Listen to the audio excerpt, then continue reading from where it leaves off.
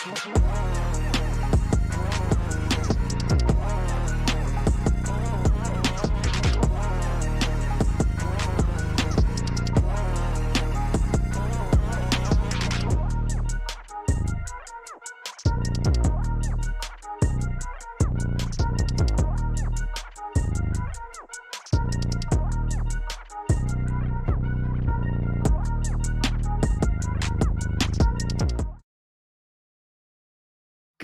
evening, NECC.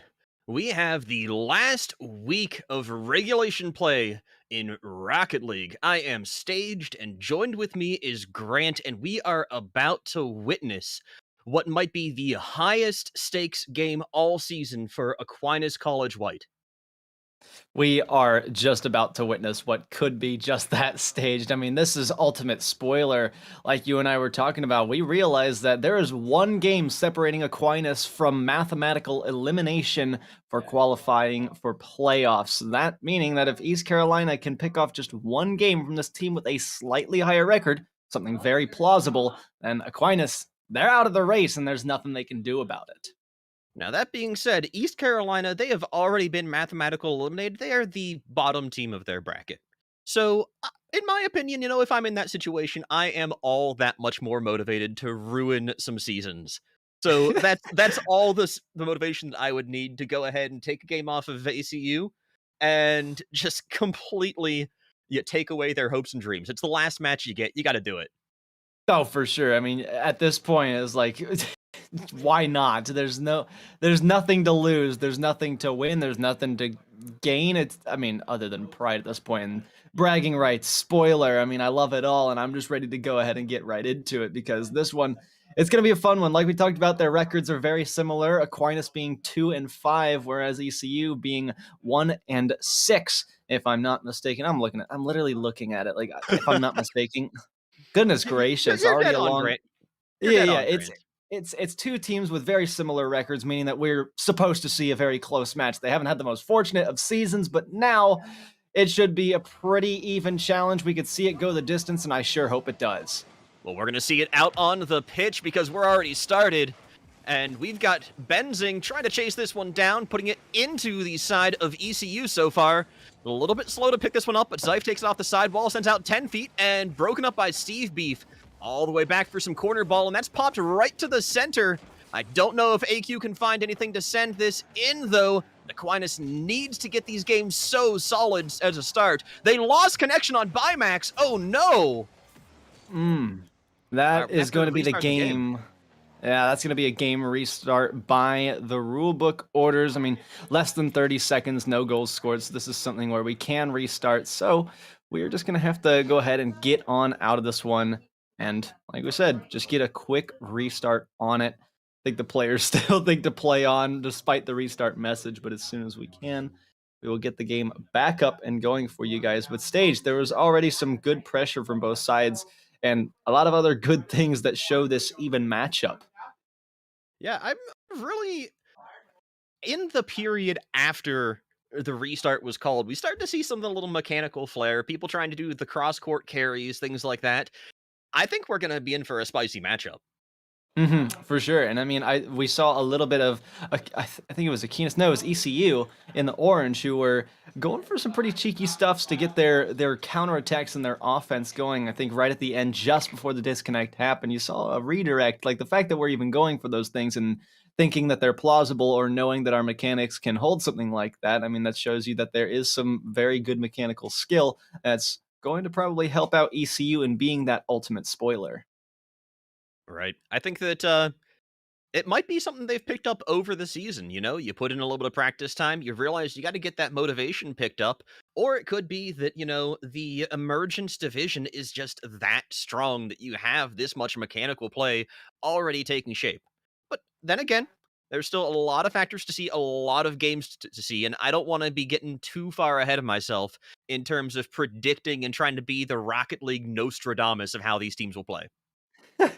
Well, I certainly love a good prediction. I think based off of those 30 seconds and what we've seen here Stage, why don't we, just for the sake of doing it, why don't we get some predictions in? Because I guess we didn't really do that in our pre-match here. So based on those 30 seconds and what you thought before, everything that we've had down on paper staged, who are you going with for this one in the series? I think this one's going to be a really close. I think it's a 3-2, just barely in favor of AQ of Aquinas. But I don't think that one team is way far ahead of either of the other. I would say so as well. I don't think there's too much that really massively benefits one team or the other, but I feel like there is something that ECU might have. It's got to be these counterattacks. If they can have those high quality counterattacks and get the clear across midfield to start up their offense, I think with quality, they'll be able to find quantity in goals by the end of it. So let's just hope we can see that. Again, playing that spoiler, one game is all it takes to knock out Aquinas. And here is Max down to Ben, doesn't find much of a connection. Zyph and Lord finding themselves in the same place, but Zyph does take over. From the ceiling shot, out of boost, nothing to work off of. What a dunk, though, out of nowhere from Lord Sheikhman. You talk about needing the counterattack out of ECU, but this wasn't even a counterattack. It was just a pretty steady application of pressure. And ECU showing some pretty nice teamwork there with Lord Sheikhman picking up that pass. I think this is definitely a new team from what we had earlier in the season. Potentially, but man, what a mechanical display there early on from ECU. I was definitely not expecting to see something as solid as that, and it's just such a tough thing to read a defender like that. Typically, you would expect that the clear has a bit more power and a bit more punch behind it. The shots, though, are just really high quality from both sides, and we're going to be tied up by Max at 1-1. It's a really unfortunate touch off the sidewall from Lord Sheikhman. He was trying to get that to roll up or pinch out. Instead, goes directly into center court, setting up a easy goal there by Bimax. Well, 10 foot. Tossed one out to midfield, instantly picked up on by Max again. Long clear down the other way. These are those counterattacks, but Ben doing a good job to contain it and keep the offensive pressure rolling. Zyph to the side. It's not the best place to put the ball. It does seem like the easiest, but in the long term, you're going to have offenders coming in to attack that clear, and that's when these counterattacks get started for ECU. They're taking it out slowly at the moment, but that's a good connection just wide of the net. 10 foot able to get it over the top. One more shot in, and that's just the quickness of Aquinas. Grant, I think we're seeing kind of the opposite of what we were thinking we were going to see before. A lot of the counterattacks here, and a lot of the return aggression is coming out of Aquinas. ECU is more of a consistent offense, but as soon as they have to rotate, as soon as they have to transition, we're seeing the gaps in their defense show up, and that's where Aquinas is starting to capitalize. I think both teams are going to have those holes in their defense that are going to be punished on at any time. I think both of these teams are highly offensive and don't really think too much about the defense and how to transition back into that because they are most comfortable with putting on the pressure, and when they have pressure against them, that's when things don't bode over too well. So look out for those holes, make sure that you can close them up, patch them up, and not let them through like that. It's 2 in the net, but 10 foot finding that high quality, good placement on offense. That's also great communication. 10 foot was in position there, had to call for that. Just a really subtle play by Zyph there to bounce it off of the backboard and set up 10 foot. But that's something that you just pick up from communication, from having trust in your team. It is something that is just picked up over time, which no. just shows you, I did not like that whiff. Thank goodness it didn't cost anything from ECU. But Aquinas, slow flick, now the back pass. Lord Spikeman read it pretty well. Max, oh no! So many mistakes that are happening on the defensive ends of both sides. It's just proving my point, but in tragic ways. It's all coming off the boost, though. Like, you're in the midfield, you're a little bit low on boost because you haven't rotated to the corner in a little while, and Byman's just going to try and chase that one down, knock it in because he can't get out to the side of the ball. Oh, poor Bimax, man. That is absolutely tough there. They'll have to regain on it, especially now that that goal puts them down by 1, and they do not want to lose this game. Again, that mathematically eliminates them from playoffs. Those are the stakes we're working with, and this is the ball that both sides are working with. Zyph cuts off 10 foot there. That's going to create a lot of confusion, but so much space being given now as we see this high octane offense drain themselves just a little bit. Aquinas is playing this so loose in the midfield. I actually love it. They're giving so much room to each of their own players while still pressuring the offense. Right here, we got Steve Beath, who's moving in on pressure, but that's just immediately on the tight rotation. And sets up Max for an easy goal. Yeah, about that, Steph, with, I mean, just a very simple clear, but Lord Sheikhman doesn't have the power and the angle to get that back up into the air, but rather puts it down to the ground. You could tell right when it happened, they're like, oh, yep, I just did that. That is not what I was aiming for, and it just goes right on in the back of the net. But we are all tied up. Just so strange how almost every goal has been such almost a tragedy. I mean, it's high. Again, I use this word quality because usually you see teams put on so much quantity and many shots and they just keep on going, but each shot that has been put onto the net has pretty much almost turned into a goal for either side. I mean, 4 shots for both sides and 3 goals for both sides. Well, that's going to change there with that save from Lord Sheikhman. From 10 foot, taking it out on the dribble. Max almost all alone. Could be vulnerable. Passed it out the 10-foot. Shot behind the defense. We got to stay on that back post because I think that's what's costing us right now. All right, Grant, let's just call a spade a spade. This is what it is. They might have the defense out in the middle of the field on the corners, but when it comes to shots on net, both of these teams are made of Swiss cheese. It does seem that way there. I like that a ton because there are a lot of gaps in the middle of it, and that is just not something you want to see. It's not something that is good for any defense. It is now 1 goal back up for ECU, and Stev with a dunk. That's a big beat as well. It's right on net, though. It could go in. 10-foot barely got their hands on it. One off the backboard, and another to come in for the offense. Max over and rolling through the ceiling. Lord Sheikhman down. Stev on target, looking for a double. Just barely missed. Benzing with a 50 that somehow finds it over the defender into the net. It's kind of the same thing I'm talking about. They have so much defense on the outskirts, like the outriders, the corners of the net, but once the ball's in a shooting lane, neither of these teams are able to knock it free. Everything's just a pretty straightforward textbook shot that's going to go in every time. These shots, though, they're not just quick and they're not just powerful, but look at the placement each and every time. You notice both teams know to put the ball behind the defender, especially in a situation when they're pushed up halfway through the net from the back post. It's not where you want to be. This is not where Max wants to be, but does get the clear as that one wasn't placed quite behind them. Benzing clearing that one out as well. Really need to see teams go for that back post because this is where it gets dodgy. 10 seconds to go. Some more attacks from ECU. That's a long distance cleared. Lord Sheikhman needs to get that one away, and they do so. Benzing with one more, blocked by the defense yet again. Although it's still up in the air. Stev Beef, they're up for it. It's just high. No one's around. Yes, they are. Benzing from the box puts one in to keep Aquinas alive. Aquinas recognizing that they need to avoid those golden goals at all costs. Find a miracle right at 0 seconds. Their dreams are still alive. The math is still there. But honestly, I'm gonna talk to you about, like, you asked me to put a prediction down based on the first 30 seconds.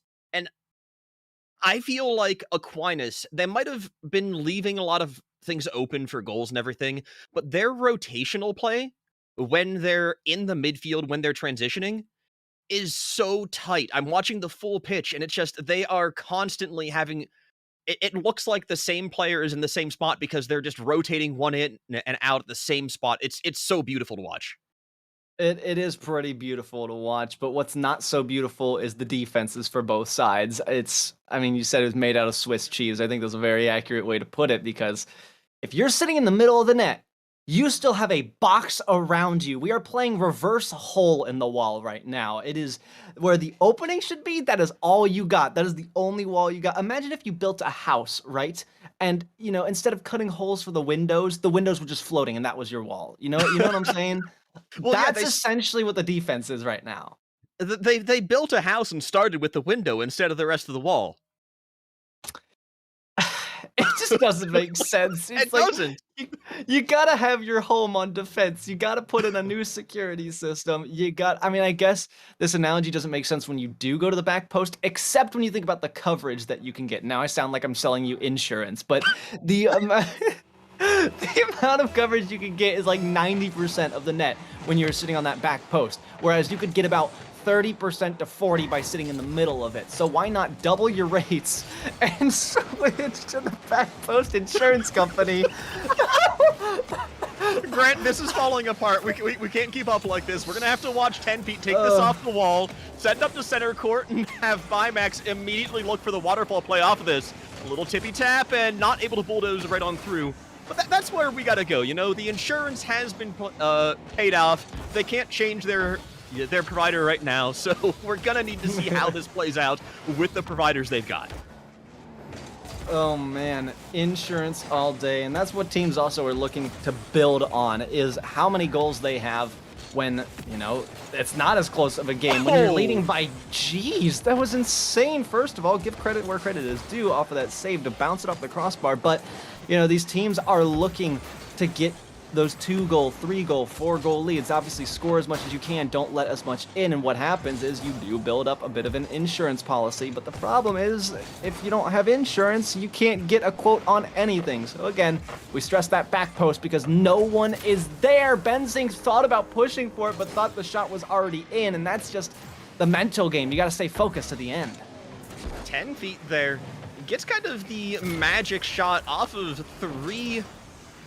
2 posts and the floor to get that bounce in. Really lucky angle, but really well placed. Oh, for sure it was. A strange bump as both players missed the kickoff. Stevby from the left side wanted to look for someone on the right. Now has the ball to themselves, taking it up to the heavens. Bounced down and returned. Lord Sheichman with a save to the corner, keeping it at bay. Benzing out to the middle. Max took a while to get up to it. Fires a shot just in front, though. Zeif making that stop. Stevby to the left side. Ben goes for it and misses. Still out to this corner. That pressure looking to be built upon by Aquinas. Out midfield. Max got there, but so did Lord Sheichman, stopping it. No! Not like this! The absolute reverse of what you want to see happens. Oh, Zeif just barely tipping that one off of the ceiling and back in. One of the things I was going to say is it feels like ECU on defense is a little bit slow in challenging the ball, but the one time they try and tackle it aggressively, just turns into an own goal. I don't think they could make up their mind as to whether or not they wanted a bump or a clear there, but the right answer would be a clear in that situation. When you have a defender around there, you just got to be faster. You got to beat them. That's also an incredible read from Max for the clear now, except it's on the wrong side, I'm just now realizing. See, high quality stuff in all the wrong places is what seems to be a theme for both of these sides, but they can still find the net. We're not discrediting them there. That's off the backboard. Lord Sheichman, dangerous to put it so close to their net, but we see what they were going for. Same thing matched by the offense, hitting that backboard. Now over the head of Bimax. That's a runaway goal. No one is back for this.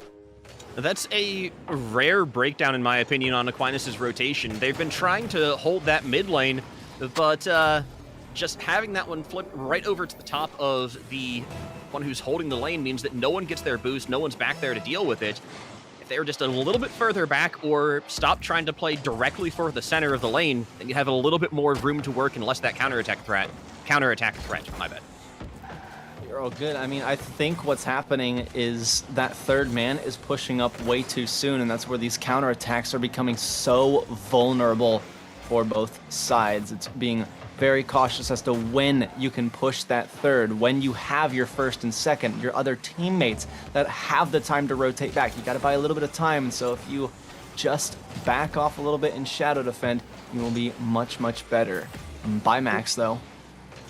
This is part of the reason why these corner plays are so effective, because it buys so much time. If you keep going off the backboard, you've got to hold the pressure or else the counterattack comes up.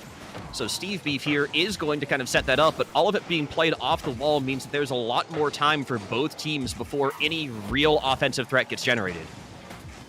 Oh, for sure. Here comes Bimax, though. Here comes the offensive threat. Just a big beat on to the attack. The shot to the corner. Lord Sheichman for that redirect. We saw that in those first 30 seconds of, I guess, game 0. And that's what I was talking about. We know that they could be capable of it, but it's all about whether or not they can pull it off. ECU still holding the lead. And again, if you're just joining us, these stakes are pretty high. Potentially one of the highest all NECC season long. One game is all ECU needs to statistically eliminate Aquinas College from the playoffs, and this could be where Aquinas say no, we are still in it to win it, and it is tie game with 60 seconds. This is absolutely so important because it did look like ECU didn't have the insurance policy we were talking about earlier, but they were ready to try and start leaning on their lead a little bit. Resting on their laurels, playing a little bit more defensively, and finally Aquinas was able to capitalize on that with just a play off the wall. But this is still really dangerous. They've got to be so assertive right now for Aquinas. Any gaps, any time that they give to ECU is going to result in a game slipping through their fingers and taking away that playoff opportunity. Bimax around the corner, though, looking to get back in the lead. 10-foot almost undid the work of that clear. Benzing having to do a little bit more themselves. Zyph on the other end has a shot and just couldn't get up quick enough to it to find that read. Bimax, though, with a pinch. It might be on target. It is. Aquinas are going to stay in it and take back the lead. This is classic desperation. ECU really does want this. They want to take it away and end any opportunity for Aquinas because they've pulled the goalie at this point. They don't have a third man back. They're just saying, we're going to go all in on offense. And it doesn't work out all that well in Rocket League when that transition can come so fast, when you can get a shot from downtown. Sure. 10-foot really wanted to get another shot from downtown for their own to tie back up this game. 15 seconds. We know that it's possible with how many holes there have been on the defense. Benzing says they're not going to let it happen now, and nor does Beef. They say no, we lock down the fortress, and they just have to block one more. That was a loose ball that could have been got by Lord Sheichman. Zyph keeping it up with 10-foot. Lord needing to circle back around, and it's just put behind them. Aquinas, if they can clutch this out, if they can still 3-0, they stay in it for playoffs. It's so tight, though. This is impressive play, but I'm not going to say it's clean play. Like you said, it's impressive movements that are happening all in the wrong directions at the wrong times. So the mechanics are definitely there. But in terms of like the game sense, I think that there's something that is left to be desired. And I really do want to see ECU kind of start reading that and capitalizing on the gaps in the defense that AQ are leaving. For sure, and I want to see that on, both sides, that's what's attributing to Aquinas College winning a lot of these games is they recognize those challenges and they recognize the holes in the defense, just like ECU is. So you and I, we ask a lot of the same thing because it's just such a glaring mistake, and it really is all that there is. It's knowing when you can push your third up, when you can give up that offense, when you have the opportunity to make that contact, because if you miss that or you get beat to the ball, that's game over. So be aware of when your teammates need times. Add that to your communications list. What are you communicating to your team? What are you saying? Are you saying, hey, buy me time? Are you saying, hey, you're last? Maybe think about not going there, is what would be interpreted from that call out. So just be careful as to when you can push, and also make sure to at least go for this one. We've seen this a couple times now. Benzing waiting on this challenge because they think the ball's already in. I realize every time I see a shot like this that y'all can't see my face because I'm making a face of just being absolutely impressed.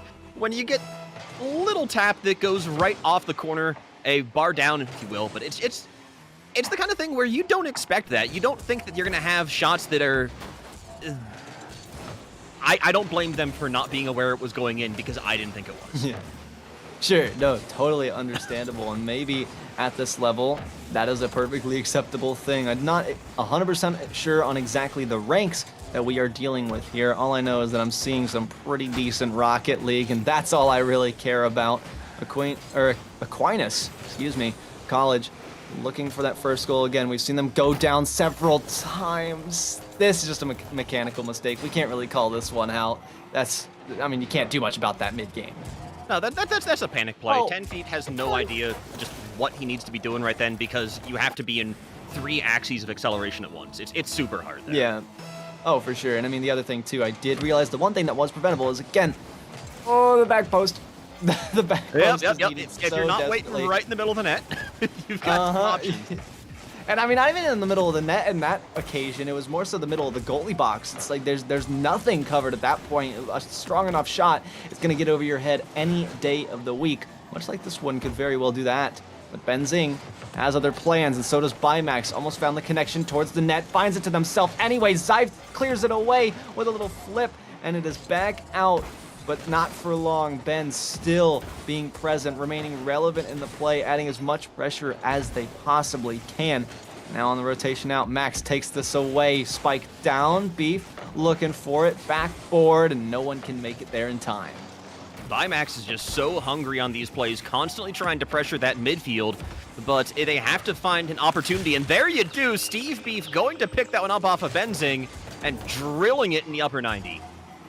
Oh, this was a beautiful play, just right across, and then just how awkward the car was while it was upside down to even put that up that high and that quick was super spectacular, and now it is just one goal to hold on to. But we know that that might not be able to last as long with how close these games have been. I think they've all been one-goal games, or at least goals being traded at least every 60 seconds, so this lead couldn't last long. If Lord Sheichman has anything to say about it, it's off the backboard for now, though. We talk about, in a lot of sports, they say defense wins championships, but these have all been really high-scoring games. It makes for a really exciting Rocket League, but it also does mean that it's so much more dynamic. There's a lot more ways it can go. It can be a blowout, it can be a very tight game. It's less consistent, and it's much more risky for both teams. Zyfe trying to rotate out, gets the stuff there. 10-foot going to knock that out to the corner for Zyfe to try and chase this down, but Steve Beef centers it up. Nobody home for AQ to send that one forward.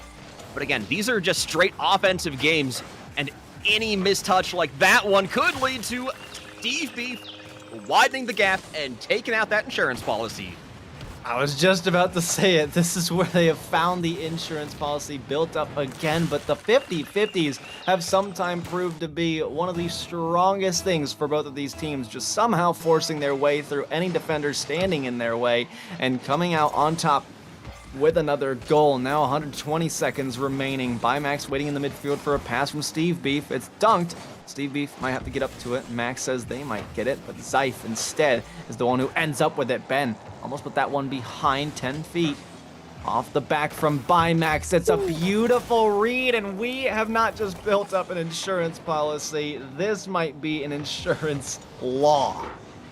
Nah, this looks like airmail to me, just shipping the policy in expedited. I mean, that might be a little bit of billing cost, shipping cost for you there, but that is just some clean airball coming out of AQ.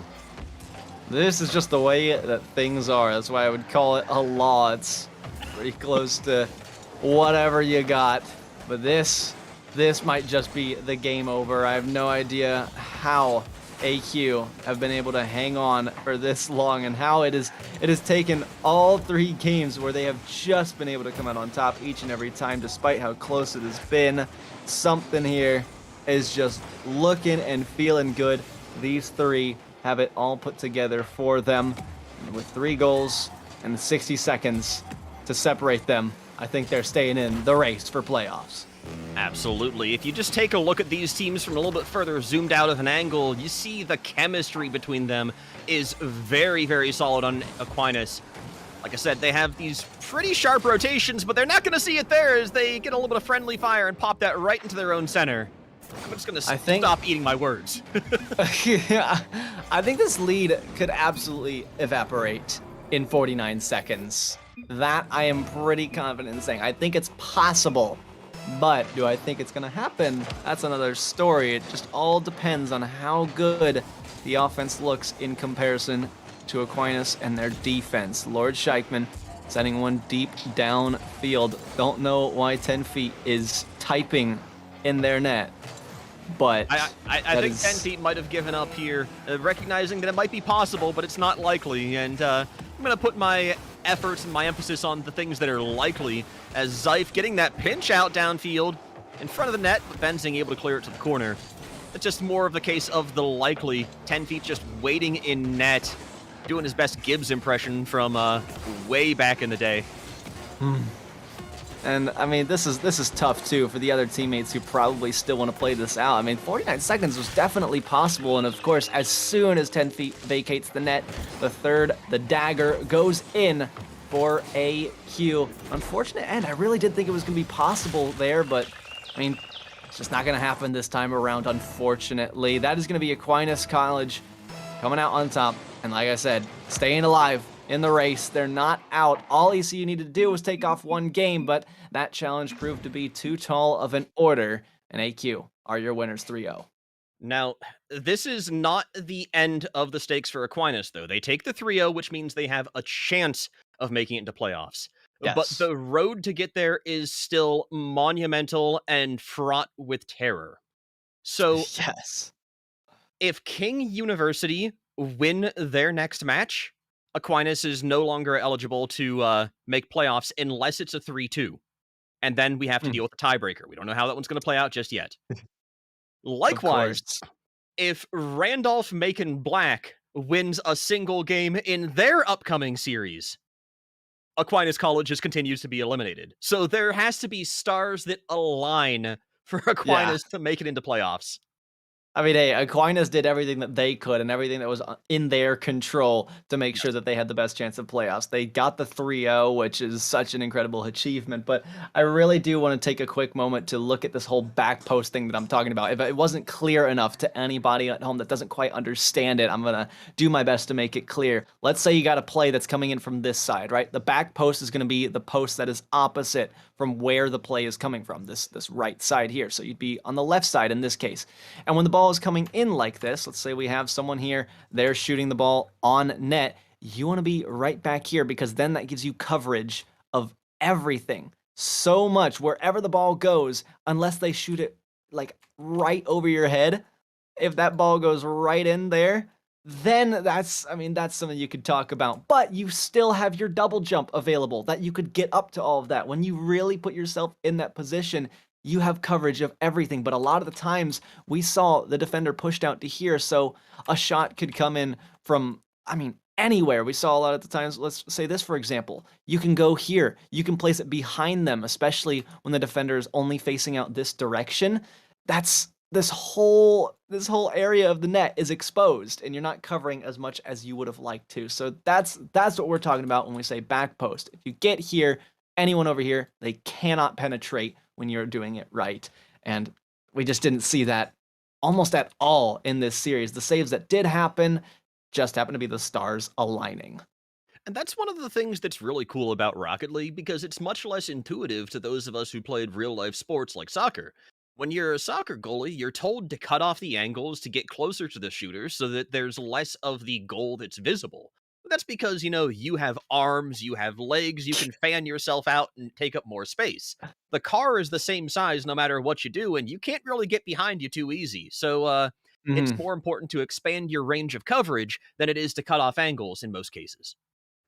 It is like that, but we are going to cut off at least my time here staged. I don't know if you're sticking around, maybe, who knows, but I am going to be out for now, but we hope that you at home will stick around with us throughout the rest of the night and all the NECC action that is up and coming, so don't go anywhere, stick around, and we'll be right back right after this.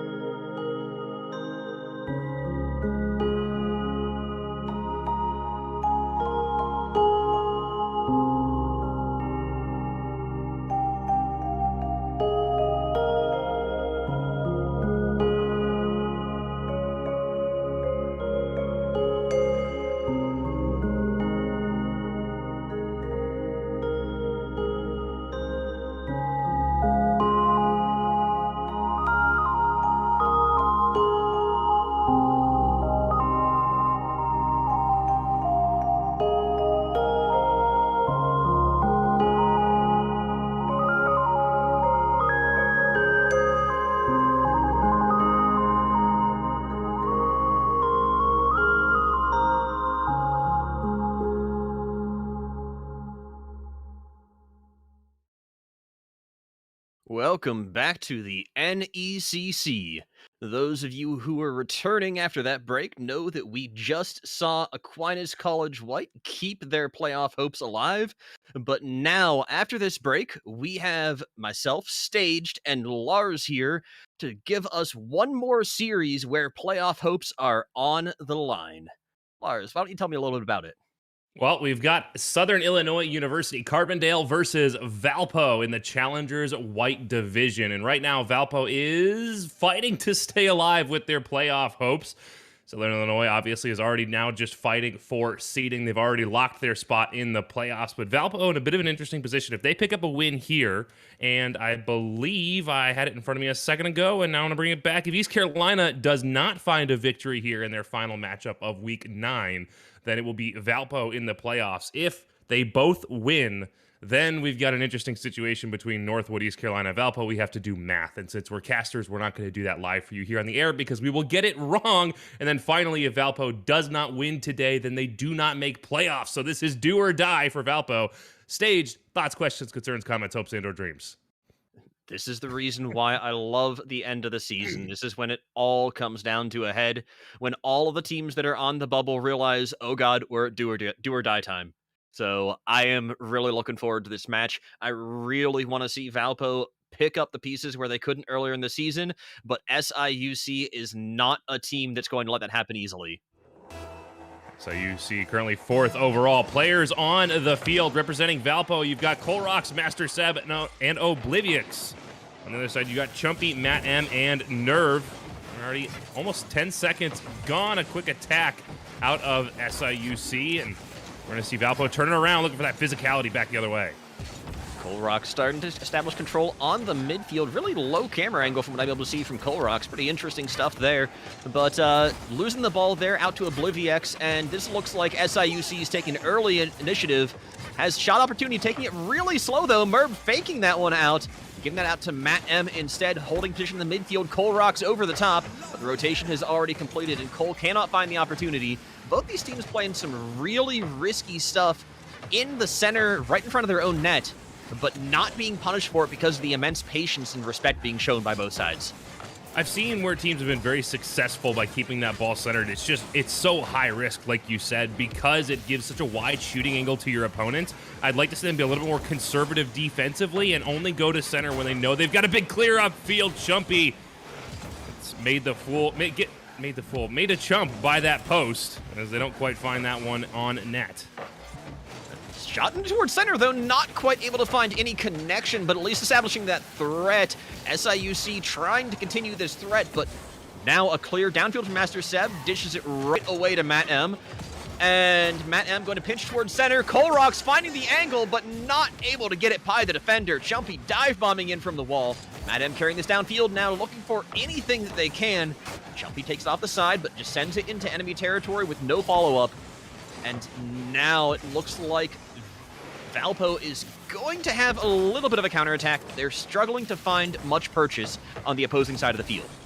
Yeah, unfortunate that Valpo had that big opportunity. You got SIUC awkward in front of their net. One player back, wide open net, ball sitting on the players. No, it's a great chance to challenge, and then there was no one there. Valpo taking a very, very wide rotation offensively with both of their back players. They need to find a way to settle that a little bit. And if you're going to have a wide rotation, it has to be one player at a time so you can maintain pressure and take advantage of those opportunities as they open up.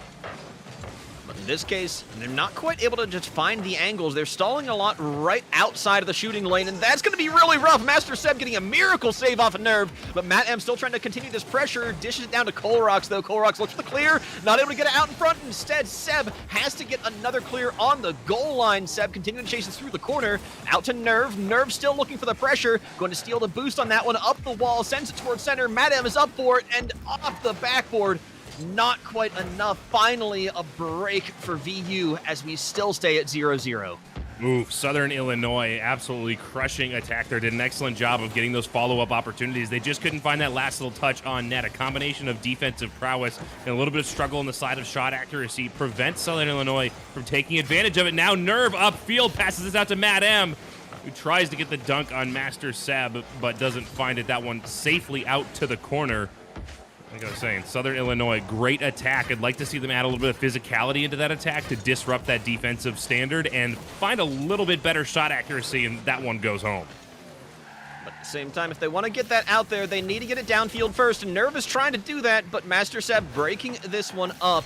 Valpo has had success in kind of choking it out on the midfield, but once they're in their defensive territory, they're struggling to find a clear. Might just be an little bit opportunity, though. Obliviex sends that booming off the backboard. Chumpy there to receive and send it back. Colrox keeping it in position. Valpo looking for anything. There's the physicality, but not anyone there to chase it down. Chumpy out of the corner, up to Obliviex. Sends it back to Colrox into enemy territory once more. It's just a lot of that deep shooting, big clears, and heavy hits, trying to just get a little bit of space to breathe and get your own boost. And neither team has, both teams, I should say, make this positive. Let's talk positive. Both teams have found a way to get offensive rotations established, get a sustained attack down on net. Valpo's longest attack, 22 seconds, and SIUC's longest attack, just shy of 37 seconds. But neither team finding a way to really open up the net and take advantage of it. It's a little bit wide on the rotations, a little bit low on the aggression. I'd like to see them, again, step up both of those things to really try to squeeze this one home, especially as we get to the end of regulation here. You can't win if you don't score. And as exciting as watching a lot of Rocket League is, in infinite overtime, because neither team's willing to commit forward, is not going to be a great way to spend the rest of the evening. Now, I could watch it for a very long time, but eventually we've got to find something to eat at the end of the night. However, it's not going to be so far. We're going to move into that overtime, and off of a lot of early challenges and defensive acumen, both these teams are struggling to find anything they can get in terms of offensive pressure, in terms of closing it out at least. Chumpy dishing this one up to Nerv. Master Seb already in the air to intercept, up to Obliviex. They're reading their passes so quick, and this time Seb gets the shot on net, but Matt saving that one barely. Nerv chasing it down now. Rotation coming back. Obliviex there to pick it up and send it away for Valpo. Now back in Valpo territory. They got to find a way to clear this one away. Master Seb is up fast, making these quick jumps, trying to get the offense down. They're starting to commit a little bit more on Valpo, but is it going to be enough? Matt M beats out Colrox, but Obliviex is there to save it. Nerv up on the sidewall, trying to stretch the defense a little bit, force Valpo to move too quickly back into their own territory, but not able to find the back of the net still. Matt M dishing that one in field, in space, and the clear comes in for Valpo once more. They're finding all of this room when there shouldn't be any. They're making a great situation out of no situation, and Valpo still standing tall as they're finally looking to move into a counterattack. And you can see both sides of the ball. They both like these very, very wide rotations offensively. And to the credit, the midfield game has been excellent. I really like to see that midfield game as it develops, as both teams try to be quick and aggressive in those midfield challenges, get good midfield contain, but then they're not allowing themselves to come up and put that final pressure needed on the net. Pressure coming out in the net here, though. Matt M with the carry off the sidewall, just dunking that one in out of the transition. I guess that's how they're going to score it if they're keeping these rotations so loose. Well, we finally see Southern Illinois take game number one deep into overtime. It's a good start for both of these teams, despite a little bit lacking on the offensive side. For this much overtime, to only see 5 shots out of Southern Illinois and 7 out of Valpo, I'm a little disappointed with the number of shots on net. I'd like to see that tuned up a little bit. Let's go over real quick. I'm going to go to the demo map because it's going to be the cleanest map to talk about. You're seeing as teams attack. Let's talk about, for example, a Southern Illinois attack here. They'll send one player up, but then you could see the other 2 players rotating all the way back out here. Really need to see was one player attacks, have another player support over here, and then you can have that other player rotating wide. See, a lot of teams like to come up like this maybe a little bit, and it's a little aggressive. You run the risk of getting beat over the backside, but you need to have 2 players attack in the box. Right. And at that point, though, it does feel like there's a lot of conservativeness, maybe a little bit of like that solo queue mentality where it is, we want to try and make our own plays. We want to try and minimize risk, but you don't really get a whole lot of reward when you're playing in that. That's a twos mentality. Yeah, absolutely. This is 3v3. You need to be committing to some of these plays. Yeah, you can't commit your full team because you're going to get burned. The other team has 3 players as well. They're just going to send it back the other way over the top after you all 3 commit down on that. But again, for me, the biggest thing that I need to see is both teams get more aggressive. Sure, have a player rotate out to midfield. It allows you to pick up those midfield big boosts. It allows you to be a little bit more conservative and less likely to get burned on a transition. That's great. That's a good way to play. You can be more aggressive with that excess boost and stuff. You just have to be using it to be aggressive. As we move into this game, maybe it's just kind of something that was a relic of when we saw them playing so close to the center in front of both nets early in the game, but now maybe we get a little more aggression, maybe a little more adaptation here. Obliviex already sending that out. Big center off the redirect, but not going to be worth a goal yet. Obliviex has to take this one out of his own territory now, as SIUC did manage to clear it. Big clear from Matt M. Looking for a little bit of a catch there, but not able to come away with it. Nerve intercepting, sends it out to VU's territory, but not getting a whole lot more pressure here. Jakers over top. That's a new rotation, new player in for SIUC now. Jakers. Who are they replacing? They are replacing. Who are they replacing? I don't know. My brain doesn't work like that. Don't hate me, please. But okay. I do want to point out, you can see them as Jaker. They're replacing. No, Nerve is still in here as they were rotating in to make that challenge that let their name be known to us. Is they were coming from midfield. They left the ground early, used a lot of boost, got there, did win the 50, but they had to dive in from their own half. And even here, you could see two SIUC players deep back in their own half, even as the ball is on the offense. Lars, I remember who it was. I finally got it. It was Chumpy. Yeah, our man Chumpy. That's who Jakers is in for right now. But now they're trying to see if that change in the roster is going to work out for them. Nerve taking the 50-50. Nerve trying to keep this one going as well. Not able to carry it, now out of boost. Obliviex going to pass this one infield. All the way across, continuing to chase. Very low on the tank, though. Not coming away with that one. Nerve crossing and screening out in front of the ball there. Jakers looking to send it downfield, but stuffed again. Valpo continuing their pressure. Obliviex is up for it, but Matt M does get the touch away. And now a lot of time for Southern Illinois. Starting to see Valpo get a little bit more aggressive, but it's only a slight change. The other thing I'm noticing is we have fewer demos, even as Valpo picks one up right there, than we did in the previous game. Two things that we need to see more of is just speed and aggression. I hate to sound like a broken record, but these teams, they're doing decent on rotations. They're not double committing. The mechanics are fairly solid. The comms are pretty good. The decision-making generally is very good. They just don't have the aggression to make it work. I think what we're seeing actually is a lot of the downfield pass preparation that they're using to try and spearhead an offense. So hello, Nerve trying to carry that one past Colrocks, getting it sent out to the corner. But they're using a lot of these downfield passes to try and turn it into an offense, but everyone's ready for that. They're kind of, it's not a one-trick pony that you can use to just have a man posted up behind lines. Oh, beautiful save there from Colrocks, stretching just to knock that one off target. And now Valpo's just trying to get this counterattack out here. Maybe they're going to put a few more people on offense, get a little more aggressive with it. Again, keeping that 1-2 setup. Colrocks coming in, though, to break that up. Trying to find any way of centering that. And there you go. Master Seb picks up the rebound. Gets the opening goal here in Game 2. I mean, I hate to say I told you so, but let's be honest. I don't hate to say I told you so that much. Look, two players attacking the top of the box, well positioned. I know when I drew it on the map earlier, I had them opposite sides of the net. There's a time and a place. Sometimes you got to stack that near post, just like you saw Valpo do there. They do an excellent job of finding the positioning, making the reads, bringing the pressure down on Southern Illinois, and finding their first goal of the matchup.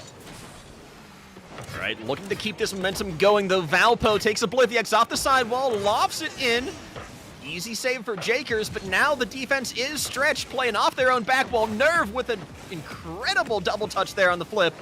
Going to take this one now. Looking for a little bit of fancy room, but they don't have anything out there. And now Valpo puts it in front of the net, just barely off the backboard.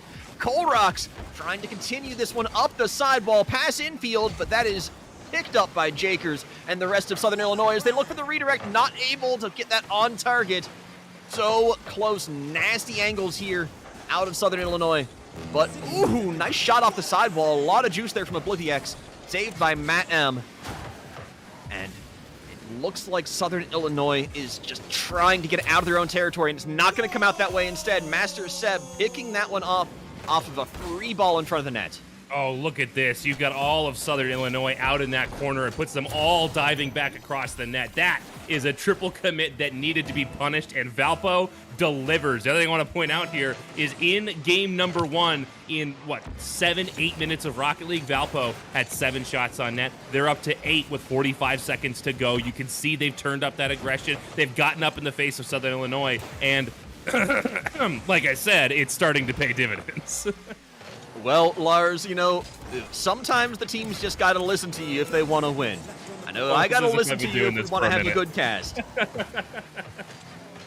But I hate to admit it, Obliviex pummeling that one through right off of the defender, trying to stand tall in front of it, but instead Nerve just getting bulldozed in front of the net. Oh, wow. Colrox with the playmaker medal has been the setup master out here, only putting 1 shot on net. And I think it was more just pass off near the post than it was shot in and of itself. But they've done such an excellent job of getting that ball in front of the net. And to the credit of Master Seb and Obliviex, coming upfield and taking advantage of it as Colrox hands them these golden opportunities. Colrox going to once again try and set that up off the corner. You don't even need this goal. We're down to the wire, but they're going to try and take it anyways. Saved by SIUC, but that's only the moral victory as Valpo putting up a decisive showing on game 2.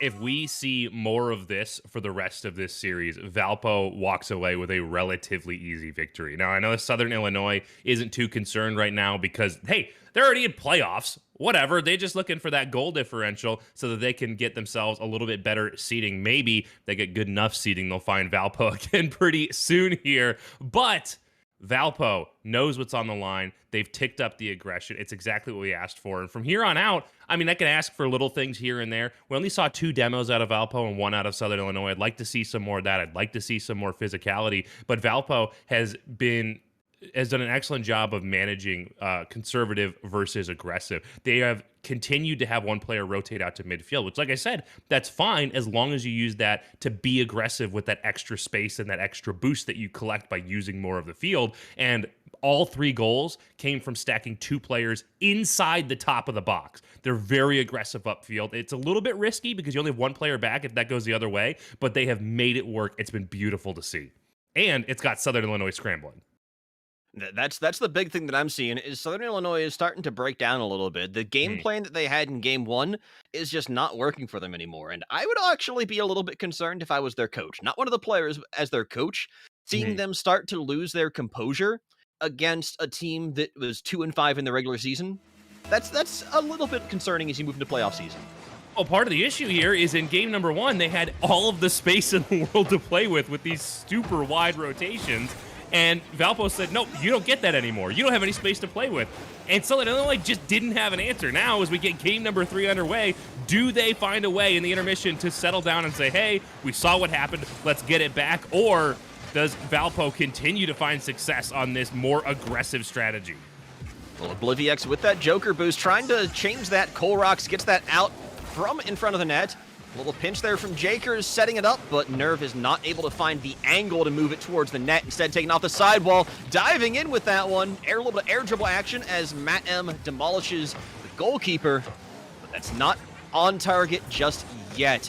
Valpo sending this one all the way downfield, trying to chase Obliviex in position, ready to make some bump plays if he can, but instead, everyone doing a good job of dodging that one out. Master Seb looking for a tip. Matt M is in position, sends it to the corner, and Master Seb going to leave some space as Obliviex goes up for it instead. Once again, back onto the side of Valpo, and a shot from Matt M, just barely ripping off the crossbar and sent away. What a heartbreaker if you're an SIUC fan. What a beautiful pass from Valpo. Recognition, back pass, threading the needle between two back retreating players. That's gorgeous. The one thing I do want to point out here, a couple of things actually. Southern Illinois hasn't scored since overtime of game number 1. They need to find a way to open this up. But the corollary to that is that great opportunity we just saw. Yeah, they didn't find a way to actually put it in, even though it was a fairly wide open net. They had a lot of pressure, not a lot of time to make a play happen. I get it. I've done it a million times myself. But it came on the back of a very aggressive offensive rotation. Just like they saw Valpo do in game number 2, we saw 2 SIUC players up near the top of the box, pressuring down on Valpo, who's trying to do the same, gets all 3 players involved. Oblivix from the midfield dives and cleans this one up. That's just what I was going to say. It's a matter of, okay, 1 wasn't enough, 2's not enough. All right, bring the entire cadre. We're going to go on a shooting spree as they finally get their first goal. Or no, I'm sorry, that's Valpo. I thought that was SIUC. Valpo continuing their aggression. 5 unanswered now for Valpo, about to be 6. Whoa! No, the save off the crossbar by Matt, and pressure continues out of Valpo. This one hammering through on that crossbar. Oh my goodness, someone get out there with a hammer and bang that thing back straight, because Valpo has been punishing. Valpo absolutely crushing the net. The problem is there is a steel gate in front of it that is the SIUC defense. Now they're finally moving downfield. Jakers gets it around, just a little tippy tap, and breaks this as the equalizer comes in. Our first transition goal of the night. Oblivix is in a bad spot to make a 1v1 challenge there. They have to make a commitment. They have to get down. They could have positioned a little bit more net side, and that would have given them a wider angle to defend from as SIUC puts that last shot, that last touch towards the net. But we have a game on our hands just past halfway, 1-1. Both these teams have ticked up the aggression. They have cracked the code more or less on how to get this one done. Now it's just going to come down to who can execute that much more consistently.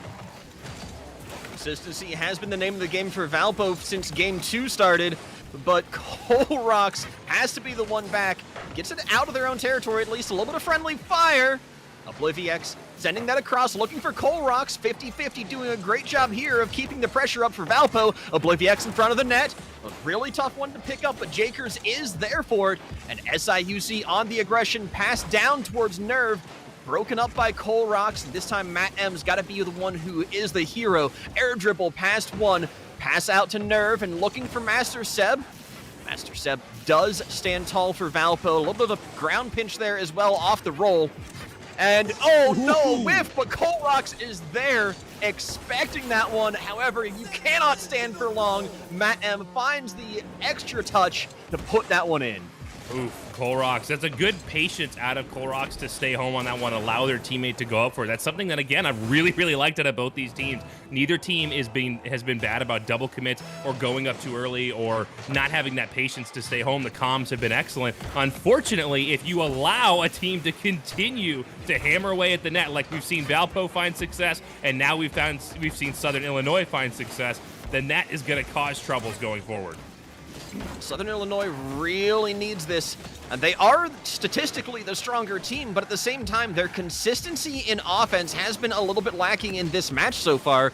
So getting the chance to score a big infighting goal when you've just got the net crowded is really important for their confidence. Madam diving across the net there to save.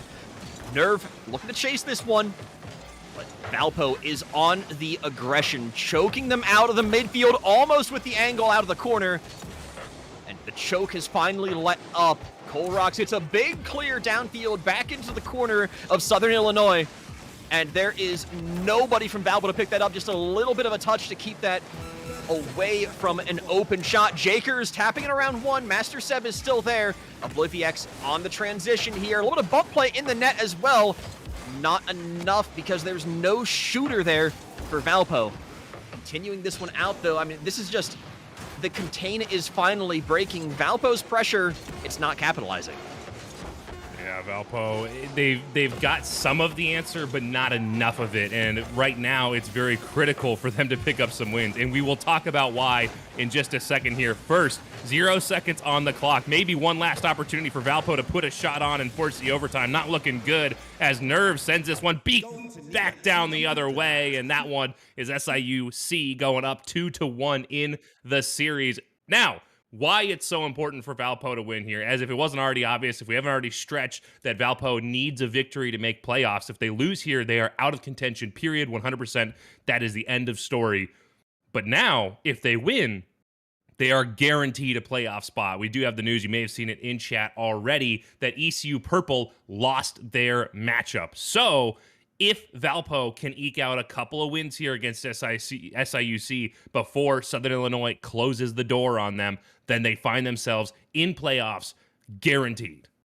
But they've got to take 2 straight, and this is not a point where you want to be in any series. You're down 1 game. You're there on match point on a 5-2 team. This is the number 4 team in this division, which is extremely competitive. Every team here has been putting in some serious money. Yeah, I think something to point out real quick. Let's go to, that's the wrong map. Let's go to this map real quick before the players hop in the lobby here. So we see, look at this demo right here on the goal line. That's what we need to see out of Valpo. Now, they did pick up 1 back down here that looks like a trade in front of this goal line, but you could see they're stacking 3 players across this goal line. That's why it's so difficult for Valpo to find a goal. We need to see a lot more blue developing right here in front of the net to really sweep out and clear that net. Now, I did see Valpo trying to make some of the bump plays on offense, but it just didn't capitalize and have the shooter already there. So maybe it comes down to having the right timing on that as well. But here off the kickoff, Colrocks almost finding that one. Nerve diving in for the save. They're still looking for the redirect from Colrocks. Oh, just barely off target. Obliviex charging in.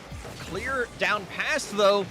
Madam looking for an extra touch, not able to find it. Nerve gets it around the defender. Major scramble on the side of Valpo right now, looking for any touch to get this clean. Nerve gets it around 1, but Master Seb is there, and finally the clear starts. This is a continued scramble as they flick over top and in the upper 90 with Obliviex crushing the defender. Oh, that's a beautiful shot, and that's not something we've seen a lot of here, not from a lack of skill from the players, but something that's been happening a lot in this series is the midfield challenges, which is excellent to see, but it precludes these kind of breakaway plays because you don't allow players time to set that up. You can see Matt M look for that midfield challenge, get beat by Obliviex, and it leaves that last defender alone in net on a shooter with an active control of the ball, and it puts them in such a dangerous position. I am not shocked at all Obliviex finds a way to put that one home. No, that was pretty textbook play once you get the setup. The hard part is getting the setup there when you've got all of these players looking to outride you, looking to bump you, looking to break up your plays. Here, Colrocks could get the same kind of one-on-one, but again, they're going to challenge early. He's got to hit it hard. He can't get control. The Nerve instead is going to send this one all the way downfield, and now you're dealing with a situation where just a lot of big clears, not able to take a whole lot of space in front of you. You've got to put pressure on the opponent when they try and take this space like Madam's doing here. Pinch out in front of the net, but all the way across. SIUC losing control here. They have to send it back all the way to Matt M, and Matt M getting pressured on defense. They don't have a shot off of that one, though. Colrocks continuing to hold the line. Obliviex up. Looking for one more. Master Seb into the corner. No shooting angles are open, though, and that play is closed out by Nerve.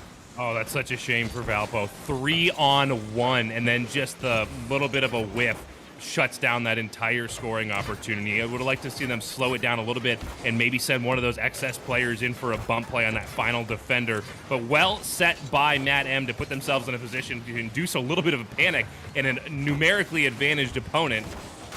As now we see SIUC trying to close this series in 4, but struggling to crack this Valpo defense right now. Valpo's really playing this so quick. The entire game does feel like just an enormous scramble. The pace of play has stepped up. Master Seb looking for that redirect and not able to find it just yet. Colrocks sending it out over center. Obliviex is chasing that. There's no shot opportunity, but the extra touch does keep that pressure up. So now the bump play across, and Colrocks there to pick it up. Beautiful play. That's the aggression we need to see. Textbook by Master Seb here. They get a little bit awkward on the ball. They don't put themselves in a great position. They notice that 2 of the defenders have come to near post and the last one center net, and they rotate through the front of the net. They make themselves a presence. I'm not sure that they got contact, but even just being there and threatening that presence by making a fast rotation through the front of the net in a textbook setup out of Master Seb allows that final player to come in and just push that one home. Valpo taking a pretty solid lead here, but again, there's 2 minutes remaining. Lot of time for anything to happen in this game, and Matt M is determined to make a lot of things happen as he continues to try and set this up in midfield in front of the net. Jakers might have an opportunity, but challenged early by Obliviex. Not able to get the angle he's looking for. Broken up and sent over top. This is a really good angle for Jakers. He's going to pummel that one in with no defenders home. I saw this one developing. There was just an awkward moment here where you could see the net just open up and Jakers already in the air, the ball floating across the front. And then the obvious conclusion is Valpo finds themselves in a rare awkward rotation to open it up. Now, with only a 1-goal lead, you know what I like to say, 2 is 1, 1 is none. It's great to be in the lead, but that 1 goal can evaporate so quickly as Jakers looks to do it here. Not enough boost to get back up. And it will be Nerve to put the final shot on, but it's straight at the goalie, and they won't find a success just yet. Jakers continuing this pressure without any boost. They really value their position on the field on SIUC. They're not able to come away with this just yet. Ooh, uncharacteristic miss. They're going to just let that one drift in. That's an awkward angle where you put the ball on net. Even at this tier, sometimes it just goes in. Master Seb doesn't have that look off, and Obliviex left in just such an awkward position. They're not able to get back to there. There's also a demo down in the corner to make that much more awkward. That's why it's so critical to not just get the midfield demos, but to get them when an established rotation is set up, because at that point, your opponent is expecting their teammates to be available, and when they're not, everything falls apart. At this point, oh, even wow. without your teammates being available, Matt M is going to get the opportunity of sending this one on in, but let's not ignore the set there out of Jakers, tipping that one up at a remarkable angle to set up Matt M there. Things have gone wrong very quickly here for Valpo, and now we find out what Valpo is made of mentally. This is where games or championships are won or lost. It's on that mental game between these players. Now, maybe 50 seconds from the end of their season, does Valpo have what it takes to settle down, fix these rotational issues we've been seeing, and find a way to make the comeback? So far, not looking good with that double commit at midfield. You said, Lars, 2 is 1 and 1 is none, but in this case, none might be just enough for Valpo to be in trouble, trying to take the shot off of that, not able to find the angle, looking to get any touch they can. Colrock's driving it in, looking for the foot play as well, but no, saved at the last second. Obliviex continuing on in this one. This is a dead chase now, all in play. They need to get this goal for Valpo or the season is over. Nerf popping it high, sending it out past the defense all the way into Valpo territory. Only time for 1 or 2 more plays, but no, Jakers tries to set it on target.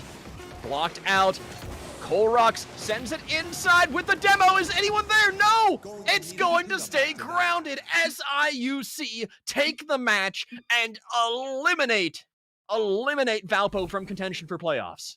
That is very unfortunate for Valpo here. They put themselves in a great position. They had the lead. It was getting to late in the game, but it wasn't enough of a lead, and obviously things fell apart very quickly. A valiant effort at the end, especially that last opportunity set up the play down the field, the demo to open up the net, but the rest of Valpo just couldn't rotate quite as fast as that final attacker. I believe it was Master Seb, and they don't find a way to take advantage of it, force the overtime, and stay alive here in this season. So unfortunately, that's going to be GG's to Valpo, as they will not be making playoffs. SIUC moves up just a little bit when it comes to seeding. Congratulations to them for finishing the season on a high note. But yeah, if you any last thoughts out of stage, I think there's some notes here about Aquinas and some relative information there. If you want to go ahead and give a little bit of fill in there before we go to our break. So going all the way back to the set prior, yeah, we had Aquinas before who did take a 3-0, and Randolph Macon, one of their gatekeepers into playoffs, did lose their match 0-3. So I'm pulling up my notes right now, making sure I've got the most up-to-date information for you, but it looks like that is enough to clinch playoffs for Aquinas White. So those of you who are still fans of them, who stuck around after the break, the stars have aligned. Miracles do happen. Playoffs secured unless King University has to have a loss or a 3-2. That's the only situation in which Aquinas is not cinched. So there's still opportunity, but it's looking a lot better for them. Well, that is interesting. That it's something that's always so exciting to see. We when we start these seasons, you never know how it's going to play out, and you always wonder you're going to get down to the end, and you're not going to have any of this intrigue or special circumstances where it's down to the wire. What's going to happen? And yet somehow we always end up in that scramble of will they, won't they? What's going to happen when it comes down to these intricate little stats scenarios? But that is not the case with our next matchup. Staying in Challengers White, we've got the Fanshawe Falcons versus North Central Red with a record of 7-0 and 0-7, respectively, both firmly decided for their playoff odds. It's going to be coming up right after this break. We'll be right back.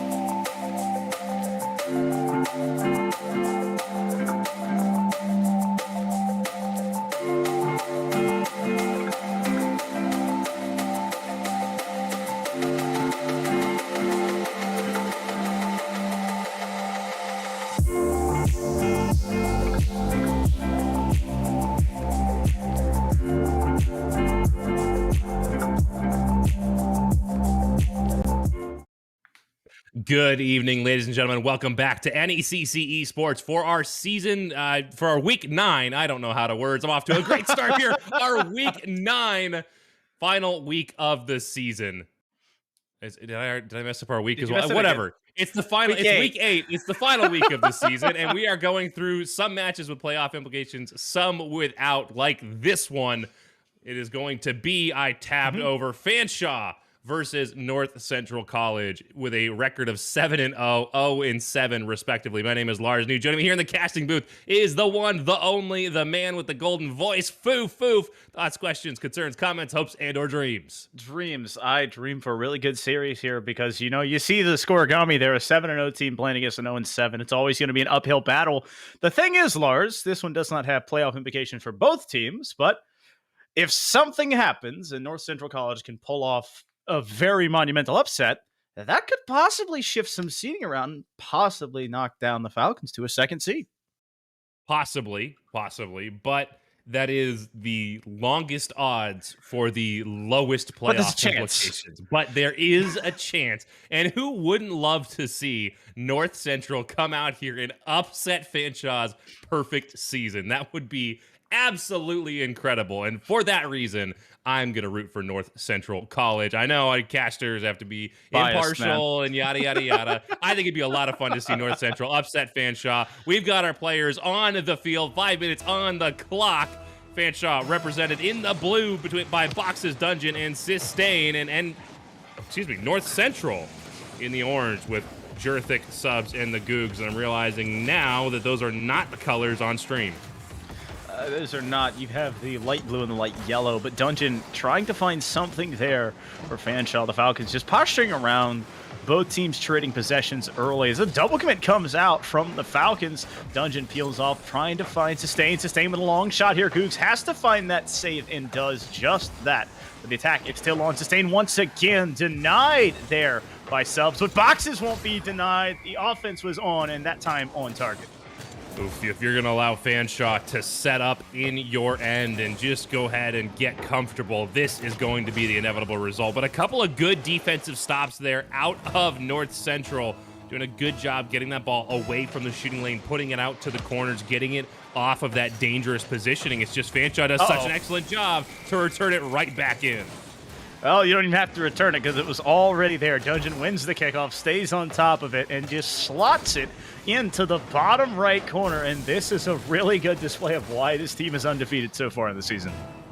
Yeah, this is a rough start for North Central, now finding themselves down by 2, less than 40 seconds in, and haven't really spent any significant amount of time on offense. As soon as that ball is found on top of a Fanshawe car, Fanshawe has done an excellent job of retaining control. A little bit of a panic touch. It ends up as a pass and a shot on net, but it's just wide, and Fanshawe doesn't have to show any defensive prowess just yet. Woo! There's a big bump at the midfield and a demo to boot. The physicality is beautiful. Lars, they knew you were watching, so they just wanted to get the smile on your face early. As that's a double whiff coming through. Sustain had a good fake, but the ball is still on the Falcons' half. Right now, NCCC Red trying to find something here. Googs is up, a shot is on, but there are 2 defenders ready and waiting in that net. So the Falcons standing tall on the defensive inner, trying to find some offensive pressure once again. Spent so much time on the offensive end. I'm a little sad. The Eye of Newt has failed me. It's broken. It's been in need of an overhaul for a while, and I've been too lazy to do it. But I would love to know just how much time has been spent with Fanshawe on offense. I think we could go ahead and take a stab. It's probably around 80% of this game. Probably a pretty safe bet as Dungeon tries to throw one on an awkward angle, and Sustain reads the defense like a book, is able to touch that one down and prevent an immediate return. Now an opportunity, looking for that demo to clear it out, and they'll find an answer. Cuts that lead in half, NCC. I'll be honest, I saw 3 yellow cars pushing up and only a single blue car back there. Dungeon kind of caught in no man's land, gets demoed for his troubles, and with all those cars up there, somebody has to score. And so biting into this lead is NCC Red. Can they find another one and possibly equalize this one? That's the one I want to know. You say has to score, and I think you can take that a couple different ways. Has to, like, oh, it's the inevitability, but also has to because if they don't, you know Fanshawe is going to turn that around and punish it. So they went full commit, and they reap the benefits of doing so. Now, here we got all Fanshawe in that corner, but they recover so quickly to get back and play defense. A very good 50 there coming out from Dungeon. Sustain trying to find a shot. No, he's trying to set up Dungeon. A lot of passing plays coming out. Now it's a self-setup from Boxes to set up Sustain, but there are 3 defenders there. Googs, excuse me, almost said Goose, getting credited for the Savior medal. Sustain's up once again. The shot is on. Googs can't get there this time. High, Mom, and high to the back of the goal. Oh boy, this is such a bad place for Googs to find themselves in. Through no fault of their own, they went to the proper position, they rotate back net, but when that ball is centered in the slot and an attacker has the entire net to shoot at, and you have to just wait or guess, it's effectively dead to rights. There's not really anything you can do except for pray that either the attacker screws up or you just guess right at where that ball is going. It really is just kind of hope and pray as another 50 comes out from Sustain. And that's something the Falcons have done so well is they control the ball at midfield. They just have really confident touches and just make it work no matter where the ball is on the pitch. Another 50 coming out. This time Googs standing tall and trying to kickstart something here for Red. Dungeon, though, answers, and it just immediately shuts down the offense that they had. Subs trying to bring that pressure upfield, and you can see NCC is making some very wide rotations. They're a little afraid to get beat in a transition here as Jerthick is all the way back. And that wide rotation paying off there, but not for long. Dungeon finds the position on the back corner. The issue with that wide rotation is how far Jerthick is away from their teammates. So that save only being a save and not a clear means they are the last bastion, not once, but twice there, Lars. And so once again, a goal goes in, and it is now 4-1 here for the Falcons. Well, sub 90 seconds. You know what I say about the magic 90-second mark, but this isn't the most unpredictable position we find ourselves in as just Dungeon and Sustain. Is it Dunstein? Goes up for that one. Oh, there's Subs looking to tuck that one away on the near corner and pinch it off to send it away, but it will find its way across as it finds the post instead. And I said find about 8 million times now. Googs tries to put one on. Good flick over top for the setup, but Dungeon and Boxes up quickly this time. Fanshawe a little bit double committee, but they are very quick and they're not getting punished for it. But Lars, double the commit, double the fun, right? I thought that was the old mantra, and then double the fun means double the goals, possibly double the wins. But they're just looking to really kill all of the time and just control it like they have most of the game. But they don't have to score. They're just literally just trying to say, come 50S, let's keep pushing the ball around and keep it away from these guys so we can't allow any shots and any goals and opportunities of coming back into this game. 30 seconds left, and once again, just very slow and methodical play coming out from the Falcons as they milk this clock for all it's worth. They're really trying to play the control game. You know, the double commit reminds me of an old joke I heard at Boy Scout camp years and years ago. I don't remember the joke, but the whole punchline was double. It was. It reminds me of the stoplight. I don't know the stoplight, but I know the colors. What was the punchline, Lars? I'm sorry. I doubt I hate you, Poop. Oh, I tried to relate and to bring some levity to the scenario, but I guess we found levity as it was. It's just at my own expense. Thank you. Love you, Lars. I love you, Lars. Oh man. Well, Fanshawe with a fantastic showing there in game number 1, and it was a 5-1 showing for them. And I mean, let's be honest, they had a ton of pressure. What is that? 12 shots coming off for them compared to the 6 on Northern Central's College. So you just got to find the offensive opportunities. And when they had those, they took full advantage of it. And it wasn't only one opportunity, Lars. They just kept the pressure on and kept shooting. Oh, the big difference here between Fanshawe and NCC was control. Fanshawe just controlled the ball, controlled the pitch, controlled the pace.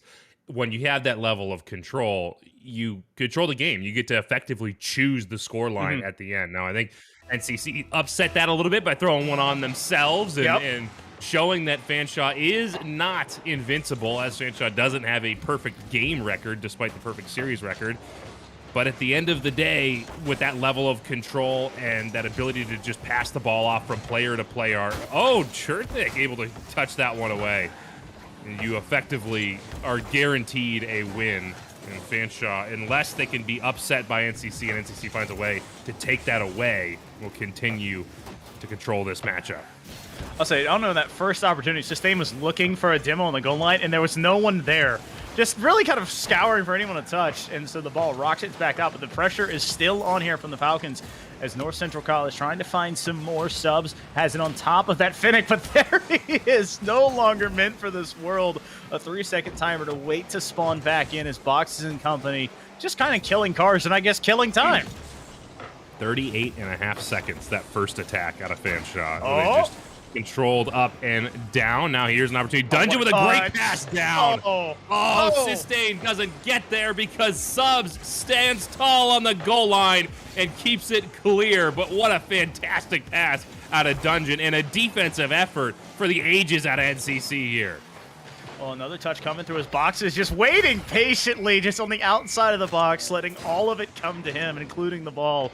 And once again, Fanshawe back out in front by goal. I can't win. I praise NCC in their genuinely very impressive defensive stand on a couple of beautiful setups and shots out of Fanshawe. And then a double whiff on the goal line allows Fanshawe to punish and punish hard. That's not going to be a miss there for Fanshawe. And there's another Sustain. Alex. That's some BM. Oh my goodness. Sustain had the chance to just slap it home and take an easy one. Elects to go for the fake instead. Oh my goodness. Well, you know, that's one that you never feel good about, but Sustain doing the right thing, making sure they get the 100% play, taking advantage of the overzealous defense, and now it is a 2-goal lead here for the Falcons. And I'll be honest, they are not getting off the gas. Sustain on it once again, trying to go for another one this time, but this time the defense does not commit too heavily. You know what happens here is Fanshawe just breaks the eye of Newt. They once again shut it down. Last stat recorded 75% of this game with Fanshawe on offense, and I think it just goes up from there as they have established an offensive rotation, and NCC find themselves in the position of just trying to battle off the back foot, finally getting this clear, and a demo from Googs opens up an opportunity. A little bit of the Matrix coming out here. Don't tell Neo, but apparently they're out here on the field. That was a really good opportunity. Near post was wide open. They just could not find the touch. That Finnick just a bit unruly. As I like the infield pass, Googs stepping up to intercept it. So a lot of really consistent play coming out from NCC, but it's just all pressure all the time, using the stall with the tires to get fancy there. Sustain stopped by Googs once again. So the ball back on this blue half, but if it stays the trend, it's not going to be here long. Definitely seeing NCC take advantage of these wide rotations of Fanshawe. Fanshaw's got a little loose with it, and NCC fills in the gaps, cuts it back down to 1 goal. Well, this is exactly what it did last game, but now they need to find another one immediately after Lars, not allow the door to swing open. So this kickoff, I think, is going to be crucial for them to get some control and possibly find some really good positioning here. Just past halfway, and we're seeing another attack out of NCC with the demo, but Jerthick turns the wrong way, and it goes all the way back down, 3-1 in favor of Fanshawe. It was there, Lars. They had to set up the 2-on-2, the guy going for the bump on goalie. The shot just a little bit too hard, and it just throws it off the backboard, and it's a quick transition back the other way. Well, unfortunately, this isn't the most surprising position to find ourselves in, Nope. but it is still a little sad. Again, I'd love to see NCC come out here and upset this Fanshawe team, and they've put up a great showing so far. We've got great looks. What they've done really well that is genuinely impressive is they've found gaps in Fanshawe, where Fanshawe has decided, hey, we're going to get wide, we're going to get loose with this, we're going to try to use space. NCC has said, hey, look, we can see that space you have. We can see these passing lanes you're trying to set up, and we can use that to our own advantage. One big demo opens up the entire field and allows NCC to come back and get a goal of their own, fill in that space, forces Fanshawe to recalculate and say, okay, if we want to control this game, we have to settle down and sweat a little bit harder. Well, it's about finding ways to beat your opponent. Right now, that seems to be their key, but they have not been able to key on it entirely. You saw a couple demos coming through, the bumps coming out. They just need a little bit more control on their end. And I'll be honest, they need to get boosts. They are starved constantly. Every time you see one of these orange cars, they're just low on boosts. As Gooks throwing a touch on, but Sustain just waits patiently for that one. This shot could be on, but Box is denying just that. Dungeon with that long clear, trying to find Box in transition. That's a soft touch off the backboard. Just waiting patiently past infield, but it's just a hair past Sustain. Only 2 goals separate Fanshawe and NCC here in game number 2. The level of pressure evening out a little bit between these two teams. That's a great touch up field. And Dungeon, who's all the way back, should be in a position to play defense. Cut off by Sustain. Jerthick through the corner, 50 by Dungeon. Googs, good touch off the wall. It's down to Jerthick, who tries to get forward to get the doink, but also boxes waiting in midfield. Last few seconds on the clock. And Fanshawe looks to have returned to form and reclaim control. Boxes picking up that pass back to Sustain, who goes up and will control this out to the corner. Just looking to slow this one down and let the clock tick off. Well, it's still rule 0 as they're all keeping the ball in the air. Boxes can be denied there, as it bounces down. A 2-0 lead here for Fanshawe Falcons as they look to continue steamrolling ahead and try to finish this series as now it's match point. Despite that game feeling a little bit more even, a little bit more balanced between these two teams, 16 shots on out of Fanshawe. 16 in regulation. That is an enormous number. That's going to be a tough one to overcome for any team. And now NCC is staring down the barrel of the end of their season. I mean, it was going to be the end of their season regardless. Unfortunately, there is no scenario where they find themselves in playoff contention. But it would be nice to see them pull another couple of games out of here, take this one to game 5, upset Get it to game 5. the undefeated upset the undefeated Fanshawe. Yeah. But Fanshawe looks just so good right now. That's going to be, it's gone, in my opinion, from Everest to K2, a much more difficult mountain to climb. I got you. Well, the ball sits in the air and Dungeon climbing a ladder. Denied there. I like the positioning from Googs. Just needs to be careful not getting stagnant on that backboard. But once again, the ball on this yellow half. Touching coming through, but Sustain can't get there. Googs bumped into his own corner. Has the boost, though, so it was not stolen. That Dominus trying to find some work here, but Boxes allowing his teammates to get back, allowing them to get boost, and denying that offensive pressure. Good little bit of control. Excuse me. Wow. Good little bit of control play through the backfield by NCC there. Not afraid to slow it down and keep the ball close as they try to get it past. But Dungeon, speaking of keep him close to the ball, stays on that one to the last possible moment and just touches it over.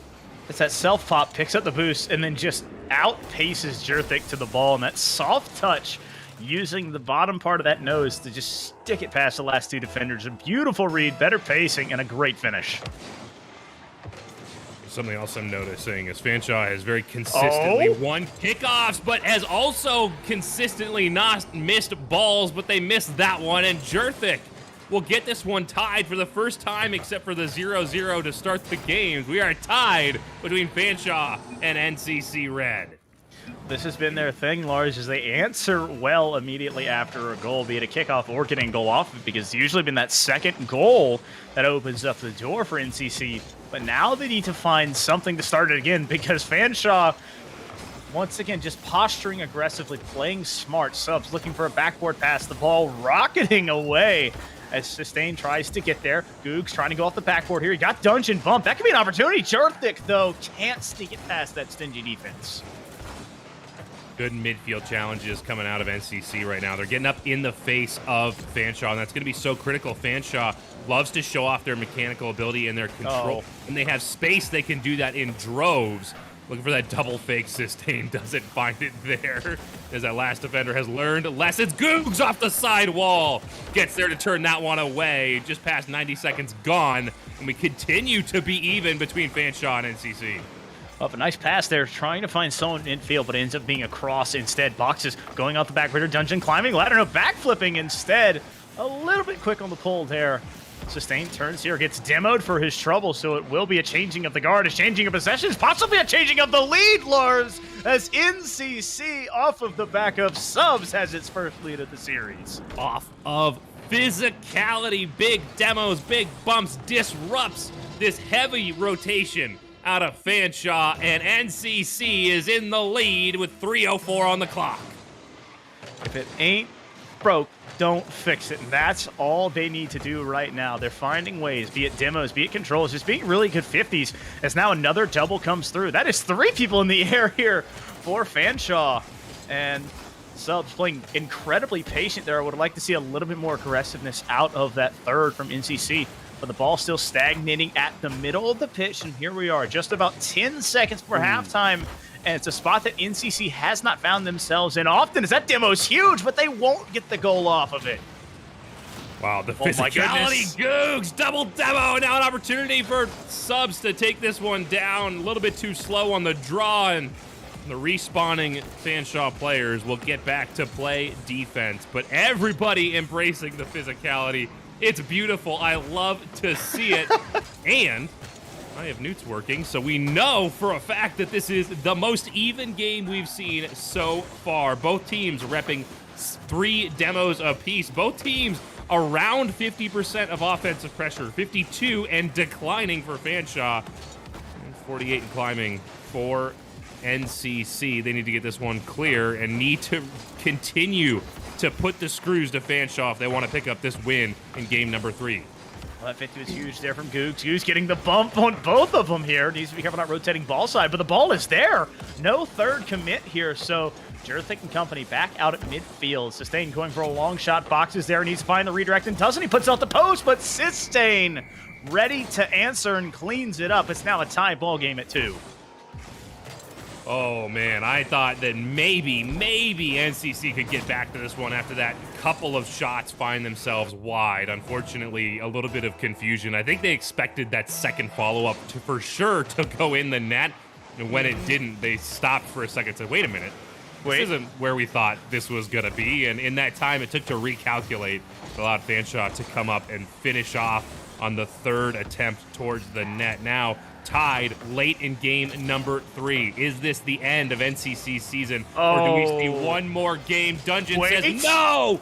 We could continue to see some more gameplay here. Boxes collects on the wall, carries this one over top, and we met quickly by Googs. Jurthik's upfield, look for that redirect. No, they don't have it. Oh my goodness, I love the positioning there. Jurthik got caught a little bit too far up, but is willing to make the risk again. He can't find the touch there, but I like the aggressiveness. Now Fanshawe wants to find one to seal it, seal this series and seal this win, but it's still deadlocked 2-2. Sustain with a pass to Dungeon, but Googs steps in front of it. That is all 3 orange cards looking for a play. Googs pass one, but can't get past a second. Just under, over half a minute left in this game, and we are just trading possessions, trading shots, and trading opportunities. Boxes an awkward touch off the wall, cleaned up by Dungeon. Only one player back. Subs stands up to the task, buys some time for their teammates to get back, and now a commit forward from Fanshawe. Here's an opportunity as Googs gets the bump and not the ball. Jurthik slow plays. This one's towards the net. Dungeon is there in time. Barely. Subs tries to dunk that down. This one's off that back corner. Boxes back into said corner. Final few seconds on the clock. NCC's on the attack, and that one will touch the ground. Overtime in game number 3. Overtime indeed. I was really worried. I didn't know what was going to happen there because, just some really crazy touches can find their way through. It's Sustain now on, but Jurthik standing up once again. Googs running straight behind him. Boxes has that long arcing clear, just pushing to the corner. Subs, that's your own goal. You need to be careful there, but Googs ready to clear it. So 15 seconds in halftime, and the physicality has not slowed down. I'll be honest, I think it's picked up because Fanshawe knows. Oh, there it is! Oh, no! Tries to steal it. They can't do it. So here we are, still 2-2. Googs just pressing on that Fanshawe player, but cannot find the demo. Oh man, that was Jurthik needed a touch. That was wide of the net off that shot, and unfortunately for NCC, Dungeon was able to read it. I thought that was a sure thing. Now Boxes tries to put one on. and gets cleared away. Unfortunately, Jurthik finds themselves backwards to the ball and can't follow through. Good touch upfield. Googs returns it back the other way. We've seen a lot of back-checking demos out of Fanshawe, and that's been critical in breaking up offensive opportunities for NCC. But despite that, NCC continues to find a way to get the ball downfield and threaten Fanshawe's net. Here's another opportunity. Cut off by boxes. Googs will demo, and subs will meet at the midfield to at least slow things down. Well, the 50's on, and we were about a minute and a half deep. Dungeon looking for a backboard touch, but he can't get the second. Sustain now on the side while he's passing it down. Dungeon was that second player. They thought boxes could have a shot, but that demo comes through. Now subs putting a shot on.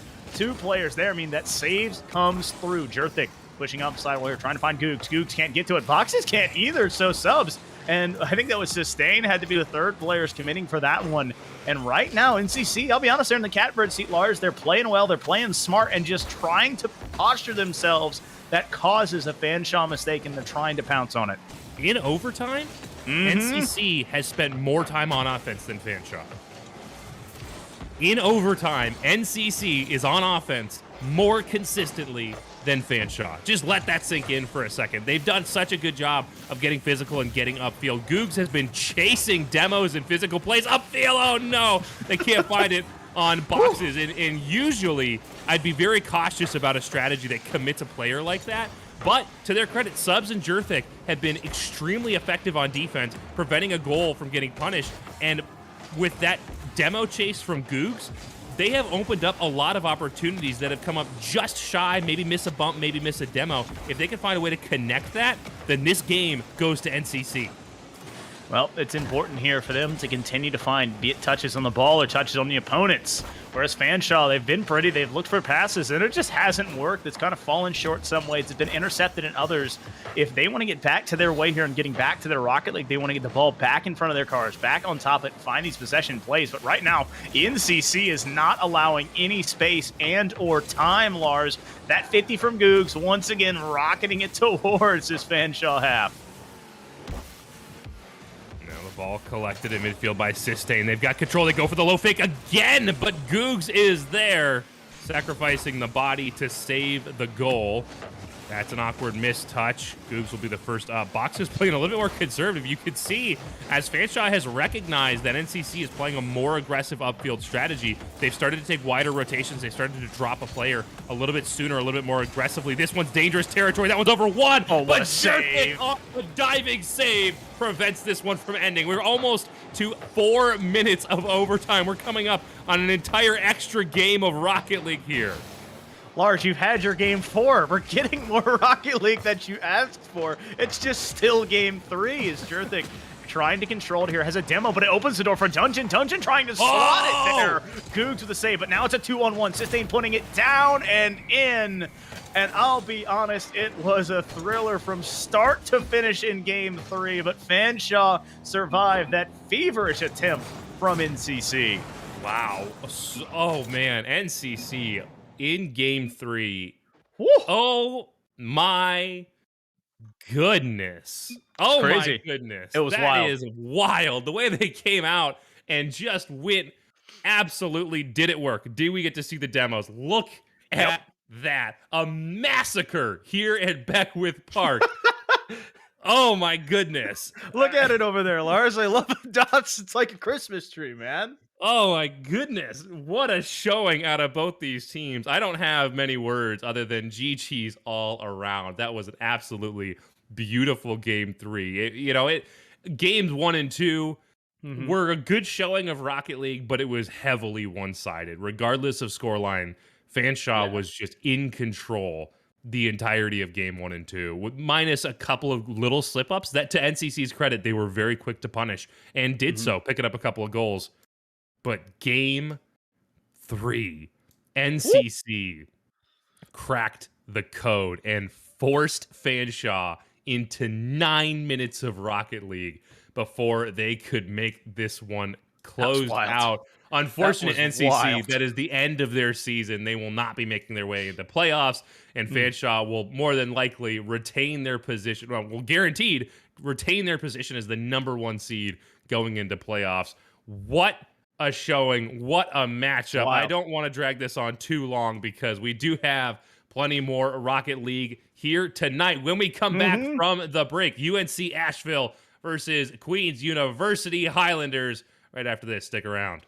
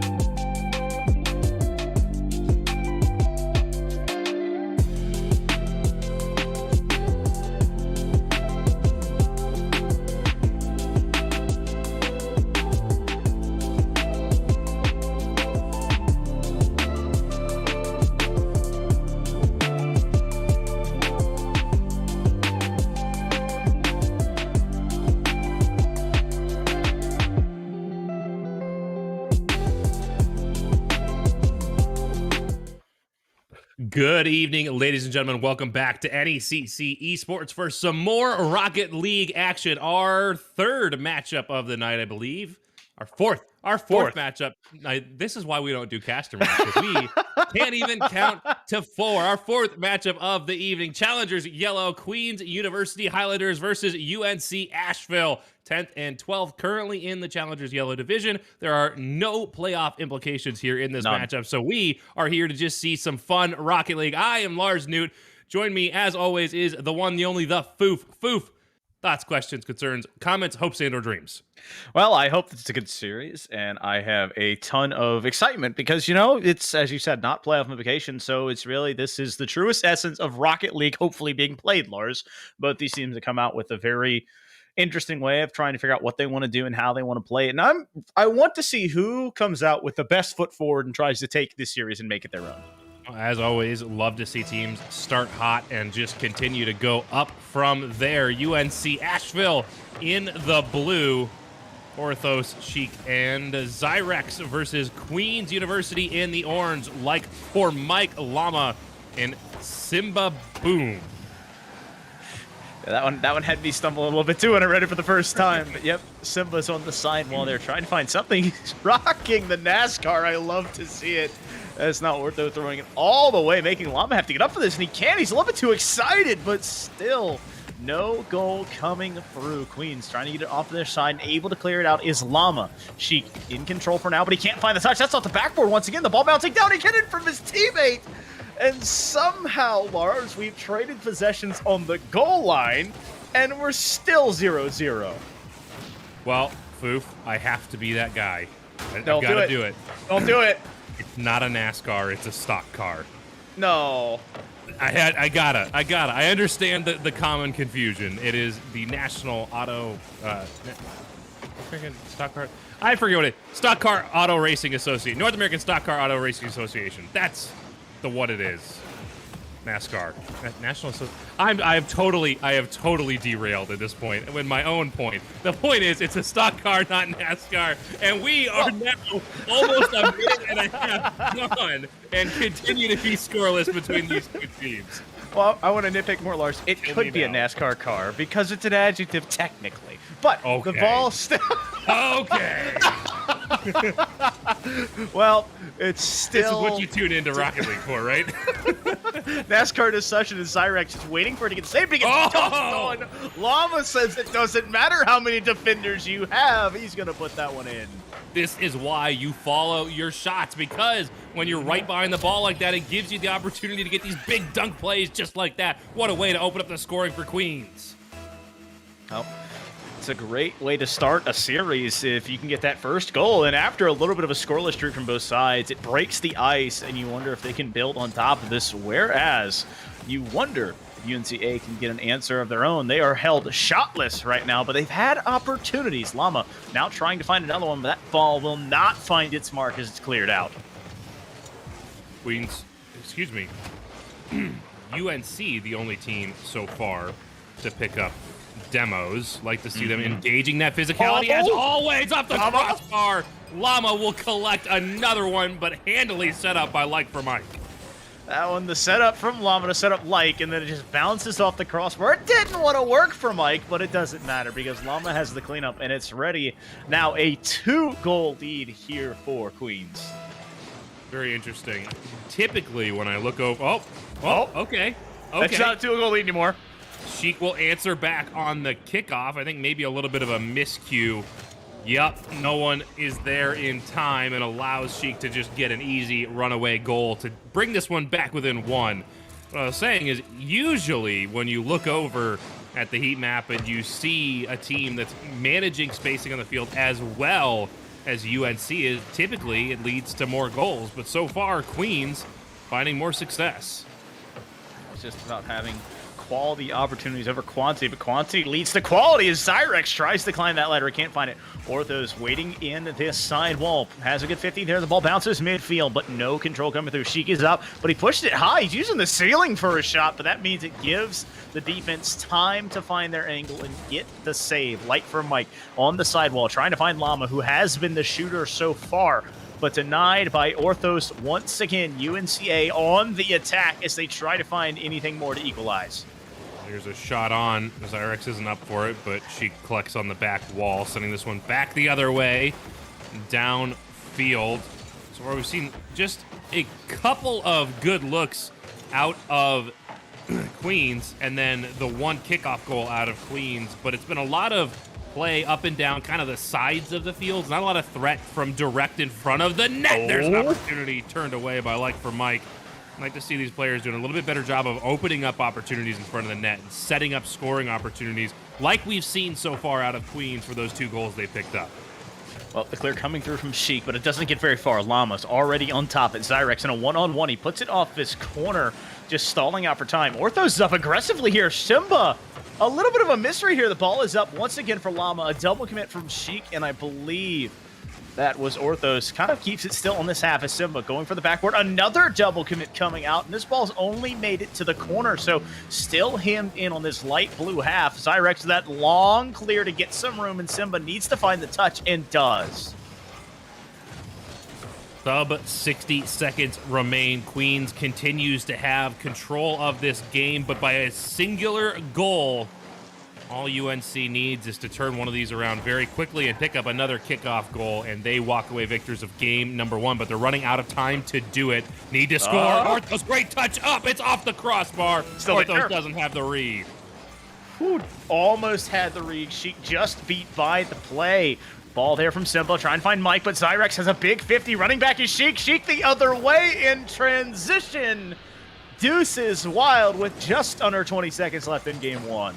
2 is 1, 1 is none. This is why, because it can change hands so quickly. Back in favor of UNC. Now, do we see a quick kickoff goal, or do we get overtime in game number 1? Wouldn't be the first time we've seen OT in game 1 tonight. That's always exciting. As we see Queens trying to finish this in regulation. That one's threatening in front of the net. Zyrex gets it clear. Sheik chases this down. Llama sends it back in. Perhaps one last opportunity on net as this one waterfalls down in front, and that's a great clear from UNC. OT, game number 1. Sheik with a monster clear there to deny it, so now it's a real equalizer, Lars. The ball back at midfield just kind of stopped on that kickoff, so Llama putting it into the corner, trying to find something to kickstart the offense once again. Simba there, denied by one. Sheik had that back post defended. Light for Mike, the lone player here, trying to go solo bolo, but ends up pushing it back past towards Llama. Llama's good control. It's a pass down to... Oh, they couldn't quite find it. Simba Boom was well positioned, but a good cut from UNC to jump into that passing lane, recognize how that play was developing, and take away the shooting opportunity. And now they find themselves scrambling on the back end as UNC threatens Queens' net. Llama, good pass with purpose upfield. You like to see that, the transition passes with purpose, but unfortunately, UNC is looking at that same pass play setup, and they're much quicker on the draw than I am and are able to get in front of that pass play and disrupt it before it can become too threatening. Well, ball still once again on this yellow half. Llama in control. He's going up the side with their Sheik with a big-time beat. Keeps the offensive pressure on. Mike hits it down to Zyrex, who can't find the touch. Llama using that guard to clear it all the way out. Light for Mike in the corner. He's got room. He's got the boost, and he's got control. Has a demo coming through on top of him. But Llama is still there. The pressure is still on here for Queens. Simba off the backboarder trying to find Mike. Mike climbing the ladder. A slow rolling shot. Trying to find a double. He gets it. Bouncing it between defenders. Beautiful play here out of Queens. Simba Boom up early. Knows that they're not going to have the angle for the shot and elects to just pass it off to Like for Mike, who's got a beautiful read off the wall to finish OT in game number 1. Queens will take game 1 and take control of this series, but not without a hard-fought battle here on the side of UNC Asheville. Both ways up and down the field, UNC does a good job embracing the physicality. They had all of the demos for the match and the demo map, which I left up on accident. 4 demos. I was just checking it out as we were sitting here, and I forgot to turn it off. 4 demos on the side of UNC. Queens, obviously bringing lots of good speed but not as much as UNC. Actually, 2 kilometers an hour slower on average than UNC, and UNC also supersonic more of the time. So maybe the answer here is UNC needs to slow it down a little bit, put a little bit more control going forward, and not allow Queens to spend as much time on the attack at those follow-up opportunities. Oh, but Lars, I thought the name of the game was to go fast. But the big thing that stands out to me, Lars, is both teams had 6 shots, whereas Queens had that 7th one. Not in overtime, but that 7th one would be considered overtime because it's the one that won the game. So that one extra shot shows how small of a margin of error between these two teams, how tight it is. And so it's about these teams capitalizing on mistakes and forcing errors in rotations, be it eating boost, finding the demos that you talked about, or creating 1-on-2 opportunities. And that in the transition play as well, so critical. That ability to find your team at an advantage because the defense is now scrambling to get themselves into position in transition backfield. I mean, it's not the only way to score, obviously, and we've seen with that repeat offense, which I'm actually a big fan of, is hit that backboard again and again and again until you see it open up. And then as soon as you see it open, now you shoot at the net, deny the defense an opportunity to stack in the net and try to clear it away like you happen to see a lot of the time. But if you can find your team in transition, it forces both these teams that have done such a good job with rotations to break the rotation to transition back downfield. That's going to be an excellent way to open up opportunities. Well, I mean, a big thing that always sticks out to me, Lars, is it's something I had to really kind of issue in myself, is clears don't always start as clears. Sometimes you need to find a teammate in your own half that start that offense. A pass to a clear is huge. And so when these teams can find control, be it in their own half, at midfield, or in your opponent's half, like the consistent offense you talked about, banging off the backboard, that's where you'll see a team start to gather that consistency of not only control, but of play and perhaps shots and leads. Well, we will see if Queens is consistent with control of the series. Game number 2 is underway in Queens University and UNC. That's a shot. Great put to the back corner, and oh no, it's off the post. UNC with a magic on their side, not for long, like for my Ike, will score first for Queens. Live dangerously, die dangerously. 3 players there. A demo comes through and it smoke screens the ball, shoots out, but rolls right underneath of that crossbar. 18 seconds in, and once again, Queens has a lead. Interesting. Neutral kickoff here. It's not very often you see those usually lost back one way or the other, and it's to the advantage of Like for My Ike as they pick up number 2 at short order. Mike with a big-time win there and just puts it right over Sheik, who's trying to guess where that ball was going to go. In such a hard spot to be when you're on that sidewall. There's so much ground to try and cover and just a lot of mystery to it. But not even 30 seconds in, and it's a pair of goals now sitting on that yellow half. Good touchdown, but an overly conservative offense out of UNC. They have been punished, and they are now feeling the effects of that. That's the psychological side of this game, where teams change their behavior based on what's happening, and unfortunately, a lot of times it's for the worse. You don't want to see a team get beat like that and then back off and give space to teams that are making plays in space. Well, Ashel's trying to find something here as Orthos throws it in midfield, but the only thing he found was just 3 of those yellow cars just waiting. The ball bouncing down, Ashel trying to find one. Sheik can't get there. Orthos looking midfield. He's trying to find a team, but the only thing he finds is Like for Mike. Like playing slow, so patiently, but Llama can't get there. Sheik the other way, the long clear shot to make it 1-2. That's not from outside the stadium. That's not the parking lot. That's from the next county over, sending that one all the way down. And I mean, to a certain extent, you have to question if that was intentional or they were just trying to beat out that attacker and send it clear. Calculate. They had an opportunity. We'll give credit there. It was intentionally on net, and they're rewarded for it. Cuts that lead in half. And again, we see 2 is 1. 1 is none. Zyrex ties it up. Couldn't even get your mantra all the way out of your mind into your words there as Orthos with a beautiful dish to Zyrex in a 2-1-2 play. Able to completely notch it up. Not even a minute and a half in, so both teams having very early success on the offensive side. It's about who can get that consistency and start controlling it on that defensive end. Will be Queens attempting a clear here. Zyrex doesn't have a great touch, but Sheik is there to win a 50 and clean it up now. Across the backboard. That one's touchdown in front. Need to find the finish. Orthos does prevent the clear. Well, I ran up until they helped with the pinch to get it all the way deep down into UNC territory. Sheik looking for that double touch off the wall. Finds it, sets up Orthos, who goes to the back wall as well. Reads Llama well, but doesn't have that touch out of the corner. It's so difficult when you find yourself driving through the corner because you want to get out and challenge that ball, but you can't because, you know, physics.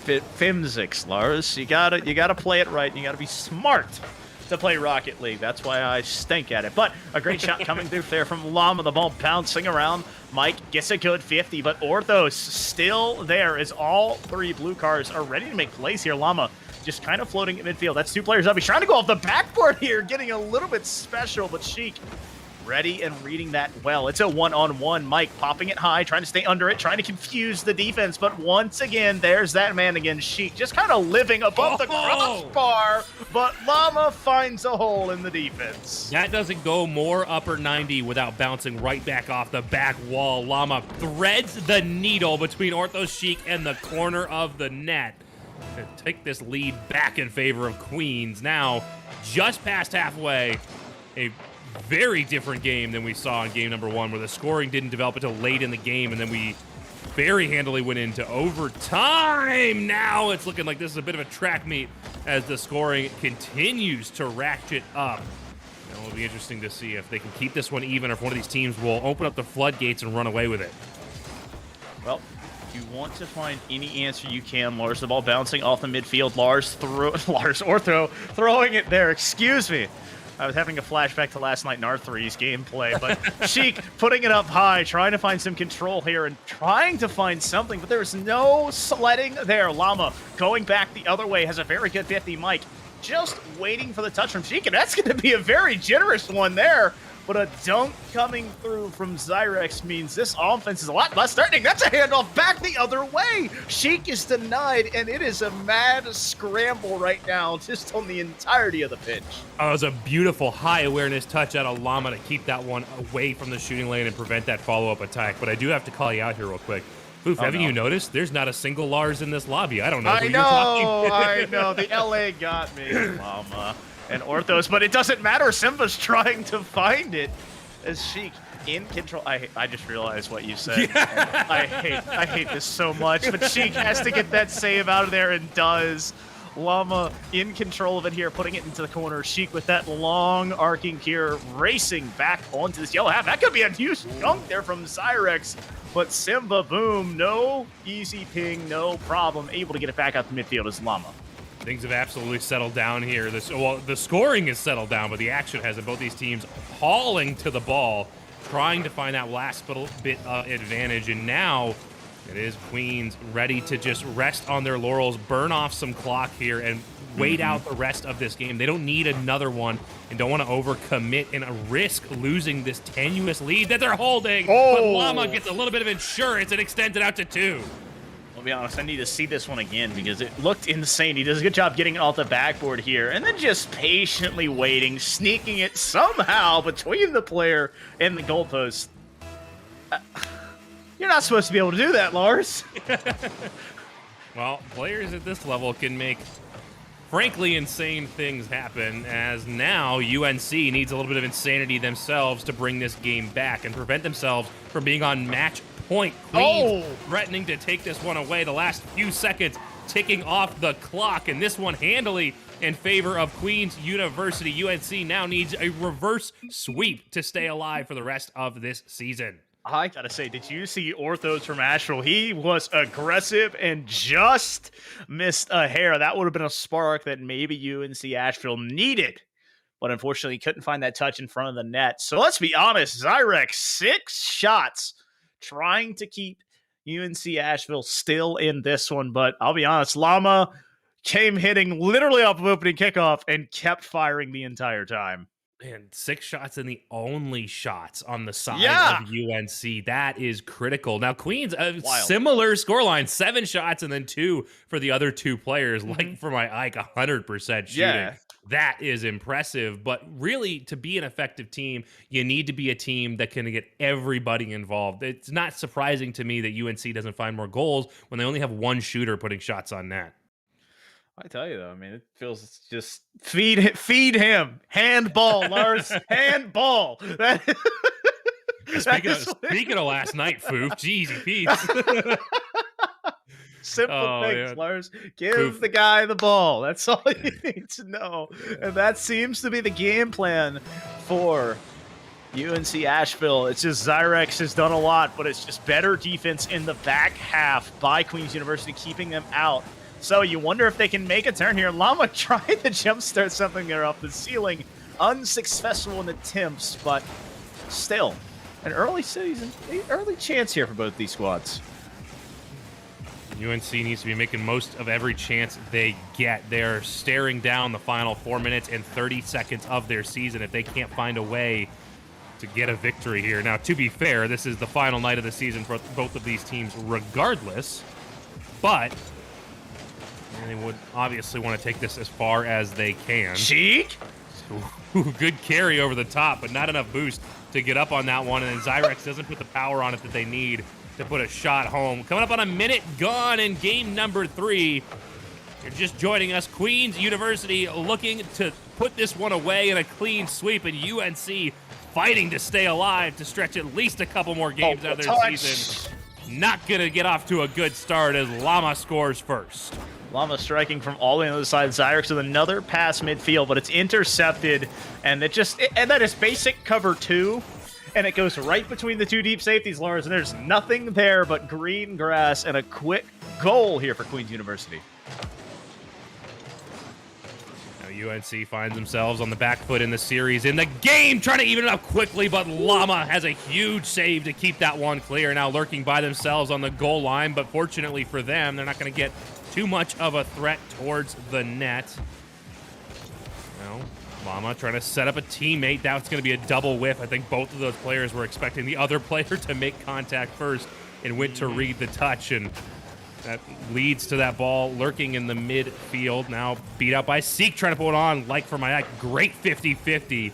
As you know, that is in my opinion, the single most important individual mechanic in Rocket League is that ability to win 50s consistently. Like for my Ike with a great double touch to center, but we continue to see a tenuous 1-goal lead for Queens. Well, I gotta say it, Lars. They are staying true to their mantra. They are handing Zyrex the ball. He's the only one with shots. You know that carry from Sheik? It was just Giga Brain. He put it a little bit high, so it didn't count as a shot. But now he's gonna try and break the trend. No, wait. Oh, it does. Okay, it is a shot. Zyrex is there to play cleanup, and it's a 1-1 game. Oh boy. She finally gets their first shot on net, bouncing that one off the crossbar, and Zyrex will take advantage as Simba Boom puts themselves in a bit of an awkward position. They go for that jump, don't get there, and land just too awkward to get back for the save. Easy follow through for Zyrex. I'll be honest, the defense is confused. They're like, hold up, wait, someone else can shoot other than Zyrex? And Zyrex scores another one there off of another pass from Sheik, as that was a discombobulation on that back half by the defense. Ooh, like for my goes to fake that attacker, and it works. Orthos goes sailing way over top, but it works too well. They fake out that back defender, and Zyrex is quick to punish, put that one home. Oh, a good 50 there. Could be a jump start. That Queen's University needs to try and tie this one up. UNC Asheville in control right now. A pair of goals. Zyrex with a save, and Shriek is up to make that play. He's on the side wall. He's got a lot of time and a lot of space, but Llama closing in quick. Orthos is up. He's trying to find the touch, but can't get there. Zyrex into the corner. Mike able to push this all the way back out into this blue half. So UNC Asheville in control and just do a great job of trying to milk this clock. A flip reset coming from Sheik, and it bounces off the crossbar. Llama keeping that one out of harm's way, but Zyrex is there. He's been the shooter the whole time. Maybe the siege will come to an end. Like for Mike does a great job clearing this one back downfield, and it's similar to the last game where we saw a flurry of goals and then it kind of settled as both teams continue to bring the pace, but found their footing defensively to keep the ball clear. We saw how quickly that turned at the end of last game. Like for my eye ties this one back up as we come up on that magic 90-second mark. Like for Mike left it beautifully. Just that little chip, Lars. You expect the power to be all of it.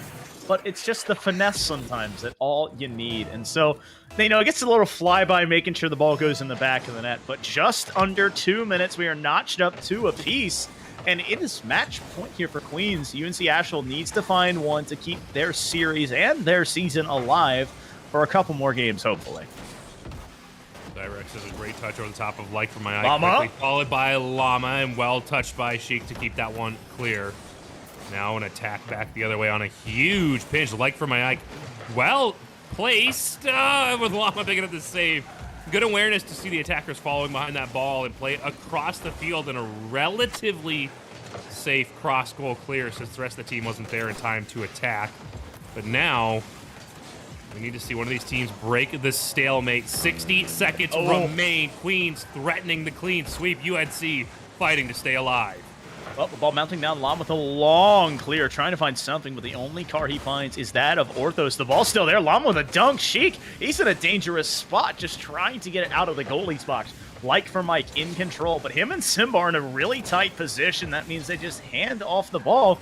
Both teams just kind of handshaking there, letting it sit for a while. Llama's up. He's going to go for a solo play here, coming low, but a save coming through from Orthos. Oh boy, final few seconds. Is this the end of the season for these two teams, or do we get one, maybe 2 more games out? This one well touched down.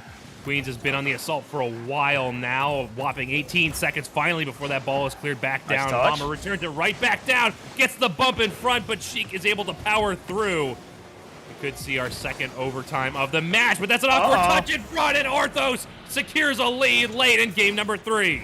Llama trying to make the hero clear ends up setting it up for UNC Asheville, and Orthos waiting and ready. This is why you put yourself in the right position, because sometimes the ball gets put into the mix unintentionally. And if you're there, Lars, you can strike. And it is now a 1-goal lead, but a missed kickoff.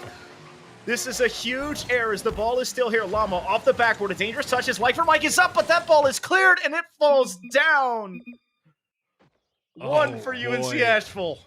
Foof, you and I get one more game at least as UNC starts the long, long process of trying to reverse sweep Queens here. Queens finds themselves on the back foot for the first time in a while. Yep. It's interesting that they haven't been able to get that varied shooters like we saw earlier in this series. 5-2 and 0 down the scoreboard here as UNC evens it out a little bit. 5-2 and 2. They're starting to get everybody involved, starting to get some more pressure back and forth, and they're getting they're getting a good push upfield, and that's what they need. They need to really take the game to Queens. Don't give Queens space. Don't give Queens the option to play the way they want. Force Queens into awkward positions and make them make awkward touches as they try to get upfield. Well, I think it's going to be huge here for both these teams. Try and get a good start. The 50 just really stalls, a very neutral 50, as you put earlier, like for Mike, with a big clear into the corner, but no control means just a handoff possessions. Zyrex given a shot here, and you don't want to give Zyrex a lot of shots because he is the shooter, he is the shot taker, and Sheik will score if you give him an open net, and it's 1-0 here for UNC Asheville. Unfortunate. Simba Boom puts this one too hard off the sidewall, and then just a little bit of indecisiveness, doesn't decide what they want to do with it in time, and Sheik says, okay, well, if you're not going to play it, I'll play it, and I will finish this one off, as no defenders were found back in the Queen's net. Well, that sounds so regal when you say that, you know? Like, the Queen's net. Yes, quite. The Queen's Guard was a little bit shallow today, and the goal was scored, unfortunately. But Zyrex and company are there. Llama trying to find that clear, but the only thing he finds is Orthos' fall. The ball back to midfield. And I'll be honest, the assault is on from UNC Asheville. They smell blood in the water, and they are circling well, trying to find all the touches. They've proven that Queens is well within their realm to take down. But now they have to do it so consistently for so long. We have at least 9 minutes of Rocket League left that they need to keep the pressure on to Queens if they want to take this series. And if they let up for even a moment too soon here, they could find themselves losing out and ending this series prematurely. Well, it's an opportunity here for Simba. It's going off the backboard. No, it's going to be shot on. Instead, it dropped just a hair, and Sheik has to make the save. An interesting handoff from Mike to Llama. The ball's still there. Sheik Another interesting handoff is Orthos literally just building a wall in front of that Octane. You know what, Lars? If you can't be in the way, then just be an obstacle. And that was a really good play. I feel like I'm watching like a little bit of like a traffic stop where the cars just keep piling up around the ball, and at one pop just kind of randomly pops out as Orthos the long clear there, and it's just a mad chase as Sheik once again trying to find a touch off the backboard. He can't get the shot, but Simba has the clear, but not a lot of follow-up. It's a 1-on-2. Llama was looking for a pass, but instead that demo comes through, so it's a quick turnaround. That was well played by Llama to put that, recognize where that defender was in the net and where their momentum was carrying them, put it behind them, and even though it was off, it gives them the opportunity to then quickly follow up with the double touch. Unfortunately for Llama, they can't get around in time to get a good angle, and that pops right back out, and Queens finds themselves on the back foot in the game and on the back foot in the offense here as they finally get this ball cleared downfield, and UNC looks to keep this clear the shooting lane and not allow Queens back into this game. Yeah, Asheville's in really good control right now, doing a great job, and it's a dangerous game to play with a 1-goal lead, but they're doing it well right now. As Orthos loses a 50, but Zyrex is there, and he's dunked on as well. Mike, not a lot of boost here to work with, and Llama was headhunting there at the goal line, but they end up handshaking. No, Simba, aggressive push there, and Orthos to answer, so a tennis match breaking out right now. Both teams just volleying it back and forth, back and forth. What a stop by Zyrex, getting up to that one super early to take away the shooting opportunity from Mike. Now Orthos beats out by Llama. Now Zyrex has to step up. Simba. It's not enough to keep it clear. Simba Boom will equalize at 148. It feels like we should have more goals than one apiece, but yeah, we are notched up at 1. And both these teams have scored multiple goals. So, you know, the one was not going to win this game. I just had a feeling it was at some point in time that we'd have to break a tie or see an extender. So here we are, notched up with just about 14 seconds under 2 minutes. Cyrus with a big-time dunk, but there's no real follow-up. Llama passed one, but ends up losing control of the ball as he gets away from that Octane. But wait, Sheik played back. Simba was there, but it was just a bit too far behind him. That's going to be one that UNCA, glad they didn't have to deal with that. Big beat by Mike. It could be on, and that's the quick turn. Queens takes the advantage after spending the vast majority of this game down a goal. You see right there, Orthos cheating up as that third player, trying to be aggressive like they've been all game, and recognizing that, just sending it right behind that last goal defender, and it means it's an easy open net, and it makes it 2-1 here for Queens. UNC needs to find a goal, and I am tempted to say they need to find it fairly fast here, or they're going to put themselves in too difficult a position to make the comeback. I'd like to see them take control of this now and really set the tone for game number 5. But first they have to get there. Sheik with a great touch down off the back wall. A beautiful look, but stacking 3 deep on the goal line. Queens isn't going to be bit out that easy. I feel like this game might be Sheik's kind of putting everyone on notice, possibly. He has 4 shots in this one, too, coming off of the goal player Zyrex last time. That's a good save coming from Sheik. Zyrex throwing it all the way past midfield. Him and Sheik are rotating forward, trying to be aggressive here. The ball's there. Zyrex could come on, but he can't get to it. Llama able to get clear. Now it's a one-on-one on the back half. They need a big stop here, Asheville does, and they need a quick turnaround. Mike dunked by Sheik, and this could be the opportunity that they're looking for. UNC's got the advantage. Orthos doesn't have the reach. Sheik tries to put one on, but it's stopped by Llama. That may have been their best opportunity yet to try to even this one up. Perhaps only one more to come as Llama tries to dunk that one down. Sheik sends this one deep. Simba doesn't have the touch. 2-2, 5 seconds left. Handball, Lars. Zyrex is cold, Sheik's is on, and he puts that on and makes it a tie ball game, 2-2, with the possibility of overtime and game 5 looming.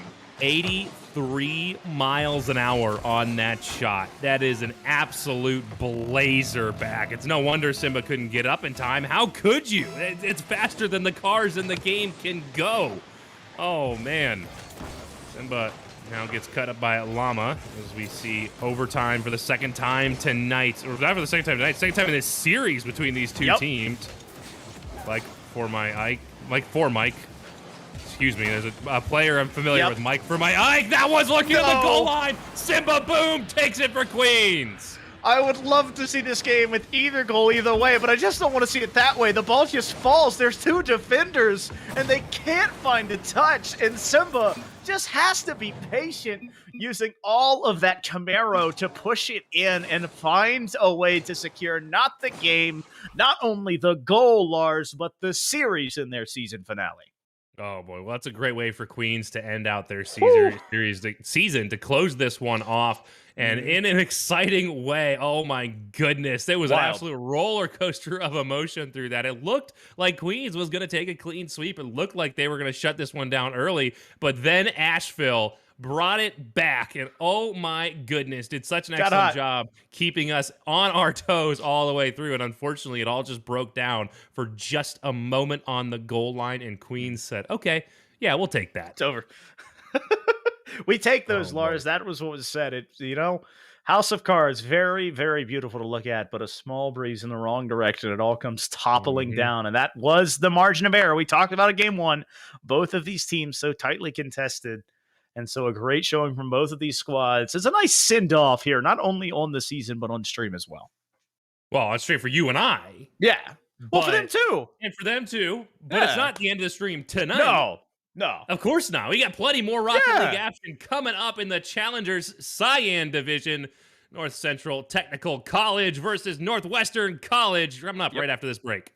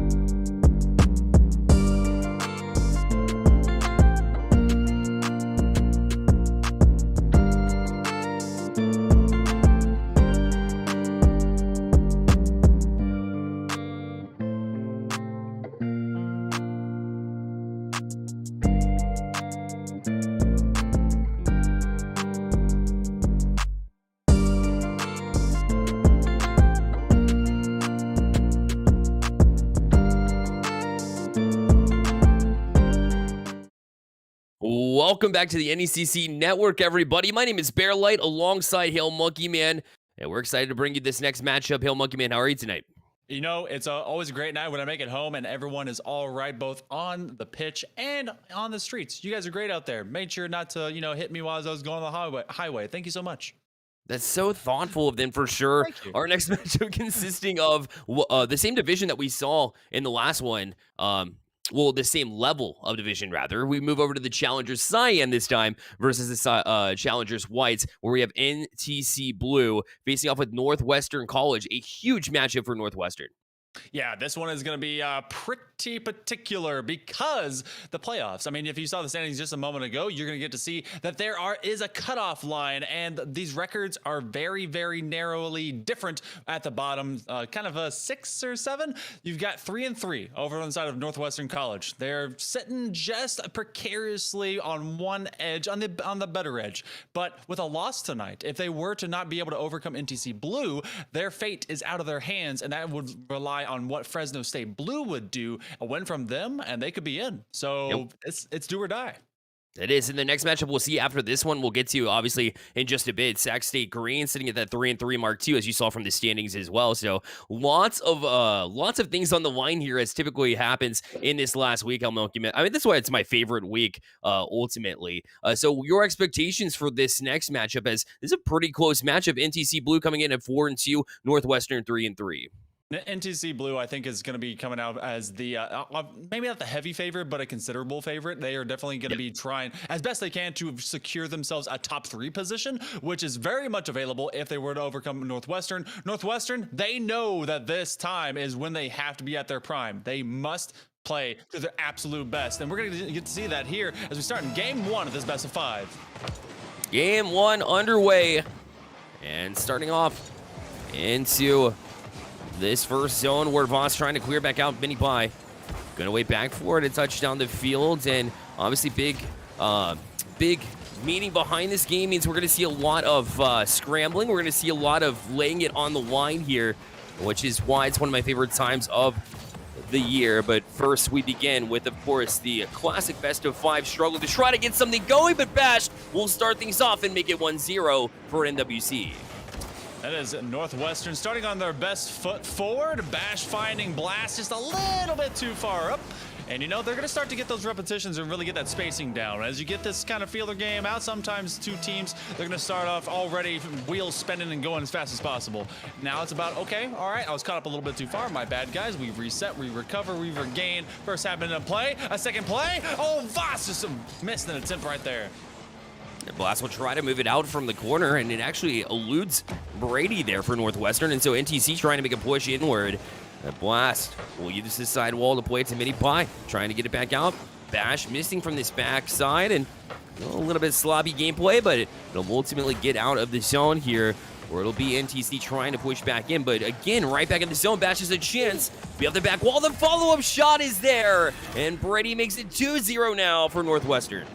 They are looking pretty primed to take on any advantage, and that one was a fantastic setup by Bash. He bashes it to the sidewall. I'm sure that's been said before, but is able to dish it back out. The ricochet goes right to the top of the box and be able to put it behind that goalie. Opening minute of play, opening game so far has been owned by Bash. Yeah, he's been all over it right now, and this time a kickoff play. Voss set him up nicely with a 50-50. That seems like a drawn-off play off the kickoff, and a clever one at that. So Northwestern coming out with this strategy, and you can tell even though they're coming in with a lower record here at 3-3 versus NTC's 4-2. That's what I'm talking about, laying everything out on the line and coming out quickly with the mission and playoffs in mind. 3 up. Just outside of this first minute, and you know, when it comes to playoff season, you want to be at your prime. This is a squad that is just finding every chance. We already have a couple of shots, both at 100% for both Bash and Brady, top shelving in. This is just a great team right now. Yeah, they're looking really strong here. It's not exactly what I expected. When I saw this tilt, I thought it was going to be, you know, Northwestern struggling to hold on and, you know, really laying their hearts out for it, and they are, but NTC's not really matching that right now. And I don't know if that's because necessarily they think that they're going to be in a comfortable spot, you know, securing their playoff spot already, or whether, you know, it's just Northwestern coming out with a fire, coming out with a punch. Well, we know that's the case right now with their 4-0 lead. Boy, we're going to try to start things up here. The double touch almost seems like it was going to be imminent, but not quite able to get around this one. Be Voss that backtracks on this one, leaves it for Brady. But right back into the hands of Koi Boy, but nothing developing at all on the front for NTC. Just seems a bit of column A and column B from what you said before. Are the likes of NTC ready for this one? Do they really feel that kind of extra motivation? Maybe not as much as Northwestern, because Northwestern definitely is trying to put the brakes to literally anything that NTC is going to throw at them. But game number 1 of best of 5 sometimes can be a little bit of a misnomer. You have that high energy. Who's ready earlier? Bit of an off touch. Bash to Voss and the kill. And another one goes in as we approach halftime. 5-0. Just a little bit of an awkward touch there again. Actually, lack thereof there as Mini Pie. I thought he got a little bit on it. Either way, he just snuck out to the middle of the field, and Northwestern was all over this one. So NTC, of course, coming in with Mini Pie. I'm not sure if that's a regular play. Obviously, part of the roster coming into this one, and a freshman.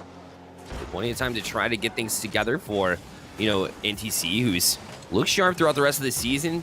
But struggle a little bit. Maybe that replacement is enough to throw off a team, because, you know, when you talk about switching out a sub in Rocket League, that's already 1/3 of your roster. If you think about it that way, that's a big change and adjustment you have to make. Yeah, it's a lot of chemistry. We're gonna get to see the continuation of this offense just reign supreme. Big clear downfield. Voss goes to the top shelf, gets it around blast, clever play, and an immediate trust to be able to make that leap. But you're not wrong. Whenever you kind of mess with a mixture, like chemistry, all the same, it can very heavily just create some volatility. And whether Minipie is one of the main studs, or maybe they're kind of subbing in because they feel definitely secure at this point in their playoff livelihood, then they're gonna see what works and what doesn't. But to that same degree, Bear, this gives them all the time to try out new things. Exactly, and exploration is really the name of the game here, especially, the Challengers division where it's very competitive. And in that groove where you're not quite at that level that you want to be in order to be a top tier college, but you have the skill behind you. You have definitely a lot of young players you can come in, kind of test the waters here too. So that's an excellent point here. As in this game here, Hill Monkey Man, sophomore is the oldest players. This is the battle of freshmen and sophomores. How crazy is that? That is insane. But that's really good because that means if you are developing the entirety of your program, especially as you go between each of these divisions, and there's still progression levels from Challenger on all the way up to these champion divisions for NECC, then you get to see how long you can keep them. Is this a player that you can give improvements to, some good coaching? So, get your freshmen some reps. No reason to leave them cold and never get them on the pitch in the first place. Exactly. Another one goes in. That's 8-0 now. As when 3 went in the first just about minute, maybe just a bit over, you thought it was going to be one-sided. I did not imagine an 8-0 mark here. As things looking pretty much up here for Northwestern. It's been pretty crazy to watch their development here, but you love to see it. A team that never gives up and continues through. My question is, what's going on with the TC? They've rotated forward aggressively. Been able to see a few individual plays where they've taken the same spot in the zone, and then when they have their individual play just not work out, then that's kind of a wide open effort. You're leaving a single man against 2. Flip reset will come out of Voss. A chance for Bash to be able to continue building up that MVP style resume. He is 4 for 4 from this game, but it's been Voss that has also had to make the few defensive plays necessary to keep this one as a goose egg on the side of NTC. Oh. That's 9 goals. 9 goals for Northwestern. 5 goals from Bash alone. 5 for 5 shooting. That's a pretty good percentage, I would say. Yeah, I'd say that's pretty good. If you get to that 120%, get someone else to score, like he gets the goal, but they shoot for him, so it doesn't count, kind of thing. Maybe that's all we can really ask for at this point. It's 12 shots, if my quick math is there. You're the mathematician between us, and so they've quadrupled anything that NTC has brought up. Or yeah, but again. Opening game, maybe this is all just a ruse as we finally get one on the board. There you go. A little bit of sign of life here from NTC. As he tried to troubleshoot what was going on with it, Blast able to get a nice touch there in the midfield. And although Brady almost got back to that one, imagine already with a pretty stellar performance from NWC, aka Northwestern, as they look to build upon just the offensive scoring and take these vibes into the next one, because as much as you think this is going to say Northwestern one-sided event throughout this entire night, maybe not. Sometimes it's a red flag saying maybe the next game not going to be as close. We even see it at the pro level, Hail Monkey Man. Oh yeah, that is always kind of you can flip the switch. You can be able to see, all right, we maybe gave up at goal 4. The opening minute is not our way. We don't have our controller set. We're trying to be able to plug everything in. Not a big deal. I'm getting my shoes on, trying to get comfy. Got to get my Snuggie because it's cold outside. So all of a sudden, something could just flip the other direction. You get 13 shots to 4. NTC looking like they still need to wake up, just like me. And Northwestern looking like they're very much awake and that they're ready to be able to get 2 more games in their back pocket. No doubt about it. Well, NTC, remember, we say it all the time, right? It doesn't matter how big a margin that you win one game. Because at the end of the day, what do we take into consideration when we talk about the standings, right? We talk about, how obviously it's first is like head-to-head matchups when we talk about tiebreakers. But then, of course, you take into consideration it's game differential, not goal differential, right? So just because you won 9-1 only means that you won one game in a series, ultimately. So you have to get back there and do it again, right? So for Northwestern, really, this is the test of the game, right, or the series here. Is do you bounce back and put up the same kind of offense you saw before? Pretty hard to match 5-for-5 shooting like we saw from Bash. I mean, Bass could be out there too. We never know. But Honestly. but I expect Bash to be just as aggressive as he was, and I don't think we're gonna get to 9-1. But you and I have seen too many times when that kind of, especially that heavy of a lopsided goal differential were to occur, then suddenly this could become a defensive battle, and we can see nothing, maybe 1 goal. So I want that kind of volatility, but I want to see what else may go in. And you know what, Bash, he's still 100%. Oh my goodness. Bash from the past, aka in game 1. He's doing us the exact same thing there that we saw in the previous game, and the goal scoring comes quickly and often. And then they're going to be having a great time and a great night at Northwestern. As far as the other side of the coin, NTC still seeming to struggle onto the defense. As you see Voss with the flip reset try to get the second touch, but wasn't able to do much with it. Kept in the back pocket for maybe a little bit too long. And Brady will now turn. He's in the corner. Gonna eyeball a teammate, but Blast able to get that defensive struggle. I think it was a Rule 1 broken on the backside as well. The atrocities. You can't commit war crimes like that. Come on. Voss is gonna leave that one into the stripes. We'll run it down. And this one held a little bit better. The opening minute, instead of being 3, is just 1. Looking for another flip reset. We have some fantastic mechanics, lots of good ball control. You'll not be able to get the flip reset underneath it, but Brady in great positioning from the defensive back half. And where NTC has struggled to be able to meet with the speed in space to shut down Northwestern, they're just gradually able to get just to them with these zones. Bash not able to quite get that pass, though. So now it's back down the field. Blast going to be up in the midfield. He's going to try for this double, go back up for it, but a good presence on the back wall from the Northwestern defense. It'll be Bash. They get across, but Minipie, good job to shield it for the time being, but Voss back across to Brady. He's up for it. Met nicely, but Bash reads it and back of the net, and that's going to be his 2nd of the game and his 7th of the series. In game number 2, it's 2-0. 7 of 7. Still 100%. That's some great stats. Some great He's maths. pagging them. Oh, yeah. Pagging those stats, man. He wants to be number 1 at the end of the season. I don't blame him. I mean, I don't know who's up there right now, but, you know, instant vote for Bash, right? If he's part of this Heisman class, you know, give it to him. I love him. Doing great things. Now, again, this is maybe not the quality win or quality loss that have to come through. The committee will have to decide. But Northwestern, they're making a statement here that they are finding themselves ready to go to that playoff run. No questions will be left, because you don't want to be able to be like, all right, well, how do they actually play? Who do they play at the very tail end of the season, and are they ready to go? You want to be able to be like, nope, we're good. Everything's all signed, sealed, and delivered. Yeah, it seems to be.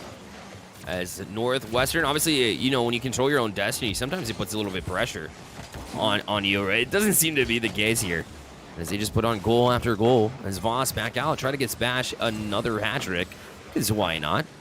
Not able to do so, though, and Brady will play off the back wall. Gets it to Bash. It's a demo. He had a chance as well. The follow-up there from Voss. And this one-sided affair continues. It'll be 3-0 now. I'm glad the Rocket League gods did not accidentally make that into a shot, because I want to keep this 100% for Bash, okay? Heavy caster bias in favor of Bash right now, but you know what? Great follow. If we're going to say a lot of good, obviously, from Northwestern, they're able to consistently get the follow-up, because too many times you may just have individual efforts that can beat out the likes of NTC's defense, but even more so, they're finding each other in space, and that's the kind of repetitions that you're going to get. But you're starting to slowly get this offense out of NTC here. Yeah, I saw a little bit of it, but didn't really follow through as much. As that one just off the post, but recovering really quickly on the defense. Just as quickly as they've been on the offense was Northwestern, as Voss back out with plenty of room to work with. Yet again, gets a flip reset pass 1 to Bash and gets the bump 2. They are on fire. What a play from Northwestern. 4-0 now. I just gotta watch all this. That was Voss. Oh. Voss the boss, jumping out to get the bump after the flip reset pop pass. Ridiculous. That My was, lord. That was beautiful. That was perfect. My God. Okay. So, yeah, under 2 minutes remaining. We have a 4-0 differential. It was 9-1 before. If you blinked, you would have, well, you would have at least seen half of it because it took a while just to get through all those replays. But a 13-1 difference between 2 games. And of those 9, Bash has scored 10, but Voss very much showing what level of support player he can be.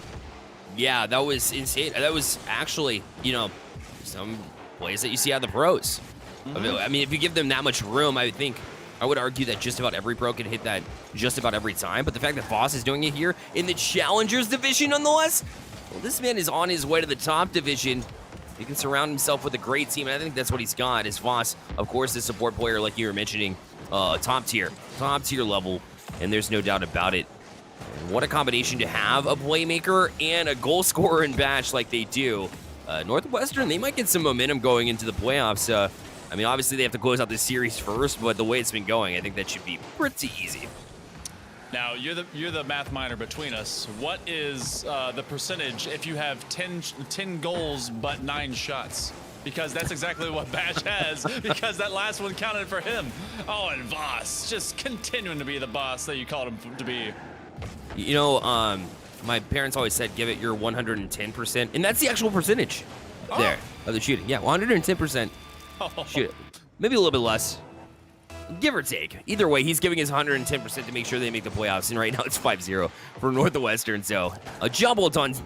And they only need one more win after this one, which is almost inevitable. As we tick down to 30 seconds left, a 5-0 lead, and Voss looking to show off more of his skills here. As if he hasn't done that enough already. A bit of a miss on the defense, and he almost got that read for the double touch was Bash, as he looks to continue his goal scoring. That one, again, finding the woodwork. Bash trying to center it up. He's looking for Brady as an option. Brady's the only one that's not gotten a score. He's just kind of hung out between the Voss and Bash show. A wild, wacky sitcom that's ever been presented if there were one for Rocket League. Voss to the ground, and that one will eventually find the grass. And Northwestern, they're trying to find a fast pass to the playoffs and secure their way into this top 8.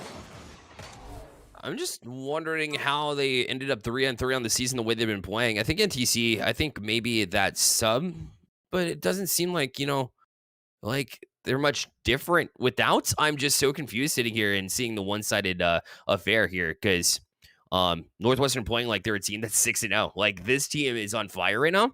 They definitely have all the pieces in place. Brady, that backline defender, Bash and Voss just throwing it back and forth. There's no beating this team the way that they're playing tonight. And I know that every team has their great night, Hail Monkey Man, but like this great, because they look really good. Yeah, and this is, I mean, it's a matter of consistency. They're just not allowing any of this pressure that they build upon for against NTC to not come out as a goal. About at least 50% of their trips on the pitch come out as a goal. Which, if you think about shooting percentages on a team scale, especially when you look at the pros, I mean, they go anywhere from about like 28 to like 34% on average. So you're more than what those guys are able to get. And again, we look at maybe the chemistry, trying to get repetitions to your freshmen, which is always great. Which, you know, as if Minnie is not part of the regular rotation and is kind of that sub as the freshman, I mean, shout out to them for, like, I think based on our intel, based on what we know, they already have an electromechanical degree. I think they're actually going for like more than that. So all the extra academics that go behind the scenes and being able to see, you know, the continued repetitions and do that, it's, you know, get them in there and get them some growth advantage. But we do have a sub in, as Krugs will be replacing Mini Pie. An interesting development here. It's just you were talking about Mini Pie, but now hopping in is Krugs for this substitution here. You want to get as many players, you know, familiar with the game as possible. And in fact, that might be why you saw the likes of Mini Pie there for a moment here. I wonder if it's going to really change the pace and change momentum of the series. The way that Northwestern has been playing, I don't know. But it's good to see, like, with this young talent, we talked about consistency, right? And part of the college experience is all about learning, right? And developing and growing your skill levels, not only for the job market, but obviously when you're playing esports, you know, you want to get that consistency. Well, Brady, going to keep it consistent in the fact that Northwestern up again, 1-0, and only 21 seconds into game number 3. The boss feeding it to Brady, who stayed in great position on the outside of that net. That's one of the more, immediate response style positions, because that ball is going to streak across. It's either you get that front post shot, or you have to wait for it to navigate through traffic, and then once it does, you got to put it back in, and he did. So great to be able to follow up on that. Voss, again, going to the ceiling. He sees his man, Bash, the handoff, the shot. It goes a little bit high. Yeah, that was a good setup, though, attempt. As held in his back pocket, located a passing play. Unfortunately, got in the way of it. It looked like a little bit on his way down. But Blast now a shot on far side. And for the first time tonight, we have a tie ball game. It'll be 1-1. Since the first time since it was 0-0, which, you think you would get a little bit closer. And the great follow-up. We were talking about how maybe Krugs is going to be a bit of a difference maker. They are definitely giving him a little bit of extra space. Because, all right, we haven't seen him play. We've been dominating this team for a couple of games, making sure that we can just, put the works to them. So you kind of give up just a tiny bit extra to see how they play and what you got to do against them.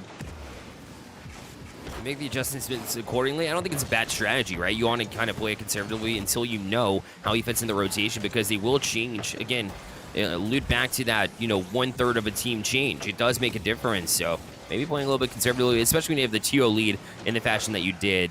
Yeah, I would argue definitely the availability to kind of feel out the process and see exactly what changes have been made. That being said, NTC was able to take advantage of it. They hold the game at 1. Be a quick pass over to the Blast. He'll try to find Krugs with it, although he does get a touch. Kind of played it loosely there, and Voss back out. He's got plenty of work with himself, but Goyboy ever to retreat and get to the back wall. And the ball will find its way to the box, but NTC back out and tries to set up Blast. Unfortunately, a bit of a backflip there, and Brady will repress the zone. And Goyboy to play back out of the zone, but they are not really keeping possession when they do make their way to the offensive side of the half. Yeah, they're trying to make these, I guess it would be a transitional pass as they go from the outside in, see if they can get it back to around the midfield line and find someone working up in space. And the timing on those passes has been just slightly off. Nice extra challenge. Voss is going to climb the ladder, but it's going to be Goyboy that finds him to the back wall. Krugs, he commits, and that means that Bash is able to split the hair, the difference between the defenders, and they have the lead again. His 9th of the series here in game number 3. Yes, you heard that right if you're just joining us. It's Northwestern back on top as they have been for a majority of the series. And looking sharp, doing it 2:39 now just to close out this series. And a good way to do that is to give the ball into the hands, or I guess go to the car of that man. Bash has been absolutely huge. Krugs trying to answer it. Blast with a follow-up again. Looks pretty similar to the way they tied it the first time. We're back tied at 2.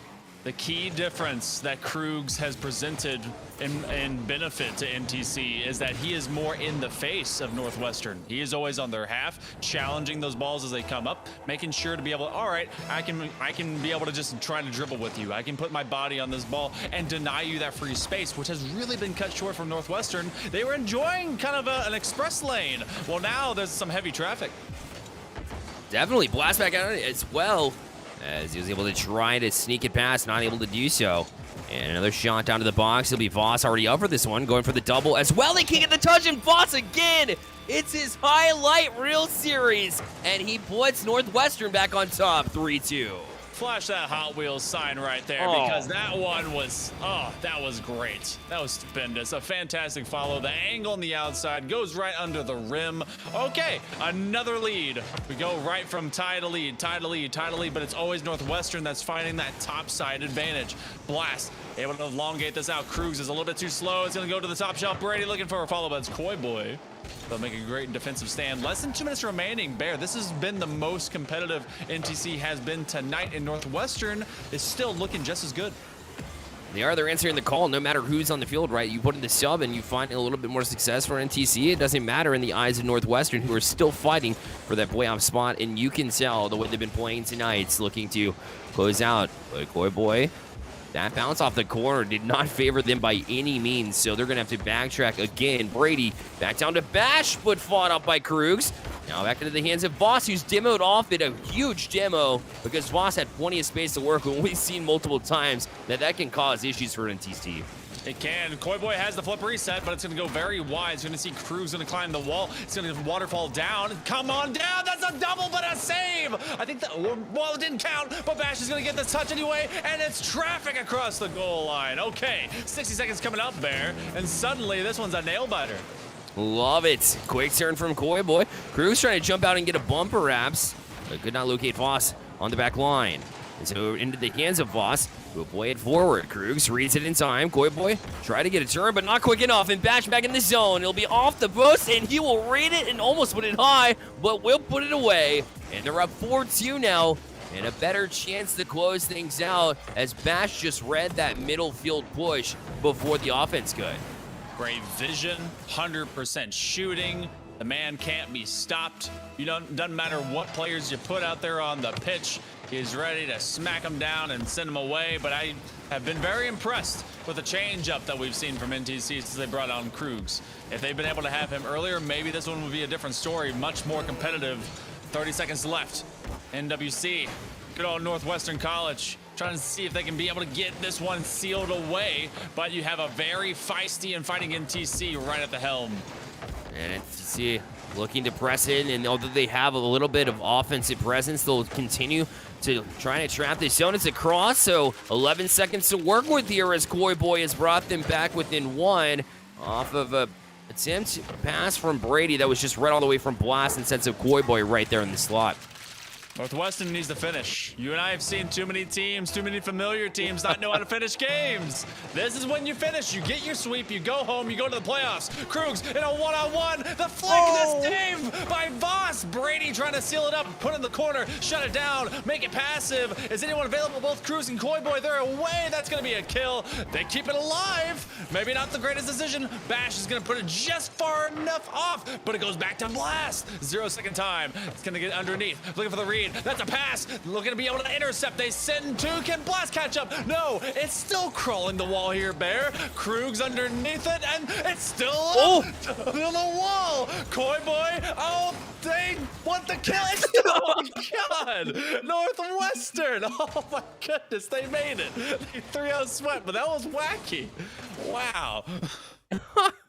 I could not believe that ball was in the air as long as it was. First of all, because, Northwestern had plenty of chances to kill it. You want to get the playoffs, right? Just kill the ball. Just put it in the ground, right? I think they tried to a couple of times. NTC able to keep it up for the time being and gave everybody a heart attack if you're a Northwestern fan, but able to close it out nonetheless as Northwestern just played stronger than we've seen them in the past, I would argue. I think they've made a lot of improvements and growth over the course of this NECC season, which is always awesome to see. You see Voss rocking that ESL monthly elite tag, which has always been intimidating for me whenever I hit games. That means you're a pretty good player. That's what that means. And Voss has proved it tonight with his ability to create plays.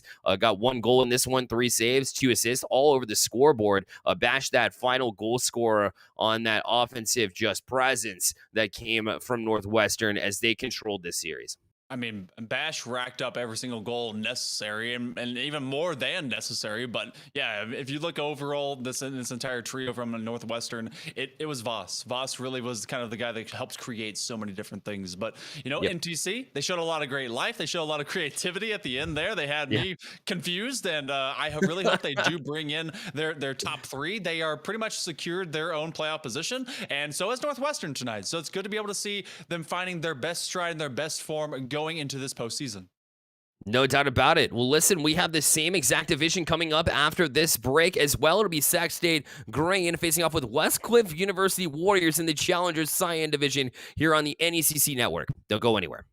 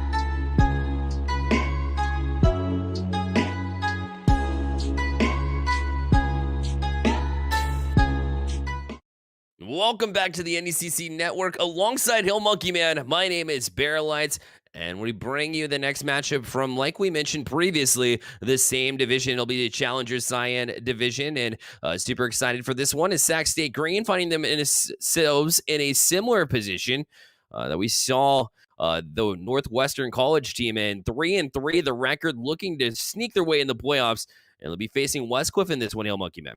And this one is a whole lot of spoiler time. Westcliff has only been able to get 2 games won this season. They've not been able to have a single series won this season. So they are not eligible for the playoffs with this. But they're in a prime position to really, really ruin Sac State Green's day and entire season. If they were to pull off the, the penultimate upset win here, they have a really big chance to keep them out of the playoffs if Fresno State Blue in their match against Kansas Wesleyan were to actually win. That's exactly right. 0-7. But listen, Sac State Gold, the other team from Sac State, both in the same division, by the way. Sac State Green, of course, is the team that you'll see in blue for this game, and it'll be Westcliff in orange. Game 1 underway. But yeah, they played them really close. It was the closest matchup they had all season, 2-3 against Sac State Gold. So, I mean, close against one of their teams. Maybe it's just Sac State that has some tough times here with Westcliff, but yeah, they're looking to make, perhaps create a spoiler here in this one. So it'll be interesting to see if they're able to accomplish that. That's going to take a little bit of extra effort, as we do get Westcliff initially making some early contact, but young Ube, the big basketball player, as we were able to decipher that on. Apparently basket mean basketball. Chief going to the top shelf, going back to the wall. And so far, there's been a lot great possession. As you get young Ube climbing the ladder one more time, be able to control. Great, followed by Sharkus. Looking to show off his basketball skills the way he went up for that one. Reminded me of NBA Jam, like the Boomers we are in the 90s. As he almost put that one away. I had to throw a quick reminder out there as well. They will play on here. Sauce Prophet the next to touch. Back over to young Ube. He's back out with a long clear, but right into the ends of Chief, but he gives it right back away. So now, Sham West will look to get a pass, but a little bit loosely played here, as young Ube will look to keep it in the zone. And, well, no real progress made either way. Although that one goes back towards the box to be annihilated. That gets that one out. This has been a lot of good territory push right up the middle of the gut of the pitch here, trying to see if they can be able to just go north and south in a hurry. Sham West with an easy touch to be able to put that at the midfield crosshair. DFG Annihilation is going to try and one-on-one against good old young Ube, who's had the lion's share of these possessions. This is a chance to be able to make up for it, and that's going to be a dunk. Sharkus and Westcliff, they're going to find the first blood on the board. Are we in for another shocker here? Westcliff with a good start there. Shark is able to tap that one in on the far side. Good placement on the shot here for Westcliff, as they look to come alive here 1-0 in game number 1, and they ultimately have the lead here. So maybe Sac State's kryptonite in a way, although the gold team did ultimately win. Might be this Westcliff team who's looking to play spoilers, but also looking to get that first win and really build their program here as well here in the Challengers Cyan division, as that one's off the back as well. Will beat the Sac State Green defense, but no harm done here as they'll settle things and push back down the field. And with 2:45 remaining, Sac State on the bottom of the scoreboard. Oh, but another chance. That one's a big demo. Another opportunity for Sauce Prophet. But that's going to be cut away as Sham West doesn't make the cut across the pitch. Looking for a clear, and then a lot of this extended pressure out of Sac State. They're able to keep this field in front of them. Keep it tilted in their favor, but another big bit of touch. He's able to make this one fly over the midfield line. Another opportunity, Westcliff. They have not allowed much towards their net, and when it's been there, they've been defensively sound. Sharkus and DFG Annihilation. They have 4 saves, 2 between each of them.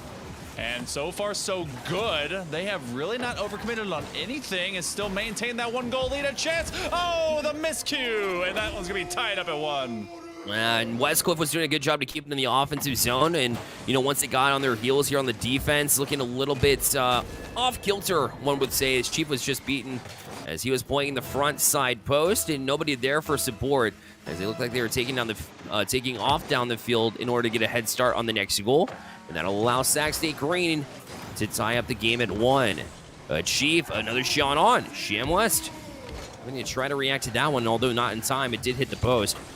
And they'll look to try to settle things. But Annihilation right in his face gets another dunk. I've been impressed with the rotations and just the presence here from Westcliff early. Yeah, they've been able to really take this from the lateral edge, but Sharkus has to be able to get away. That's an opportunity, young Ube. The NBA Jam, you got to get that all-star power, and he did not do that in that presence. Right in the middle of the box. Sauce Prophet back to Shamwest, who pre-flips to be able to get there in time. So far, a little bit of sloppy play. Just game number 1 to be able to get a little bit of the, those better repetitions. Sharkus looking for Chief in space. He is cut off 1:15 here on the clock. And the defensive rotations are starting to kind of bunch up on top of each other, but still haven't suffered the next would-be leading goal.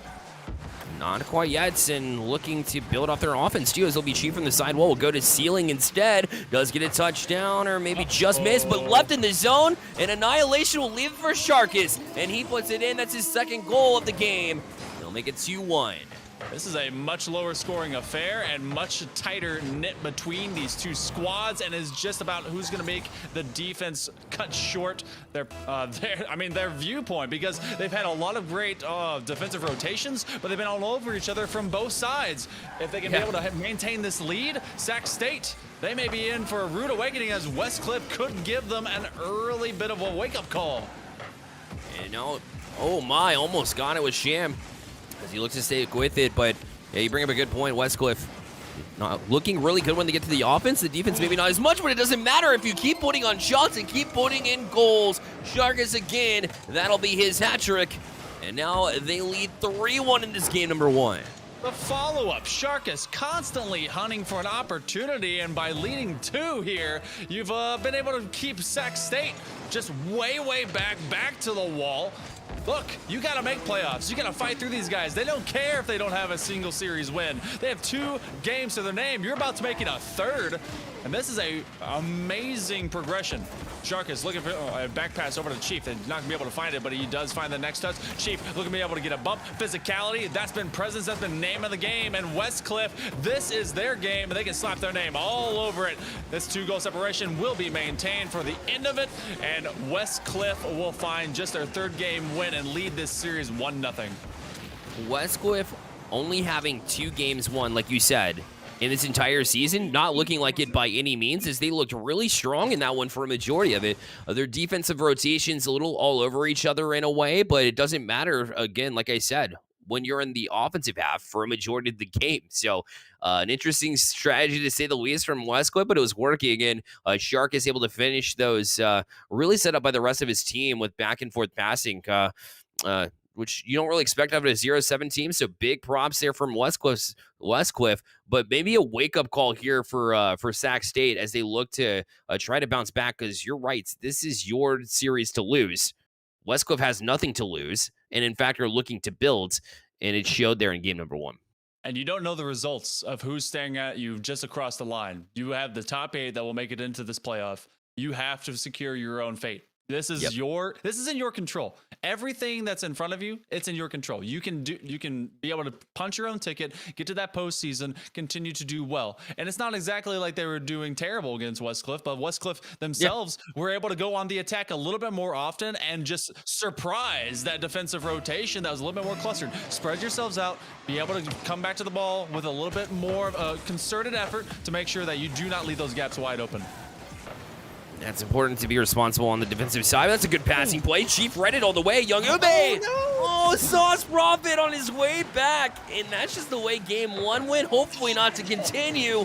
But Shark is holding off the goal line in an unfortunate mistake again from Sac State Green.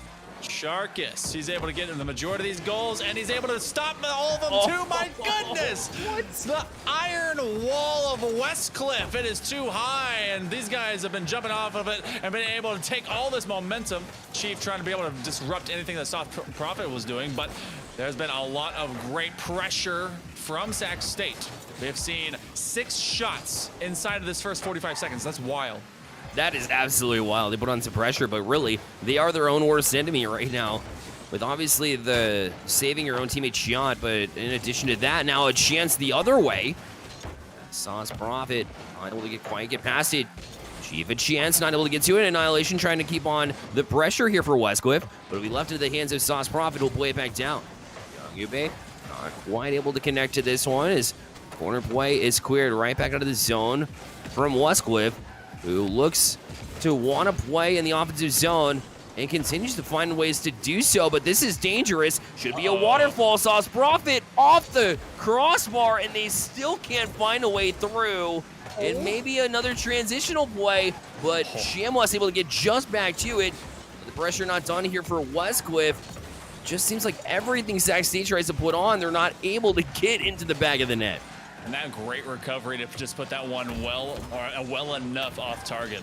You're having the two, the senior and the grad student on the likes of Westcliff are really leading the charge through that experience. And DFG Annihilation trying to keep up as best as he can. He's going to be able to try and set something up here from the sidewall. Sauce Prophet over to Sharkus, but is denied and slapped down. Sauce Prophet, he is, I guess he has a prophecy that he actually was going to make that save, but Young Ube. My goodness, we are approaching halftime. This one, much lower scoring than its predecessor. Yeah, it seems to be a defensive battle. That shot a little bit wide. Shamwest will look to try to carry out, but instead just throws it away yet again here. Sac State, they had a great offensive presence. A misread here and a chance for Westcliff again, but somehow the defense going to get back to it. Another shot on. Young Ube going to try to take care of business. Sac Green every time, or Sac State rather. Every time they try to get out of the zone, they just seem to be trapped here. They need to find better passing out of the zone, otherwise it'll spell trouble through the rest of the series. That's not a good way to get things going when you keep tossing the ball out of your possession. Shamwest is going to try and climb the ladder. That's going to go to the backboard. Where's Sharkus? You know he's already flying. No, he's going to stay very calm, very wisely on that back half. Play for the rotation up. Now he gives it over to Chief. Super senior and the senior themselves, that Wombo combo, they've not seen a lot of success this season, but that doesn't mean they're not going to play like this as the championship. This is all they got left for the entirety of this season one. DFG Annihilation over to Shamwest. Chief to the backboard. He's going to dive out. Doesn't have enough boost to support it. And again, we are still knotted up at goose eggs out there with 90 seconds approaching. And Sham will try to take it into his own hands now. Back down the field. Annihilation all over that one. Sauce Prophet will play it back down to himself. Not a whole lot of boost to work with. It seems like this pesty Westcliff team has been really good about boost control and really quiet about it too, right? Because we haven't really pointed it out, but also Sac State, one of the reasons why they can't get things going is because their boost has been taken on a regular basis from Westcliff, who have been owning those spots. And it's been a majority of the reason why they keep pressing. Chief, another chance, he'll pop it up. Tries to beat Young Ube, but not able to do so. But look at Annihilation directly on that ball to keep it in the zone here for Westcliff. I gotta wonder what's really been kind of the crux for Westcliff this season, because the way that they are just controlling Sac State, they should be way more successful than what they are, and that's something that you can really build upon of a great just kind of next step for your program. I mean, you may not have the same two guys here, depending on if they stay with the school or not, or if they get to have, you know, some of those extra classes. But Sharkus, follow up, he gets Young Ube off the pitch. The dunk opportunity, it'll just be a little bit too far inside. 20 seconds left. Young Ube comes from the respawn, but he gets bopped in the face. Shamwest gonna leave it. That's a huge booming clear over to Young Ube, looking for the putback. That's dangerous, and it's left free. Shamwest, the shot is on target, but the defense has stood strong for Westcliff.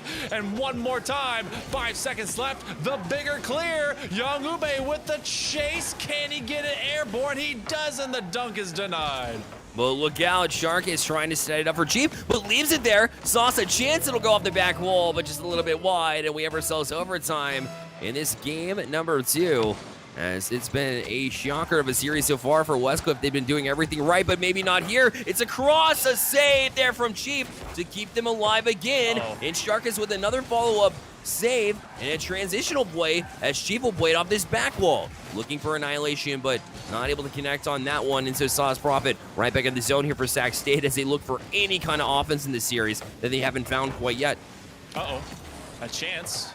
And I thought DFG Annihilation was going to be the first man up whenever that transition was happening just a moment ago, but instead, they stayed a little bit safer all the way back. Great trust between both Chief and Sharkus has really been Westcliff's bread and butter. And they know that their rotations are pretty darn sound. Sauce Prophet looking for a chance to be able to get around Chief. He's going to go to the wall, find that big boost, and he's looking for the 50-50. He goes to the midfield line. DFG Annihilation just trying to be able to shade a little bit. And like you said, offense has been a rarity, but they have a little bit of clarity, trying to get creative. It's a pass play, looking for DFG on the other side. It's good burying it. No! Sauce Prophet. What a save and recovery, but Chief's not done. He'll be back up for it. Sauce Prophet with enough of a touch to get it to Young Ube, who stormed out to center field, where they were waiting on it, as that ball will play off ceiling, but back into the hands of Chief with a giant queer. And although Sham West might have called it, he was a little bit off that ball. You have to be careful here. A shot just high again. The follow-up to the center of field. Sauce Prophet back down the field. A touch in from Young Ube, although maybe not necessary, so it kind of scared me a little bit, but they will win in overtime by the count of 1-0. They've got to be scratching their heads. So much that they threw at Westcliff just could not stick. 12 shots, and the last one is the one that counts in overtime. Sac State able to tie this one up at 1 apiece. And my goodness, I mean, it was definitely Chief and Sharkus the whole time for Westcliff, really the prominent pair that kept them competitive. But Young Ube with the finisher as they just found that final gap to give themselves that little edge to get rid of Westcliff for this game. I was talking down about both of the defenses, to start off the series in that game number 1. I take everything back because the shot count you've been saying, hey, they threw, Sac State threw a lot at Westcliff's defense. You can say the same in reverse as well, as the shot count was so high both ways, and so were the save counts. So I take back everything I said about the lackluster defenses. I think they actually did a great job in that game to keep it close. It's kind of insane to see 22 shots on target and the scoreline end up at 1-0. That kind of blows my mind a little bit. Shows the defenses are prepared both ways, including Westcliff, who is looking to maybe go up to match points, but couldn't quite pull it off in overtime. And Sac State, hopefully for them, if you're a fan of them as well, or go to the school, you got to hope that that trend continues, and maybe that's a monkey off the back, the one that starts everything else scoring-wise, because otherwise they've been really good with offense. And maybe an opportunity there, but just a little bit wide, and that's been the story for them so far. The struggle continues to put shots on target.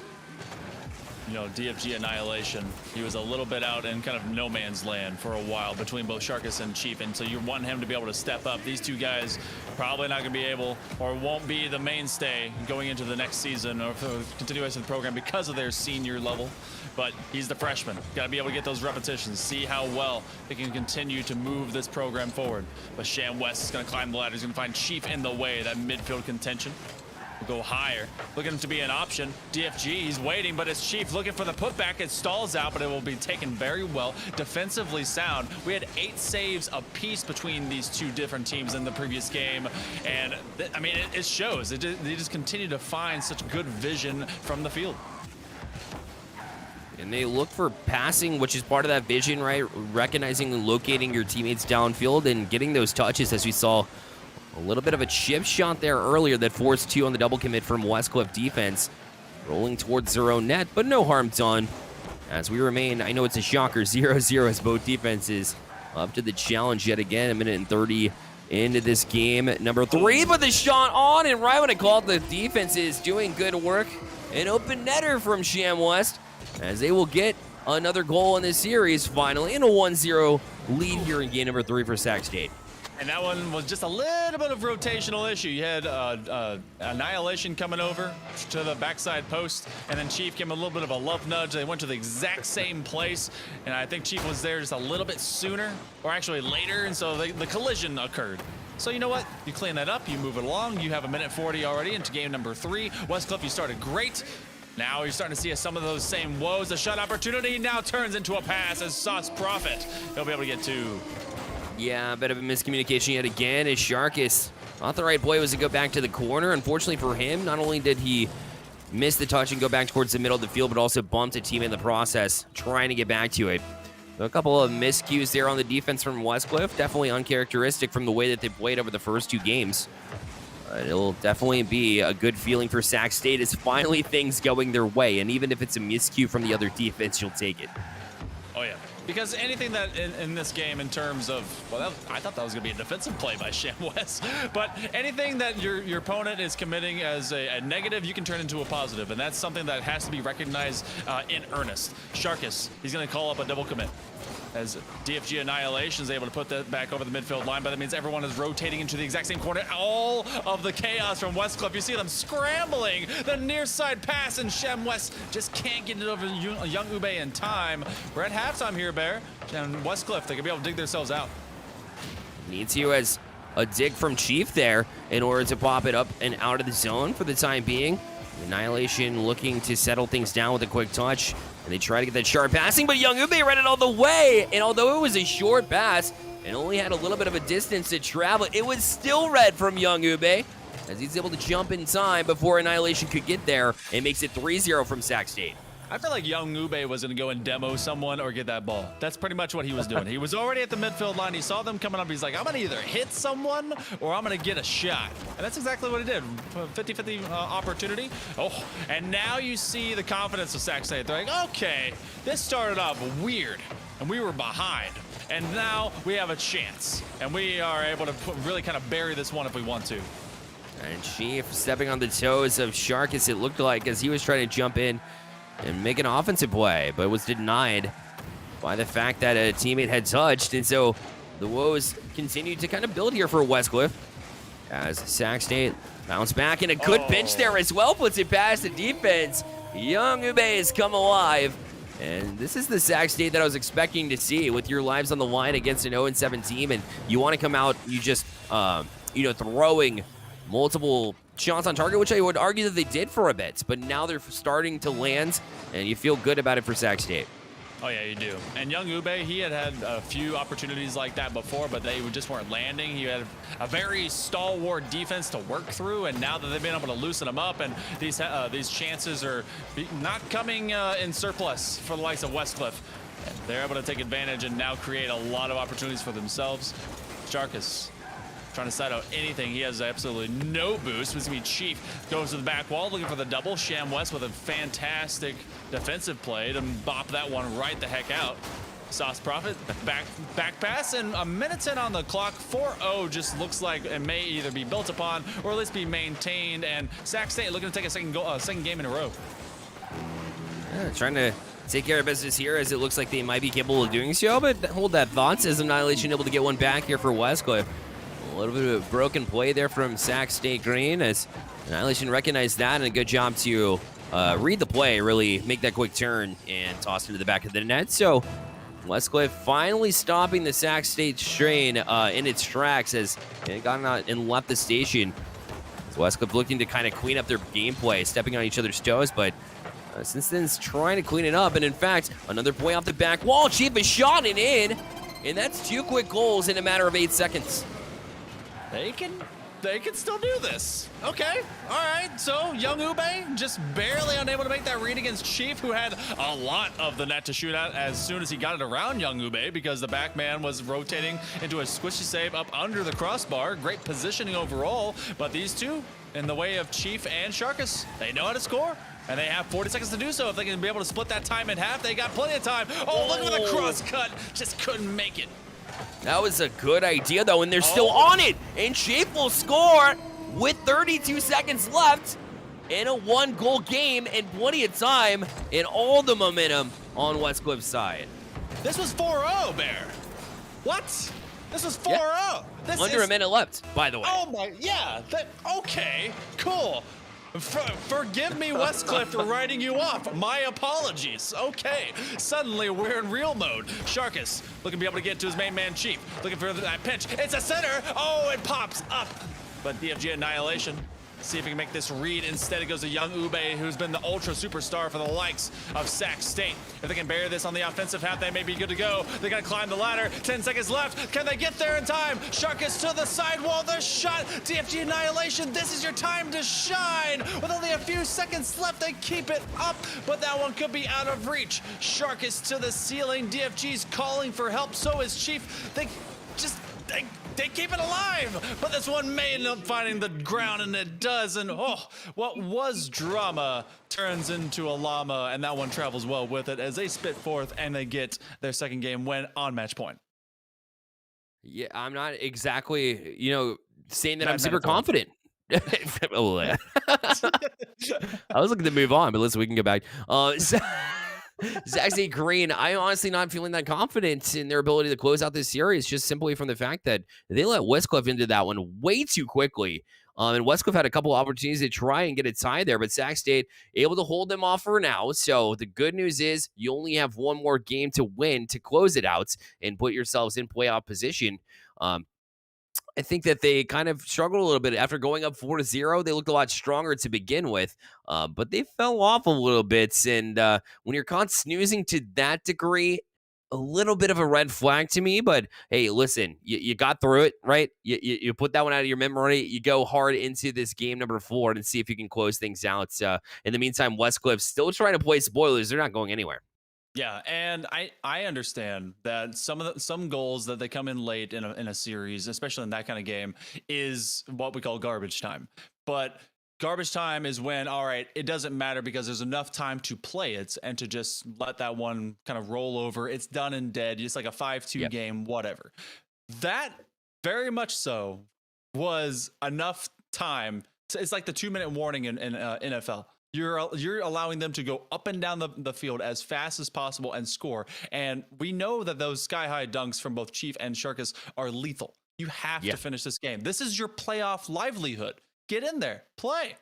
Whew. Yeah, and they did for the first 4 minutes, quite literally. They owned that game for a while. So definitely good signs from them as far as their ups. Unfortunately, their low side looking a little bit too stronger, more stronger than you would prefer. So they'll look to bounce back and play the way they did for the 4 minutes. And again, it takes a full 5-minute effort. I'll continue to drive that point home forever because I use that just about every week, but it couldn't ring more true in that instance where I was scared for him maybe giving away that 4-0 lead, which would have been absolutely devastating. But they hold on, looking ahead in this game number 4, and maybe build on the last win. Hopefully, come out alive. But Westcliff is looking really strong and hanging in there for an 0-7 team.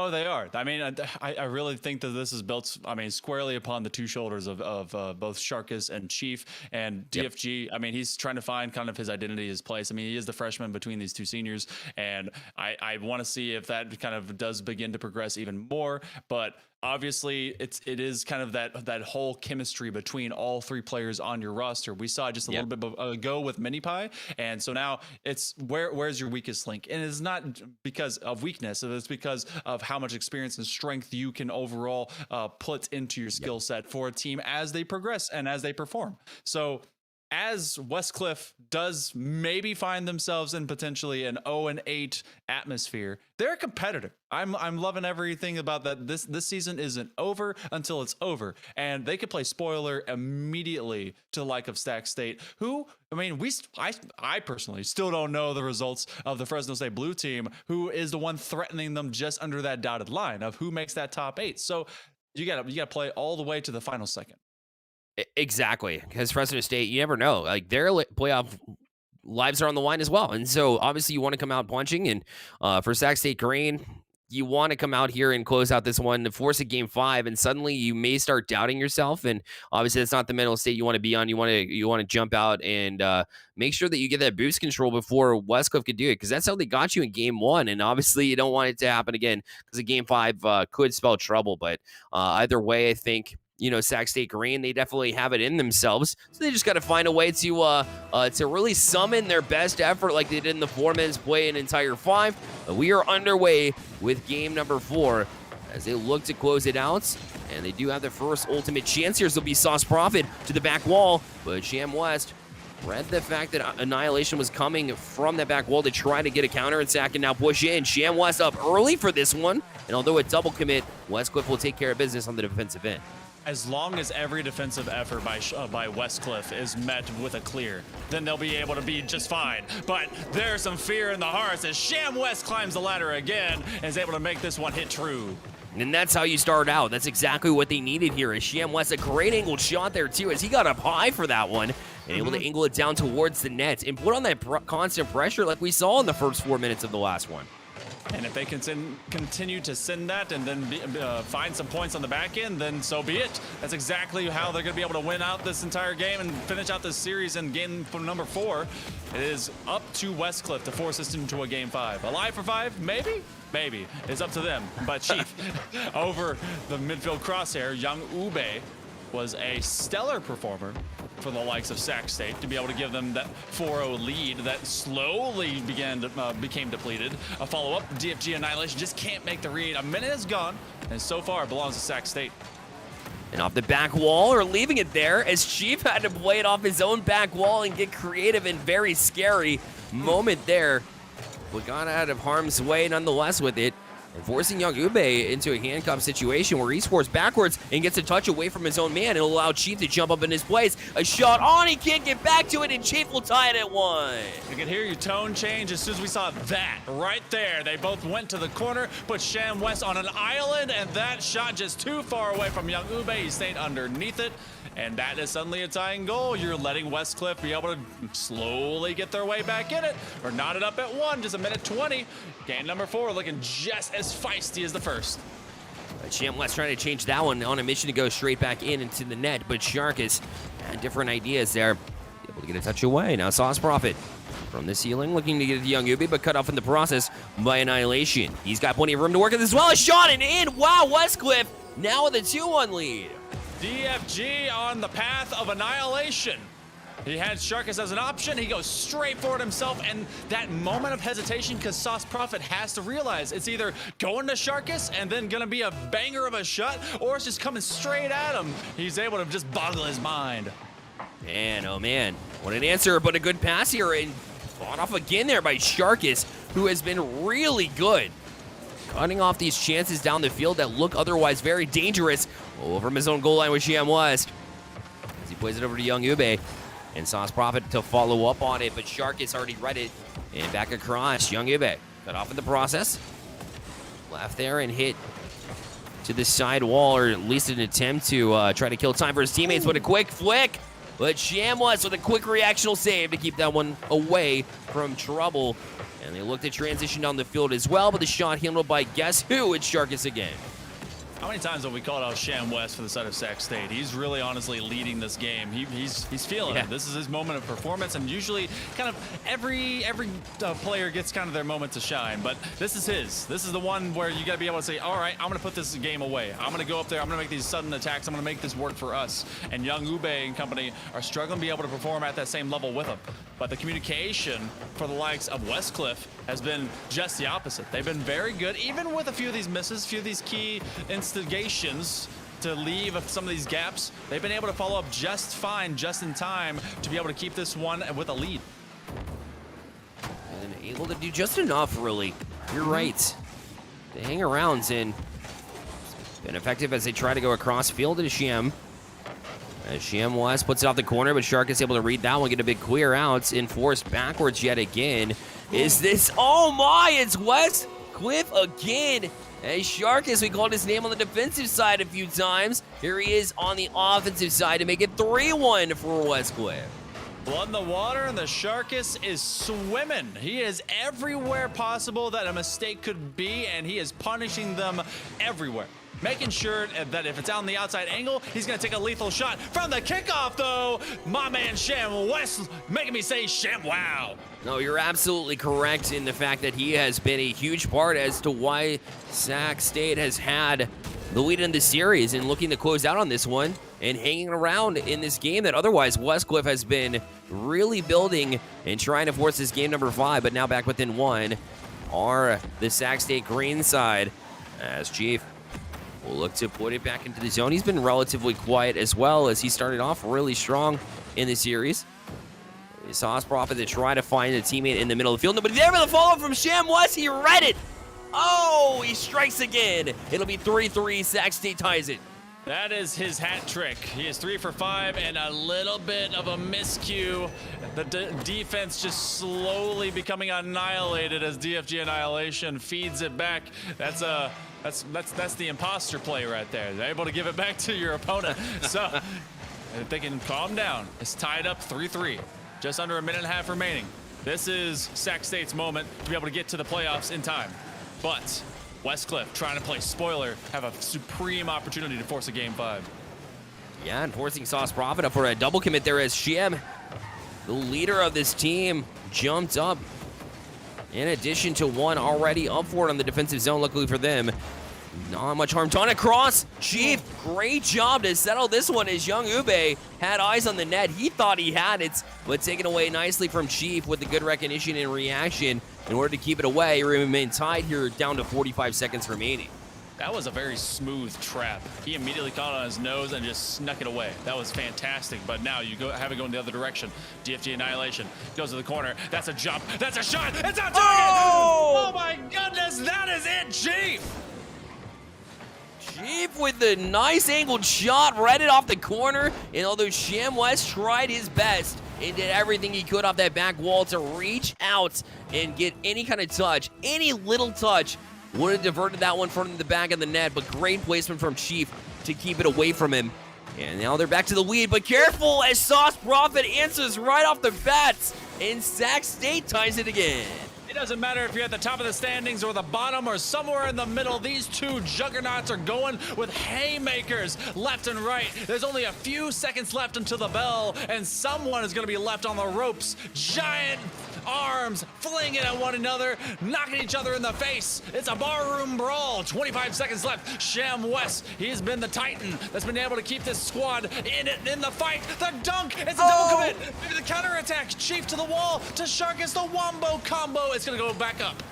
And with 10 seconds left, it'll be Sauce Profit looking for Young Ube. Look out, it's Chief. He had to play it sideways. Luckily, Sham West, the one on the spot. Young Ube back down to Sauce Profit, but met nicely. A quick tap back up, and Sham West had a chance, but that shot gonna go wide, and we have ourselves overtime.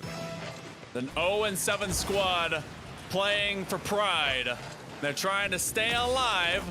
Oh, but game 5 is just ever so far, depending on how quickly you can strike. Young Ube has no boost. He's playing as a bit of a decoy. With that clear for Chief. He's come alive late in this game, trying to play for the reaction. He gets on top of the ball. That's going to be DFG Annihilation. Can't connect. Chief over to Sharkus. The main combo for Westcliff. Seeing if they can keep this squad relevant and competitive against Sac State, who ever so desperately wishes to cement their way into the playoffs. Sharkus with a good reaction. Otherwise, this one's over as he's been really big. We call his name multiple times on the defense. Here he is again to try to start on the offensive side of the ball, but Sham West will make a queer back out. Now Sauce Profit looking for Young Ube. That one's a bopper. And a little bit of an underestimated chance there from Chief as he was able to get his save. And they'll look to press back out. Quick touch over to Chief. We'll try to sidestep Sham. Not able to do so as Young Ube right back into the zone, but right into the hands of Sharkus. We'll play it right back out. And Sauce misses off the back wall now. Sham West steps up. And Young Ube, recognizing Chief in the slot, able to get a touch away.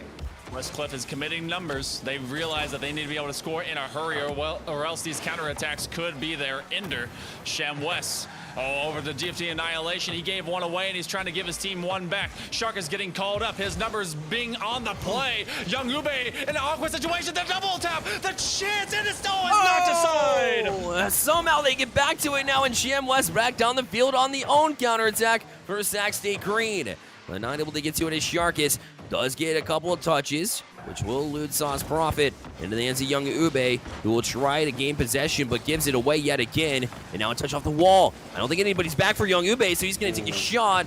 Luckily, Annihilation, after being annihilated himself, spawns in the right place to get to that ball. And Chief will play out to Sharkus, who will look to get the counterattack, but they play Pong back and down the field, back and forth. And Chief looking for this second touch. Although he doesn't connect, it's into the hands of Annihilation. And we play over 2 minutes here in overtime, Hill Monkey Man. You could say he is calm in the face of Annihilation. That is a chance. A bomb! Oh, Sham West. He's been able to be both defensive and offensive. A rock, an anchor, the absolute madman that's keeping Sac State in this. 2.5 minutes. We've seen a lot of overtime in the past couple of days, and we're already seeing a whole lot more now. Oh! The bench, the hero, it's Sham West, and they are definitely in the playoffs. He never had eyes to carry this one until the very end, where he gets a bench off the ground. Annihilation read it unfortunately did not read the fact it was coming back down the bench, favors Sac State Green, and they will make it to the playoffs as they win Game 4 in overtime. Just about 3 minutes played there, and they are able to close it out. But what a fight there from Westcliff, who had nothing but bragging rights on the line, or when I say bragging rights, just making sure that they can get a series win. That's hard from Sac State to stick with it when it seemed like nothing seemed to favor you throughout the series, but they're able to pull it off. That was an absolute performance at the end by Sham Yeah. West. Honestly, nearly 1,000 points, 7 shots. He has more than half of the offensive output from his entire team and has 5 of the goals. And I mean, a lot of support factors from both Sauce Prophet and Young Ube. Sac State, they met a contender in the way of Westcliff. I want to see what that school and what those players can do further on. I believe that we're going to be seeing them in another split for here at the NECC, but absolutely just, I love that never give up mentality. They came in just trying to play, just trying to do everything they could. And Sharkus and Chief, just so good. Good combination. Sharkus called his name multiple times on the defense, and Chief, I said, well, he kind of went to sleep there for a little bit and woke up there to tie the game and force overtime. You kind of shake your head. You're like, wait, what happened? Sac State, of course, tied it in order to get there, but yeah, he woke up, came alive. Westcliff, although 0-7, just continued to fight. But I would argue the same thing for Sac State, as a lot of their shots early in that series rang off the post or rang off their own man. A couple of times we saw them save their own shots there accidentally. And sometimes when a game goes that way, and a series is going in that fashion, it's very easy to kind of give up into that kind of mindset, and it's hard to break out of it. And I would argue that Sac State did a really good job to do so, as they're able to fight through and make the playoffs.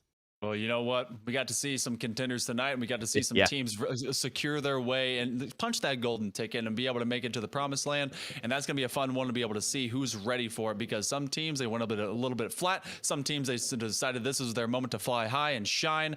But overall, great performances. But you and I, we won't get to see the final match of this regular season play. Instead, that's going to be Bass from the Pass and Hyperia that's going to be bringing us in. And it's going to be a state sort of mind, a state of mind, if you will, as Fresno State Red and Sac State White will be bringing us to that final matchup. But, you know, this has been a great regular season to be able to cast alongside you, Bear. Always a pleasure to have you join me in the booth for sure, as, again, you don't want to miss Sac State White facing off with Fresno State Red. Sac State, of course, we just got to see them, their other team live here, so it'll be cool to see a follow-up there as the entire college in here tonight to support their team. Really, really cool. But we're going to take a quick break, but when we come back, it'll be that matchup on the NECC Network.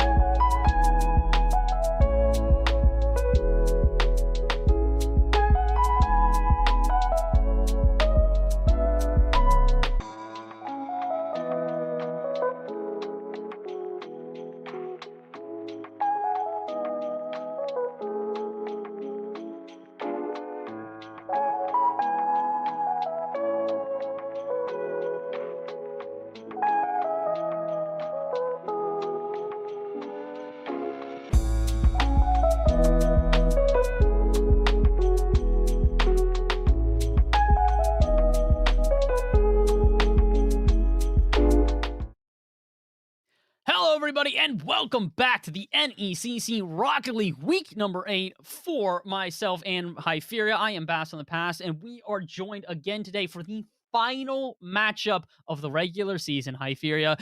You and I actually got to, this is kind of special. We got to kick it off with the very first matchup of this season of the NECC, and now we're walking away with the very last one. I'm happy to be here. It's a little bit of a somber mood, but let's hope we can carry that excitement into this final one. How are you doing on this fine Tuesday, my friend? I'm doing absolutely great. Looking forward to this. And I didn't even know we started off and now are able to finish off the regular season. It's a blessing and a curse. It's 5 a.m. for me, but oh my, is this worth it?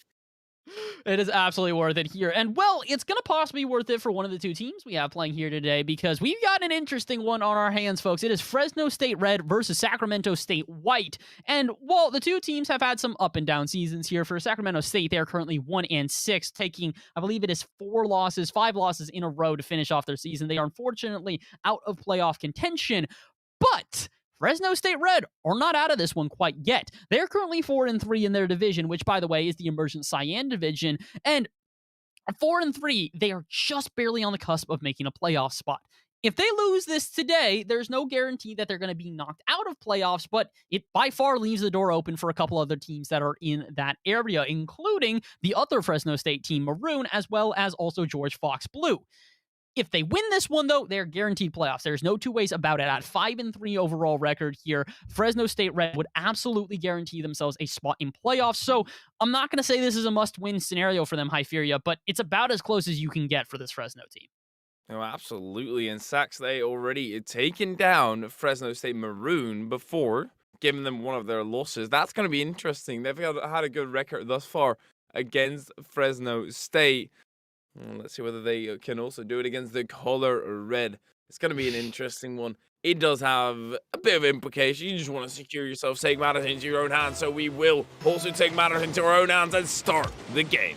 Here we go. Best of 5, and possibly the best of 5 that will determine the season for Fresno State. They need to try and pull out all the stops here in this best of 5, which, like we said, it's not only the last best of 5 for these teams, it's the last one all season. So Hypheria, with a somber mood, I say let's kick this one off. The end of the season for the NECC Rocket League team. And before we get into this one, just kind of want to say thank you to you guys. I was one of the first casters here on the Rocket League team. I've been with the NECC since the very beginning. And to be able to end off the season with you guys and with all of you folks at home, it's just an awesome thing to see. So thank you again for all of the warm welcomes we've had throughout the season, for the support you have shown all of our casters.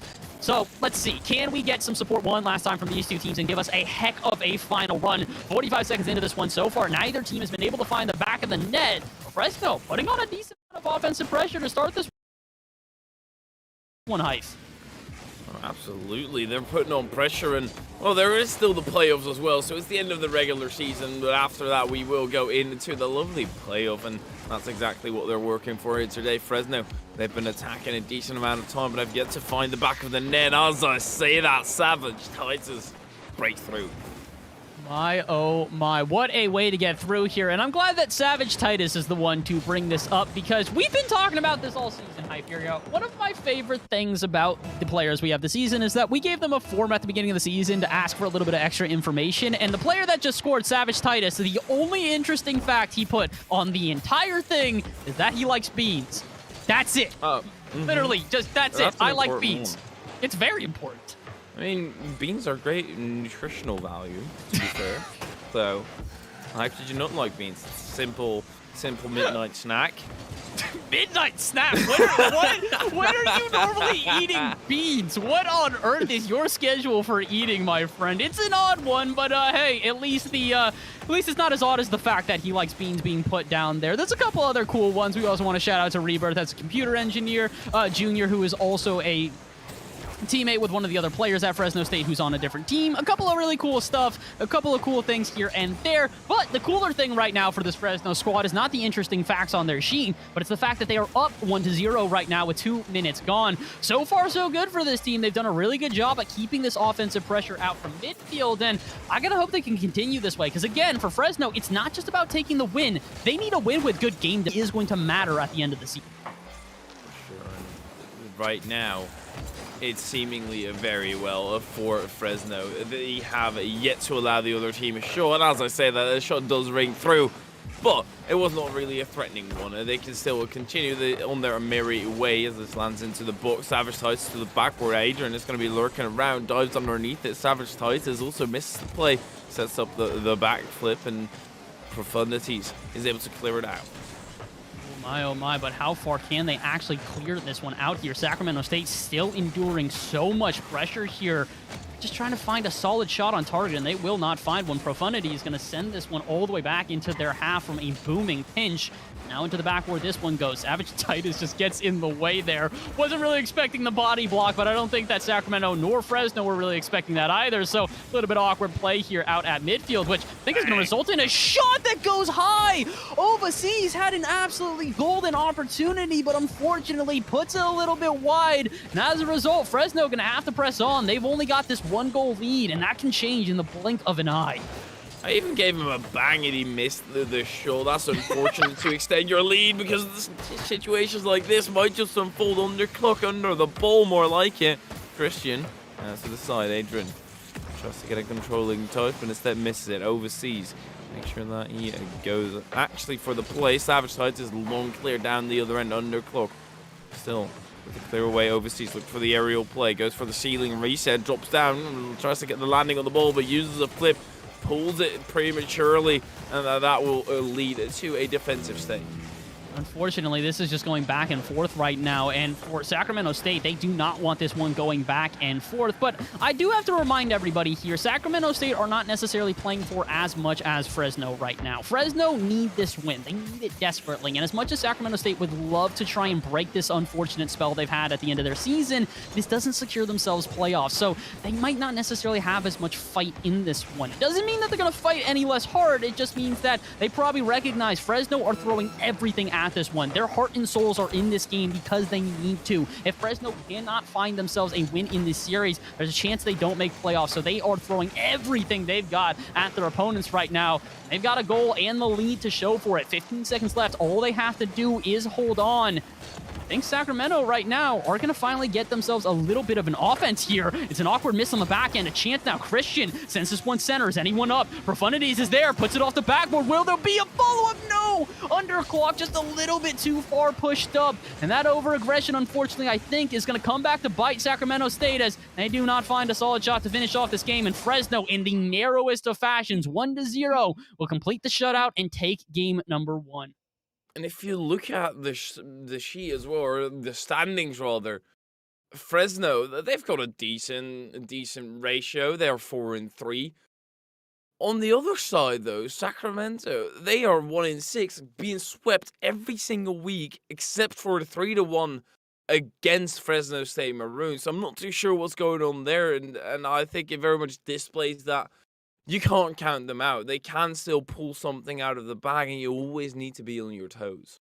That's the big thing here. At this point, Fresno need to be aware that they can't get too comfortable. Yes, they do have the lead here, and yes, it was an impressive first game, but the fact of the matter is that it was a 1-goal game. So if everything changes in the second game and they don't find themselves that early goal to hold on to throughout the matchup, that's going to be a little bit of a difficult place for them. So let's hope. Let's hope we can see a little bit of a better game here out of Sacramento State in the second game, and we can see a little bit more of a back and forth, because that's what we're looking for here. As much as we do want to see Fresno guarantee themselves some playoffs, we also want to see a good back and forth here. So Sacramento State, it's up to you guys to show that here. Get a little bit more offense, get a little bit more in the face of Fresno, and give us a good back and forth. Here we go. Game number 2, and if Fresno were able to manage to get this in the bag as well, I'm seeing a very gloomy future for Sacramento. But hey, we are not past that just yet. Adrian, let's take it across. Overseas. Sets up the play. Zero boost in the tank. It's overseas. He can do a lot, but I think with zero boost will be halted rather quickly. Adrian will be halted by his own teammate, then goes underneath the play, underclock. So wants to set up that attack. Good capitalization on the mistake from Fresno. They're able to try and regain that control right back.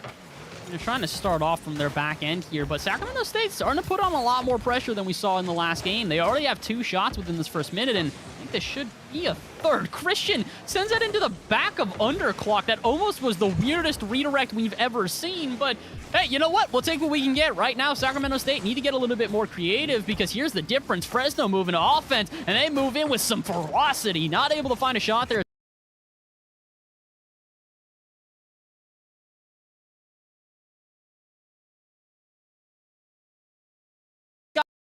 A plan of attack, and they execute pretty perfectly. Not to say that Sacramento State are out of this, but they need to be more methodical. If they want a shot at this game, Hyperia, oh my word, they need shots with firepower like that. And the angle as well, great snipe by Overseas, and the snipe, it was plenty of power behind it. Absolutely no time for Christian to react. That was an interesting one, and now it's the hold off yet again. Last of the game they did it. Are they able to do it again? Profundity's already taken it to the skies, but getting shut down rather quickly. It's looking like this might be a solid game to try something for Sac State, where they kind of get a few attacks here and there, and they really need to capitalize upon them. That's the big thing there, is that if they're not going to get that many shots in a game, the shots you do get, you need to do the most with them. And that's something we've seen so far here out of Fresno. They've got a single shot registered in this game, and they've got a goal from it. They're recognizing that, okay, if the opponents want to get in our face and start to put on this much pressure, when we do find that alleviation, we have got to put in a solid shot. And they've done that so far, but can they hold on for another 3 minutes here? Last game was a 1-0 shutout. I don't really suspect the second one will be the same scoreline, and that's in part due to the fact that Sacramento State are really breaking out of their half a lot more effectively, but also in part to the fact that Fresno don't look like they're done scoring yet here. They're back on offense, back in the face of their opponents, and they really do want that 2-0 lead there. A safety net for this team with how little the goals have gone in this series would be massive for this Fresno team. Absolutely up the ceiling. Overseas goes now. Christian diving underneath. Underclock. Looks to set up the play. Big boomer in towards the other side. Pin landing on it will cause a pinch. Adrian still there on the backboard. Fresno, they need to break out, and you don't want to be stuck on defense for the remainder of this game. That's so stressful. A lot of nerves will be going through your body, and then at that point, one mistake might just cost you. That's a good pass from Adrian. Overseas up for it, gets it only to the backboard. Almost able to get in another shot there, and that would have been crucial for this Fresno side. They've got 2 minutes left here in this game, and taking a 2-0 lead on the series, like we said, it's not only huge for the chances of winning this one, but it's also massive for their chances of game differential overall. That really is important here in the NECC, and unfortunately for Fresno, I was going to say they can't find themselves a second goal, but they will find it on the follow-up. Overseas just gets in the face, takes us around profundities, finds Christian with an unfortunate touch, and snipes that into the back of the net when it counts most. 2-0 in favor of Fresno State. What a passing play. Unfortunately, one of the passers wasn't quite his teammate, but hey, Overseas has got the capability to do so. He can make you do things that you do not want to. Overseas, this time, has to try and force it through. Savage Titus into the corner. Underclock, staying close to it, but ultimately lets his teammate take over from being in an awkward position. Christian has to set up the counter-attack. They have to score right here, right now. Otherwise, they would have to reverse sweep Fresno. Oh boy, and is that going to be a difficult task for a team that really has struggled in the last couple of weeks here. Sac State White have not taken a win since week number 2 of this league. And I don't just mean a win in terms of like, a game, or excuse me, a series. I mean in terms of a game. The last time they took a game was that second week. Since then, they have been swept by every team they have faced, so this really is an important game for them. They're showing that they need momentum in their favor if they want a chance at winning a series, and for Sacramento State right now, they unfortunately do not have a lot of it in them right now. So let's see, can they turn this one around? With 40 seconds left, I'm not necessarily looking for them to change this game up entirely, but at least get a goal for the road. So far in this series overall, they have not been able to score. It's another one, because I feel like their attack is not terrible or whatsoever. Their defense, it could use a few tweaks, sure, but it's absolutely not like they've been completely shut out of any attack. It's just Fresno really stepping up on the defensive end when it matters. Adrian right there and directly looks for that counter-attack, where that's where Sac State are still a little bit vulnerable on that counter-attack. They've put themselves in very forward positions, but they then have to go back on the defense quickly, where Fresno can find the gaps and utilize them to its fullest extent. Yeah, that's the big thing here is it feels like Fresno are just a little bit more advantageous at the moment. And as a result, they've got the 2-0 lead here on the series, as well as the 2-0 win in game number 2. And to sort of further emphasize your point, both teams had the exact same amount of shots in that game. 3 shots to Fresno, 3 shots to Sacramento State. The difference is that Fresno, 3 saves on their side. Sacramento State, 0 saves on their side. So it just kind of further emphasizes what you were saying before, Hyperia. Sacramento State do have a really good offense. The unfortunate thing is, though, they're running into the defense of Fresno, not really all that prepared for it. And then when they try and retreat into their own defense, it's a little bit too frazzled and disorganized. So it's not one of these things where I think Sacramento State are out of this by a long shot. They are very much still in this game, but they need a goal. They need something to be that catalyst that gives that offense its spark of life and gets this team going when it comes to that final third. It's so hard to imagine that they have to get a goal because they haven't been able to do that just yet. And then potentially multiple of those as well, because I don't think Fresno are going to leave that at a 1-goal game. They're just going to be really forcing the attack. And at that point, Sac State might be even more vulnerable. But here, oh no. Worst start imaginable. Oh, it's a bit unfortunate there, and it's not really a worse start because, they just played poorly. It's just, unfortunately, kickoff didn't go their way, and not only is it a kickoff goal, but it's a kickoff goal within a single second. 4:59 on the clock, and already Fresno are up, and like we said, far and few goals in this series, and so far in just about 3 games, we have scored ourselves only 4 goals, and they've all been inside of Fresno, so like you said, it's really not the start they were hoping for, possibly the worst one they could find, but we've got time. Almost 5 minutes of play there, quite literally about as close as we could get to 5 minutes of play, and Sacramento State do have the potential for a comeback. They just really need to show it here in what could be the last game of the season. Adrian, defensive rotation. Christian gets it into the box, and I think that might be one of the missing factors for Sac State. They don't really have that killer instinct right now where they are all up in the box, or one of them is really close to the play, making sure that they can capitalize on the pass to the center. They kind of leave it until it's too late, and at that point Fresno will already have cleared it, just as in this case Savage Tides is going down the other end. 14 boosts to work with, tries to get it past, and overseas that's a good 50, but Adrian too far back to try and make anything out of that. It's a good 50-50, though. They'll at least keep the offense together here. But Fresno, unfortunately, looking, I would say, pretty in control of this game right now. It does feel like Sacramento State are starting to get some offense together, but that's the final shot. Notice how Adrian and Overseas are not panicked whatsoever. They're prepared for a lot of what Sacramento State is throwing at them right now. So now it's time to get creative, Sacramento State. Try and make saves like that and then get some solid goals on the other end. Take this Fresno team by surprise, because with a 1-0 lead, this is not out of hand quite yet. It's not even close to out of hand at this point. Sacramento State need just one good goal and they are right back into this. Ooh, but they can't get you concede one. That would put them in a terrible position as this lands into the box. Overseas off the top of his car, nicely tips it over the entire defense, and that's Overseas striking again.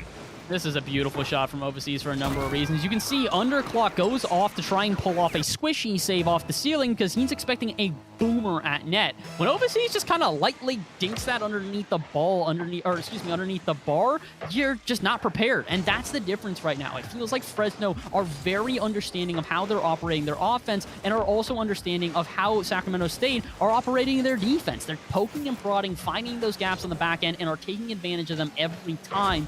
So props to Fresno State. They're playing a fantastic game. And that's what's so frustrating about Sacramento State right now is that they're not playing bad. Not by any stretch of the imagination. They just can't seem to find that spark of life that Fresno are running with right now. If you give Fresno the time and defense to sort everything out, there have been a few oddities in their defensive end, but if you give them time to sort that out, they can spot it and they can close the gap. That's something that's been going on pretty much the entire game, the entire series even, where Fresno, they seem a bit frazzled for just a tiny second. For example, this could be a better opportunity, but both players out of Sac State who are not currently at the play are sitting at the midfield line and leaving the gap to let Fresno sort out their defense. they're just getting a little bit nervous here. It does kind of feel like they're not jumping on those opportunities. And like we said, with how few goals have been scored in this series, it's really about making the most of those opportunities. And well, now we're getting down to the last one Sacramento State could see all season. With 2 minutes remaining, they need to find themselves 2 goals in a row. And that's beyond difficult considering the fact that they haven't found themselves a goal throughout this series. Through 3 games of play, or just about, they still have yet to find the back of the net. If they can find something here, breakout pass, and Overseas has to take this one all the way back into his half, but able to get around Christian. Now Profundity's up for this one very early. Pretty 50-50, but will it lead to anything else? I think not, as Adrian can send this out to Overseas and back into the Sac State half yet again. 90 seconds remain on this clock here, High Fury. It is do or die time for Sacramento State. If they can't find themselves 2 goals in a row, not only is that the end of the series, but that's the end of the season. And the end of the regular season means that Fresno would most likely secure themselves a spot in playoffs. Absolutely, and the time just keeps on ticking, just like time does. Underclock, can he get the redirect? He can, but not on target. Straight back to the center. Christian, pass back, and I like what I'm seeing from Sac State. They're actually putting themselves in a... I like what I'm seeing from Overseas. Great counterattack here. Well, I appreciate that you can transition quickly enough here because, well, Fresno State can also transition pretty quickly here. I was going to say San Francisco. That's where I'm from, not neither of these teams. But hey, shout out to the California schools here. We've got a couple of you guys that entered in this season, and we'll have a couple of you guys heading to playoffs as well, including this Fresno State team. At this point, I'm going to call it. Unfortunately for Sacramento State, they tried their hardest. They gave a heck of an effort here in the final game of the season, but they're not going to find themselves the win. Fresno State will move on 3-0 and possibly 3-0 in this final game. 4-0 as Adrian dismantles the defense. But one thing is for certain, this is not the last we will see of Fresno State. With this win today, they solidify themselves a position in playoffs. I hate that they scored here, and I'll tell you why as well. They first game scored 1 goal, second game 2, and then this would have been third game 3 goals. But No! I guess they don't like satisfying score lines, and now you might as well score more. You've done it now. You've ruined everything I stand for, and unfortunately for me, I don't think they care. Yeah, I think not at this point. And, well, unfortunately for Fresno State, I don't think they're going to be playing this one all as accurately. 20 seconds left, and you can see they're kind of just whipping it around the pitch. Adrian pre-jumping off the wall here. They're just delaying the inevitable, and the inevitable is a 3-0 in favor of Fresno State. Congratulations on not only taking the final series win of the NECC regular season, but securing yourselves a position in playoffs as well. Very well done to this Fresno team. I've got nothing but compliments for them. And unfortunately for Sacramento State, you're going to have to try and redo it in the next NECC season. You guys played a heck of a final game, but at the end of the day, there can only be one winner, and that is Fresno State Red. Congratulations on not only the win, but the playoff position. You guys absolutely deserved it. Really well played. And I have no statistic to back this up, but maybe even the first clean sweep. Oh, yeah. Actual, complete, perfect, clean sweep of the season. Sac State were not able to break through once. They've had opportunities. They had 5 again this game, but are just not able to break them through and being entirely scoreless. Once again, I'm not 100% on this. I don't remember seeing one on stream, though. I have not. If anyone's going to know, that'll be Patrick, who our stats guy, who will come in probably afterwards and tell us whether or not that is accurate. But the reality is a clean sweep is still an impressive thing. Whether or not it's the 1st, 2nd, 3rd, 15th, it's not that often that you see a clean sweep. And I'm going to highly doubt we've got more than a handful at maximum. So congratulations to Fresno. A heck of a way to send yourselves to playoffs. You absolutely deserve it. And well, Hyperia, now that we mentioned playoffs, it's the next time you guys are going to see us. Thank you guys so much for an incredible NECC Rocket League regular season. We're not going to finish here. We're still going to be back next Tuesday with more playoffs potential, but the fact that you guys have allowed us to have such an incredible regular season, nothing but thanks. Seriously, thank you guys for all the support that you've shown this season. It's been an awesome thing to see. Like I said, it was the first official, caster for Rocket League I was brought in on this team, and it just means a lot to see this much support over a year later at this point. So thank you again, guys. I'm not going to take up any more of your time today. For myself, for High Fury, for the guys behind the scenes, we want to thank you guys for an incredible season of NECC Rocket League. But we will be back tomorrow as well. Not for Rocket, for some more, I believe it is Rainbow Six action tomorrow. So you're going to see some more collegiate esports. But if you want to see more collegiate Rocket League, it will be next week, same time, same place. So make sure to tune on in for the NECC Rocket League playoffs. But for now, that is all that we've got. Thank you guys again for everything here tonight. We will see you next time. Enjoy the rest of your Tuesday and have a good one.